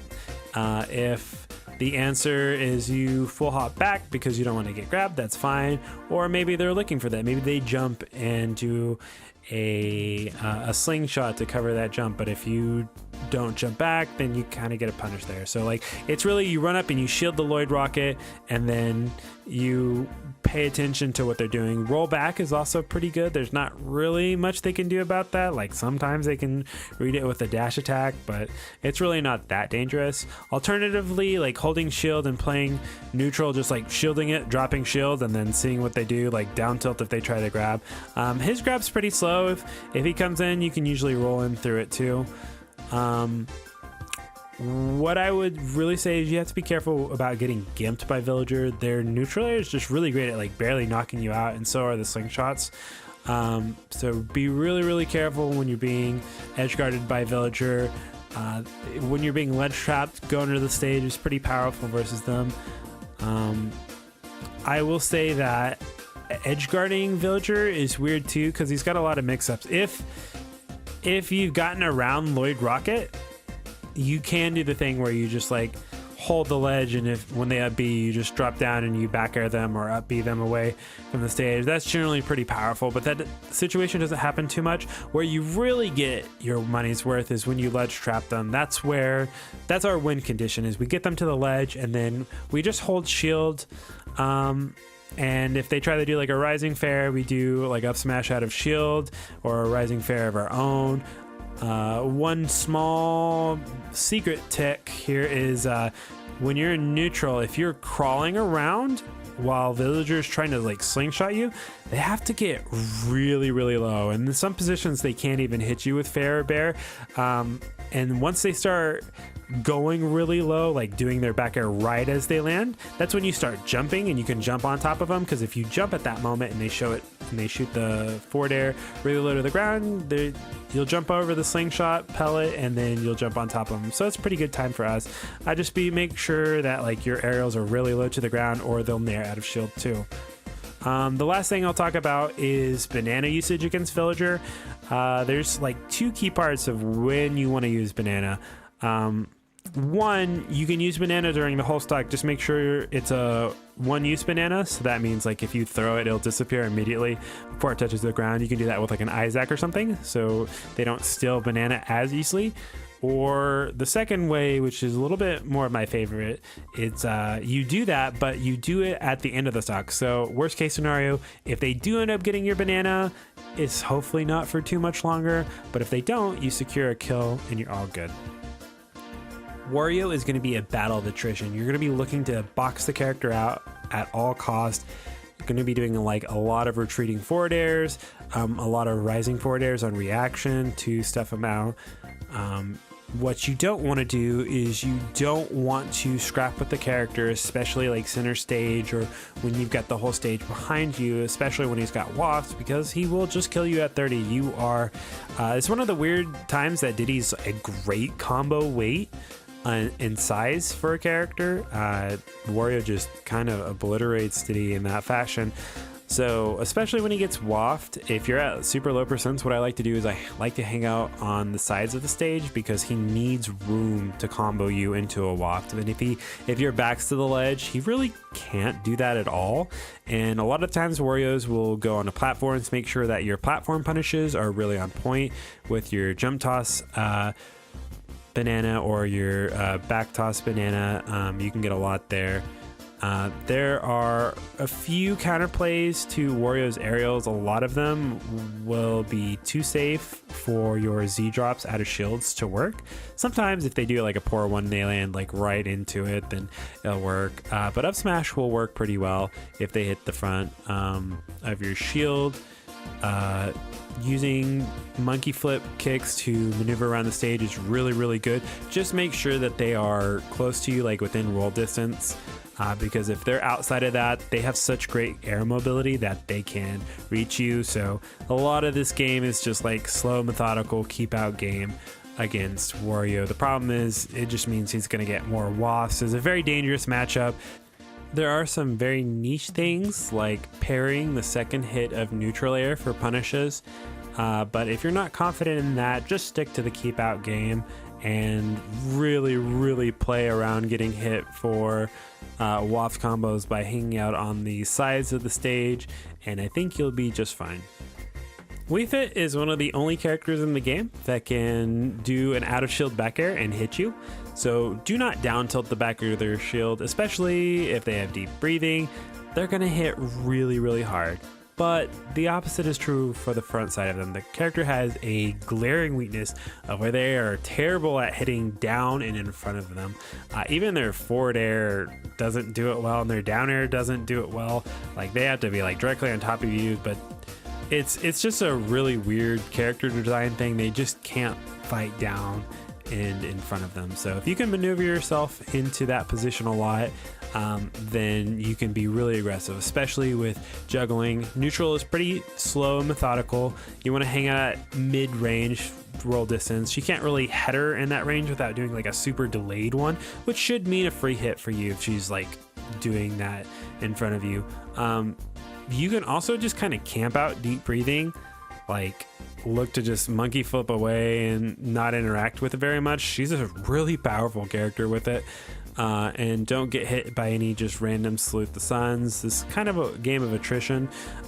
We can kind of ledge trap Wii Fit pretty hard. If you just stand right by the ledge and they like drop down to do a header and you just down tilt on reaction, like you'll hit the header into her. And if they try to regrab, you just kind of F tilt. Edge guarding Wii Fit is weird. Sometimes I feel like it's really worth to go for a Z drop down air. Sometimes I don't. Sometimes they can just like weave around it and I've like lost stage position for it. I know on stages like Kalos, which they like Kalos a lot. This is another stage that you could definitely play on Kalos the whole set if they really wanted to, because they like it a lot. The Z drop down airs are really powerful there. But if it's not on a stage with a wall, it might not be worth going for, just setting up a nice ledge trap. And again, just don't down tilt the back of their shield. They will obliterate you for it. I think it's one of the hardest punishes on that specific scenario in the game. Wolf is an interesting matchup. It's one I've studied quite a bit. Funny enough, historically, at top level play, Diddy has had quite the advantage on Wolf players. But I think at like high level play, mid level play, it kind of switches to Wolf having the advantage. What's really scary about the character is that their aerials and their normals are just egregiously big. you will lose trades. You do not want to trade with this character. They're going to out damage you. They're going to have bigger hitboxes. Where we do win though is that we have way more mobility than them, and I think we're less fragile than them when it comes to like being off stage and such, but that could definitely be debatable. So this is a character that I feel like modern Diddy does really great versus. They jump in, you're jumping up and throwing Banana down on top of them and pressuring them. Their out of shield isn't like too fantastic. There's also scenarios where Z drop out of shield's really powerful against their nairs, and you can set up combos like that. You just want to make sure you're always moving. One mistake that players make a lot of the time is wolf lasers, and they'll shield it. Like you don't shield wolf laser. That is you saying, that is like the key thing, saying, hey, you need to be moving more. You need to be moving onto platforms and jumping over it and staying mobile, because if you shield a laser and then you stay there, that's exactly what they want, because they want to jump in on you. When you are edge guarding wolf, their hitbox technically travels in front, or their hitbox travels in front of their hitbox. So technically if you put out a move, it will stuff out their side B. Man, it really doesn't usually go in my favor when I do that, so I don't mess with it too much. So just be wary of their side B. If you can force them to up B instead of side B, like maybe like holding Banana and like threatening to really punish them if they side B on stage, and then they go low, you can like throw Banana or roll in and Z drop Banana for like a down air. It's kind of this weird thing where if you can really set up ahead of time when you push them off stage, you can go off stage and you can force them to like go low, and if they try to do like an early side B, you can fare them away for it. But it's a pretty like intricate, nuanced part of the matchup that I recommend you getting familiar with. He's a great combo weight. He's really fun to hit. You just have to be careful because he will just hit you with a random move and you'll die at like 80 because back air is just that strong or something like that. So don't trade with the character. Stay extremely mobile and outmaneuver him. Yoshi is a very interesting character because the combos that we have on most of the cast do not work on Yoshi, because Diddy is filled with a lot of combos that like barely work, and a lot of them are like almost frame traps. But Yoshi's just going to double jump armor out of all of them, so if you do a combo, make sure it's guaranteed. This is one that you just almost always opt for Banana up B. Like there's almost no wiggle room to it, because you will not get hardly any percent. Sometimes you'll get reversals if you're trying to do stuff that's too fancy. And what it really comes down to is making sure that you know what kind of moves are going to break his double jump armor. For example, all these are examples of like non-staled moves, so you hadn't used them before. Like a short hop fair will break double jump armor at 97%. A full hop will break it at like 96. So like the full hop, short hop variations aren't too different. Like a soft, like a non-sweet spot fair is going to break it at like 120%. So your fairs, like you have to be really careful because you're going to be using fair a lot in this matchup anyways, and they'll probably be stale. So you can imagine a lot of these moves are not going to break armor until even later. Short hop back air is going to be around 86%. Short hop up air is going to be like 80% as well. But be careful because as soon as it gets stale, it's really not. Sweet spot down air is going to break double jump armor around 55%. The sour spot down air is like at 70%. The uncharged jetpack hit, initial hit, is going to be like 83%. And you like, if they're stale at all, you just like add 10%. And the only reason like I bring those up is because it's really important when you decide to fight Yoshi off stage or try to challenge double jump armor. Because like before these percents, like you really don't want to challenge double jump armor. It's just such a good mechanic for Yoshi. Egg is gonna bounce like if they throw it really, really low angled. And this is actually really good versus Diddy because that's where he is a lot of the time. He's just like hanging out. I would say that Yoshi is a character that traditional playstyle is very powerful against. This is like a very slow, methodical matchup, in my opinion. where you can camp Yoshi out, you can keep him stuffed out with forward airs, but you really don't want to mess with his shield that much because he's just going to nair out his shield. It covers everything, and you can't shield poke him. You can get a lot of good tomahawk grabs with monkey flip, but for the most part, you're going to be wanting to keep him out. His tilts are kind of nuts. Like the reverse up tilt, if he hits you with that, you're like taking 60%, so be really careful of it. Down tilt is really big and fast. It doesn't lead to a ton, but it can put you in like some tech situations and really put you in trouble. If you see the Yoshi player spamming down tilt in neutral, use your forward tilt. It will cleanly beat it out and push him away. F tilt's been really useful in the matchup. Actually, it actually stops him from like air dodging to ledge a lot of the time. So really look for that. The last thing I'll say about this matchup is that you have to really be looking out for Yoshi going for neutral Bs to open up your defense for holding shield so much, because Yoshi's normal grab is trash. Like, he doesn't really get too much off of it. Thank God he's got a bad grab and bad follow-ups out of it, but the egg lay is pretty good. Just be looking for it. Like, it'll have like the same type of movements as like a Wario bite or something. If you dodge it, then you're good. If you have like banana down in front of you and you go to grab it, just be ready for him to try to grab you as you're going for that banana. Be wise to that. This is another matchup that you want to hold banana for a really long time and look for really key openings. Z-drop out of shield isn't very good versus Yoshi, but punishing like a landing aerial can be pretty solid. So just hold on to banana for a long time. Use your Isaacs, box Yoshi out. Young Link is a matchup where you really have to push his weaknesses to the absolute max, and his weaknesses are his get up options from the ledge are really bad, and his recovery is pretty mediocre. If he's recovering, a lot of the time you can like jump and diagonally approach with like a back air and hit him away, or forward air him, or Z drop back air. And in some cases you can F tilt 2-frame him, but I like interacting more with that. And then once he's on the ledge, you can actually ledge trap him really easy. He's got literally one of the worst ledge roll animations in the entire game. It's so easy to cover. I definitely recommend like having a banana at roll distance, and then you're just sitting right inside that trying to cover jump, anything like that, which that sounds great and all, but outside of that, the character is a little nuts. Like, their frame data is really crazy. They have really big combos, insane aerials. Their arrow can almost solo Diddy Kong. Like, fire arrow is so good.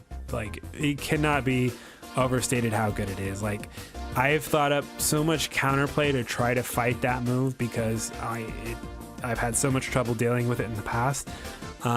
Really what it comes down to is you have to stay very mobile in this matchup.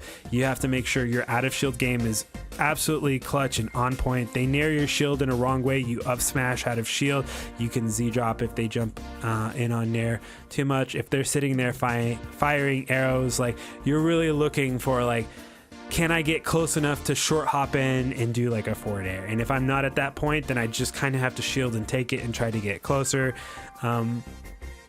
Their up Bs out of shield are really good. It's a combo starter. It hits all around them. The one thing I will say is that the move has like no in lag. Like, the developers just forgot to put in lag on it.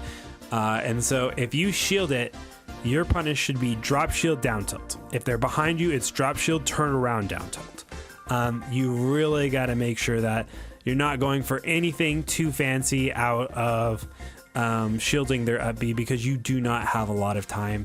A lot of their moves just have no lag. This is a pretty difficult matchup, but you can snag some wins with some good edge guarding and ledge trapping.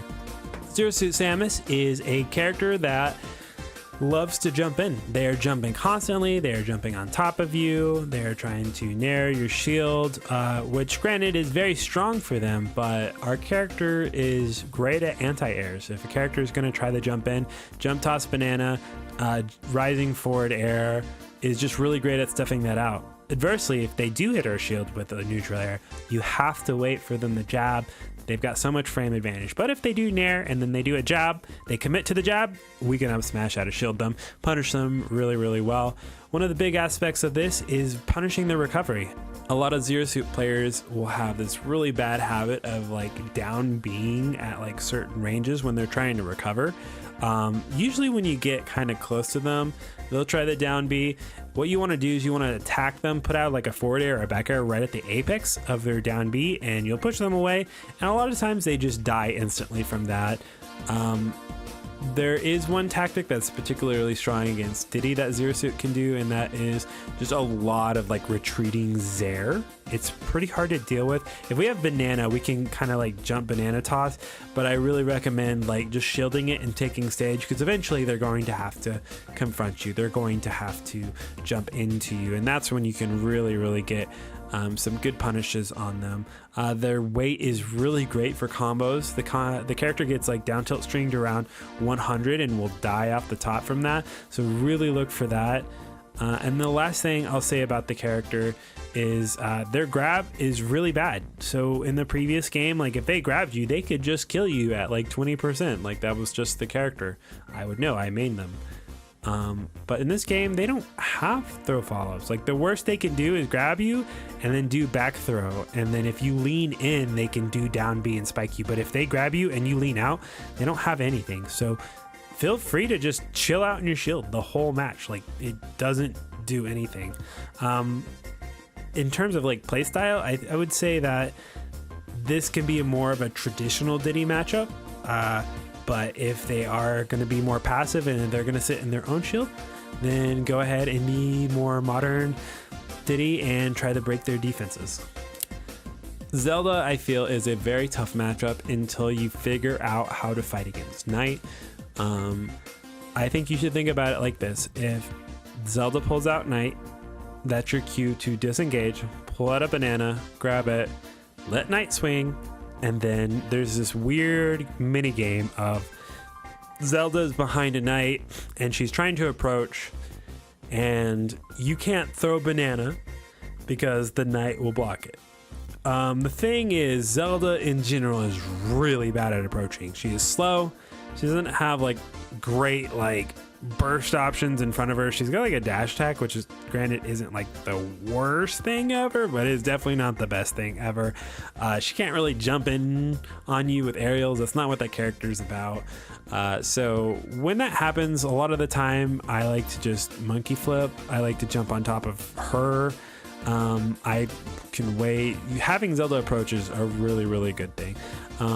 They'll try to jump on platforms if you can catch them on platforms with the jump toss banana, or if they come off, they're always going to like land with a kick or something like that. One really scary part about Zelda is that they do hit like a magical princess truck, which is really weird. Like if they get like an up tilt, like the back hit of up tilt, you're just in for a lot of damage. Also be really careful of just like hitting their shield.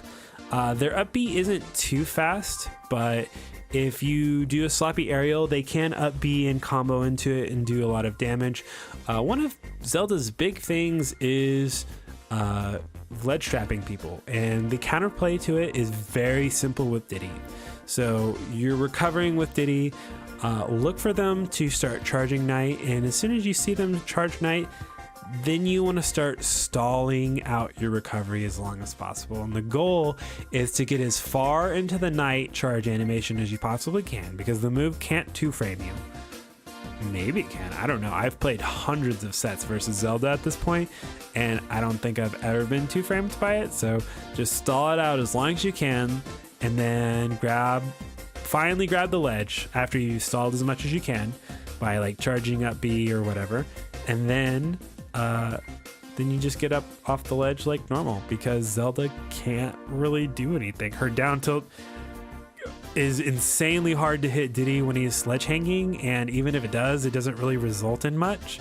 They can't really down smash you. Like it's really hard for Zelda, and if all else fails, just go to the other side of the stage if you're not playing on PS2. So it's a lot about waiting in picking your battles versus Knight. And the last thing is fighting against the Naira's Love. It's a very frustrating move. It's very huge. It's very combo breaker. But if you are confident with your combos and when they're not true, that's when you're going to hold your shield. And then, oh man, I almost forgot the most important part of the matchup is our win condition is ledge trapping Zelda. Zelda, I'm confident, has the absolute worst ledge game in Ultimate. Like, she can't get off the ledge. You just put Banana at roll distance, and then you just sit there and you grab her if she neutral gets up, and then you jump back and forward air her or back air if she gets up jump, and then you grab her and throw her off stage if she get up rolls, and you just sit there and you ledge trap her for the entirety of the game. I've spent entire stocks just ledge trapping Zeldas. That's your win condition, and as long as you can stick to that, it's pretty heavy in our favor. Now we're going to go ahead and talk about stages for Diddy. Please be sure to form your own opinions on stages as they work differently for different playstyles and different matchups. Use the stage comparison tool.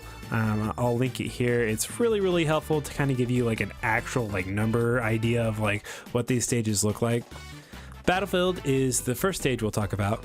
It's the normal stage length of 160 units with 3 platforms, and the top platform really doesn't offer much for Diddy since we're not really a ladder combo character. I mean, we can technically, but it's not that relevant. It does offer opponents refuge to escape pressure if they need it from Banana, which I really don't like. We can be slightly susceptible to circle camping by certain characters, like Bair is pretty good at doing that. Like a young or a Toon Link would be good at that too. The stage is also tied for the highest ceiling with Kalos. The platform heights are low, which are pretty good for us, but overall the blast zones are enormous, which means we kill late, which is very bad for our character because we are a neutral based character and we're not killing people very early, and having these giant stages means that we're generally killing them pretty late. This is usually one of my bans. Smashville is the shortest legal stage. It's 139 units in width and also has the highest platform besides the top platform of Battlefield, obviously. This means that close quarter fights happen a lot, and most of the stage is covered by a platform. So that means that disengaging to pull Banana is really hard, and punishing people with jump toss Banana on platforms is a little more difficult, but so you have to do it with like a full hop. Not impossible though. This is usually my other ban. I really don't want to stay too close to characters and just box them. I like to weave in and out of zones and be able to disengage when I want, but again, that's just a playstyle thing. So also be careful with zoners on the stage because they'll hide amazingly well under the platform and they'll shoot their projectiles out, and it's hard to approach and you can't jump on top of them. And there's also something to be said that since the platform is covering most of the stage, it's really difficult to play modern Diddy because a lot of modern Diddy is about jumping on top of people and throwing Banana down on top of people. And it's pretty hard to do on Smashville specifically, but we'll get into some good modern Diddy stages anyways. But honestly, like, Tweak says he loves Smashville. I've asked him why. He doesn't really give me too clear of an answer, but if you love Smashville, more power to you. But this is usually my other ban. Hollow Bastion has a lot of similarities to Smashville, but there are some pretty key differences. One is length. The length is the standard 160 units, same as Battlefield, FD, Kalos, small Battlefield. So it's very standardized there, which is nice because it means that pulling Banana isn't as hard. It also has a huge platform, platform covering the middle of it. While it isn't as high as Smashville, it's still there and it still has like the same strengths and weaknesses, so it's a little better than Smashville in my opinion, but it's really not huge on my list. FD is our standard 160 units in length, our traditional counter pick. It's got no plats to help opponents escape from our Banana pressure, so it often leads to scenarios where we like throw Banana as they land and get big damage. It also gives us the maximum amount of freedom to do whatever we want with modern or traditional Diddy playstyles. Just tons of flexibility here. We can go under the stage. It's one of our most trusted counter picks. Kalos is 160 units in length as well. Probably our most extreme counter pick. It's neutral is played out like Final Destination, which is great because we have a lot of flexibility there. We catch a lot of people trying to land. We could do modern, we could do traditional play styles, but it also has two plats on the side, and these two plats have an interesting interaction with our character. If we're playing against a slow character, it's almost like a death sentence. By way of timeout, if we get the lead, if we really want to, all we need to do is jump and monkey flip between the two platforms. A lot of characters just can't even interact with it. The blast zones are tied with battlefield, so they're pretty enormous. Don't expect to kill anytime early, but the walls help us be extra nimble when recovering. So you know, this type of stage, as well as like Town and City, are great for letting us completely disengage and pull banana whenever we want. Go to these side platforms. It is quite truly our strongest counter pick. I don't think many of the Diddy players will deny that this is our absolute best stage. Small battlefield is 160 units in length. The stage has turned out to be one of our best stages. I hate it when it came out, but the more I play it, the more I realize how beautiful this stage is. It's one of the ones we're most likely to go on because Final Destination and Kalos are often banned. The stage has two very low plats, which are completely covered if we do our Rising Shore Hot Bear, which means that even if an opponent jumps onto these platforms and we don't have banana, then we can absolutely cover them. It also means if we do have banana and we don't want to throw it yet, we're not confident, we can do like an Isaac Rising Fair and it'll cover the entire blast or the entire plat. The top plat zone is pretty low, which means we can secure kills at reasonable percents. It also has the benefit of not having the wall under the stage like PS2, which means we can go under it. Honestly, I try to start on this stage as often as possible. This is a great stage for us. Highly recommend. Our next stage is Pokemon Stadium 2, our longest single stage at 187 units. This is a solid stage for us and it offers a lot of room to run and pull banana if we need it. It also has a small top blast zone, like a small battlefield for like early kills. The stage has lost a lot of points recently due to it having a wall at the bottom of it. It is really important to go under the stage against a lot of ledge trapping. It just cuts out on a lot of residual damage. So I've been straying away from it for a little bit, but it's still a pretty solid stage. Town and City is slightly longer than a normal stage at 165 units. It also has a pretty unique platform layout. Against a lot of the cast, you can pluck banana for free and monkey flip to the other side of town to get down on these huge top platforms. The height of the stage means you're going to be killing pretty late off the top, but pretty early off the side. For most of Ultimate, this has been our number 3 counter pick after FD and Kalos, but I believe Small Battlefield might be making a claim for our 3rd best stage, but it's still up in the air. Town and City is a great stage for us. A lot of flexibility, freedom. There's parts of it that change into like a Final Destination variant or a Kalos variant. It gives us a lot of opportunity to do modern Diddy stuff, so I really like the stage. So it's time to talk about secondaries for Diddy. I've done a brief talk about this in my last guide as well, and it hasn't changed too much, but it did a little bit. So at this moment, I do not think Diddy's solo main viable at top level with Steve in the meta. And right now, at the time of making this guide, we don't know if he's going to be banned or if he's going to be legal.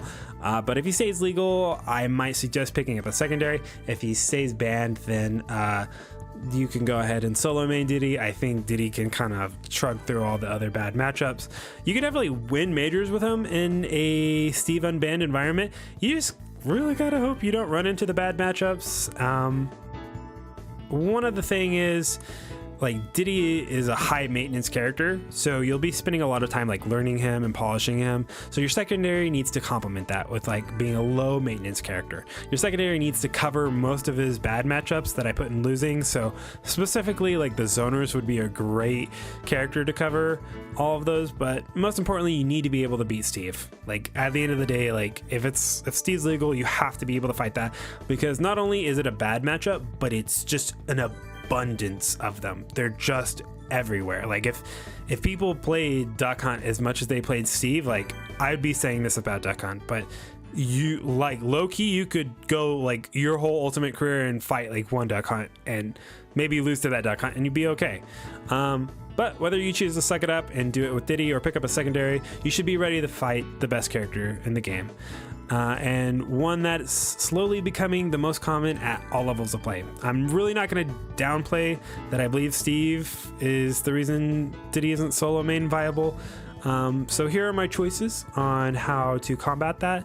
In our first category, we have Palu, Rob, Wolf, Falco, ZSS, Cloud, and Game & Watch. I think these are like just like the normal characters that are pretty low maintenance and are pretty strong against a lot of the zoners in the game. I personally secondary Game & Watch. He doesn't really beat the zoners, but he doesn't lose to any of them. He like at worst goes even, and he's very low maintenance, and in the meta right now he's proving to be one of the best characters in the game. I'm pretty happy with my choice. He also does really well versus like Pikachu and Wario and a lot of other characters. He complements them pretty well, and he's good on opposite stages as Diddy. My other suggestion is kind of fighting zoners and fighting fire with fire, and that would be like with characters like Min Man, Olimar, and Mega Man. They do pretty well versus other zoners, but I could see them being a bit higher maintenance. I'd be interested to see somebody pilot these characters. So this next section is a to watch list, and it just covers different players and their different play styles. The first one is Tweak. Obviously he's the best Diddy. He's the father of modern Diddy strategy, and he can switch on a dime to a somewhat traditional Diddy if he needs to. His strengths include the best Isaacs, some of the best movement in the game, explosive punish game, super high rate of play, immense tournament experience, and he's like constantly improving. I can't talk him up enough. He's so good. His weakness comes from sometimes he's not very disciplined. Like he will stray from like the Diddy commandments that I listed out, and you'll notice like when he's losing and you go, okay, did he do one of those things on the list? It's usually there. He has a bit of an inconsistent out of shield game, and sometimes he experiments too much during bracket, but I do respect that a lot because he's always learning. The next player I would recommend watching is Aaron. He doesn't play quite as much, and he's a pretty traditional Diddy play style with some tasteful hints of modern Diddy. So he's incorporated more than modern Diddy playstyle as of late, and continues to perform at top level. So like his strengths include incredible anti-platform punishes. I would say that him and Tweak really fight each other for like having the best platform punishes. He's super adaptable. He's got great fundamentals and one of the best neutrals. His weaknesses come from he just doesn't play the game very much, and sometimes his punish game is a little inconsistent. Rio is one of the best Japan Diddies. He's also carving his way out to be one of the top 3 Diddies in the world. He's doing great. He's had some great runs as of late. He's more of a traditional Diddy that gives a good showcase of a B out of shield, lots of rising fair, very aggressive play style. Some of his strengths include high rate of play, great zone breaking, unique out of shield play. Weaknesses are he's just not always patient, he's a bit reckless, and doing the infinite in front of Sakurai and getting it nerfed out of the game. So thank you, Rio. Appreciate that. Zenodo doesn't play very much. We don't see him, but he is the absolute beacon when it comes to traditional Diddy playstyle. He's been playing Diddy since Brawl. Like, he's been playing for like 15 plus years. He gets the job done without any of the fancy schmancy techniques. His strength is just incredible neutral.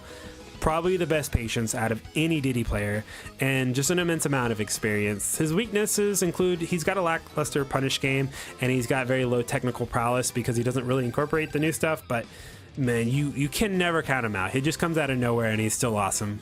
The next Diddy I have on here is myself. I might be the weakest Diddy player on this list, but I think it's worth mentioning.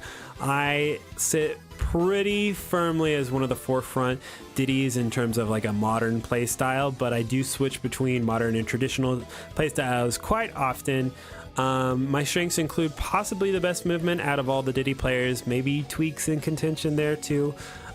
Best out of shield game in the biz, very strong punish game too. My weaknesses are definitely sometimes I have a mediocre neutral play. Sometimes I'm not following my own commandments. I'm a little bit inconsistent, and I'm very prone to SDs.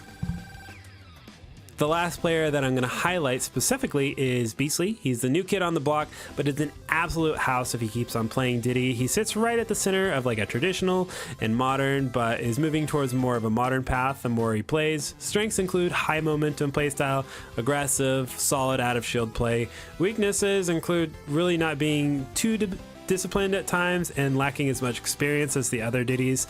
There's a lot of really honorable mentions that I want to give out that I'm not going to go into too much detail. Rivers has always been a house. He's incredible Diddy.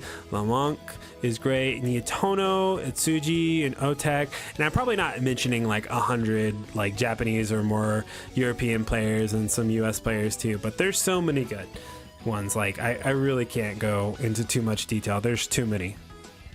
Well, that looks like it's the end of the guide for me. It is so long, but I'm so glad if you guys actually made it to the end. I have a lot of special thanks that I want to give out. Specifically, shout outs to Tweak for honestly helping me and really showing us what Diddy can do. He's been a huge inspiration. Rivers has been a really big inspiration of mine too. He's been super helpful. And then Jodgers has also been an incredible labber. Like myself, I've bounced off a lot of ideas from him, and I'm really glad he's a Diddy player. I don't know what we would have done if he made Steve, honestly. They've been especially important to my development, and they helped me with a lot of resources for this guide, so give them a follow on social medias. I'll throw them up here. As for me, I don't know what's to come of my Smash career. I feel like it's starting to sunset. I've been playing competitively for 15 years. I don't regret a second of it. I'm probably going to keep on playing, but I don't know how seriously or what capacity. I might pick up the box. Maybe I become a box Diddy player. Well, that'd be interesting. I've done a lot of things that I wanted to, and basically invented a top tier in a major game when the game came out and people thought he was low tier. Like legit people thought he was so bad he was a low tier. So I couldn't be proud of all the work everyone's done to make the character good. Hopefully I come out with one last combo video, and hopefully it's a banger. Either way, this is going to be the absolute last Diddy guide, unless like they come up with like Smash Ultimate Deluxe version or something crazy like that, then maybe. But even then, I doubt I'd make another one. I'll just probably make some random Diddy content from here to here. If you guys have any questions, feel free to put it in the comments. My DMs should be open on Twitter too. So if you want to follow for some sweet clips and Smash discourse, follow me at the Dakpo on Twitter. All right, peace guys.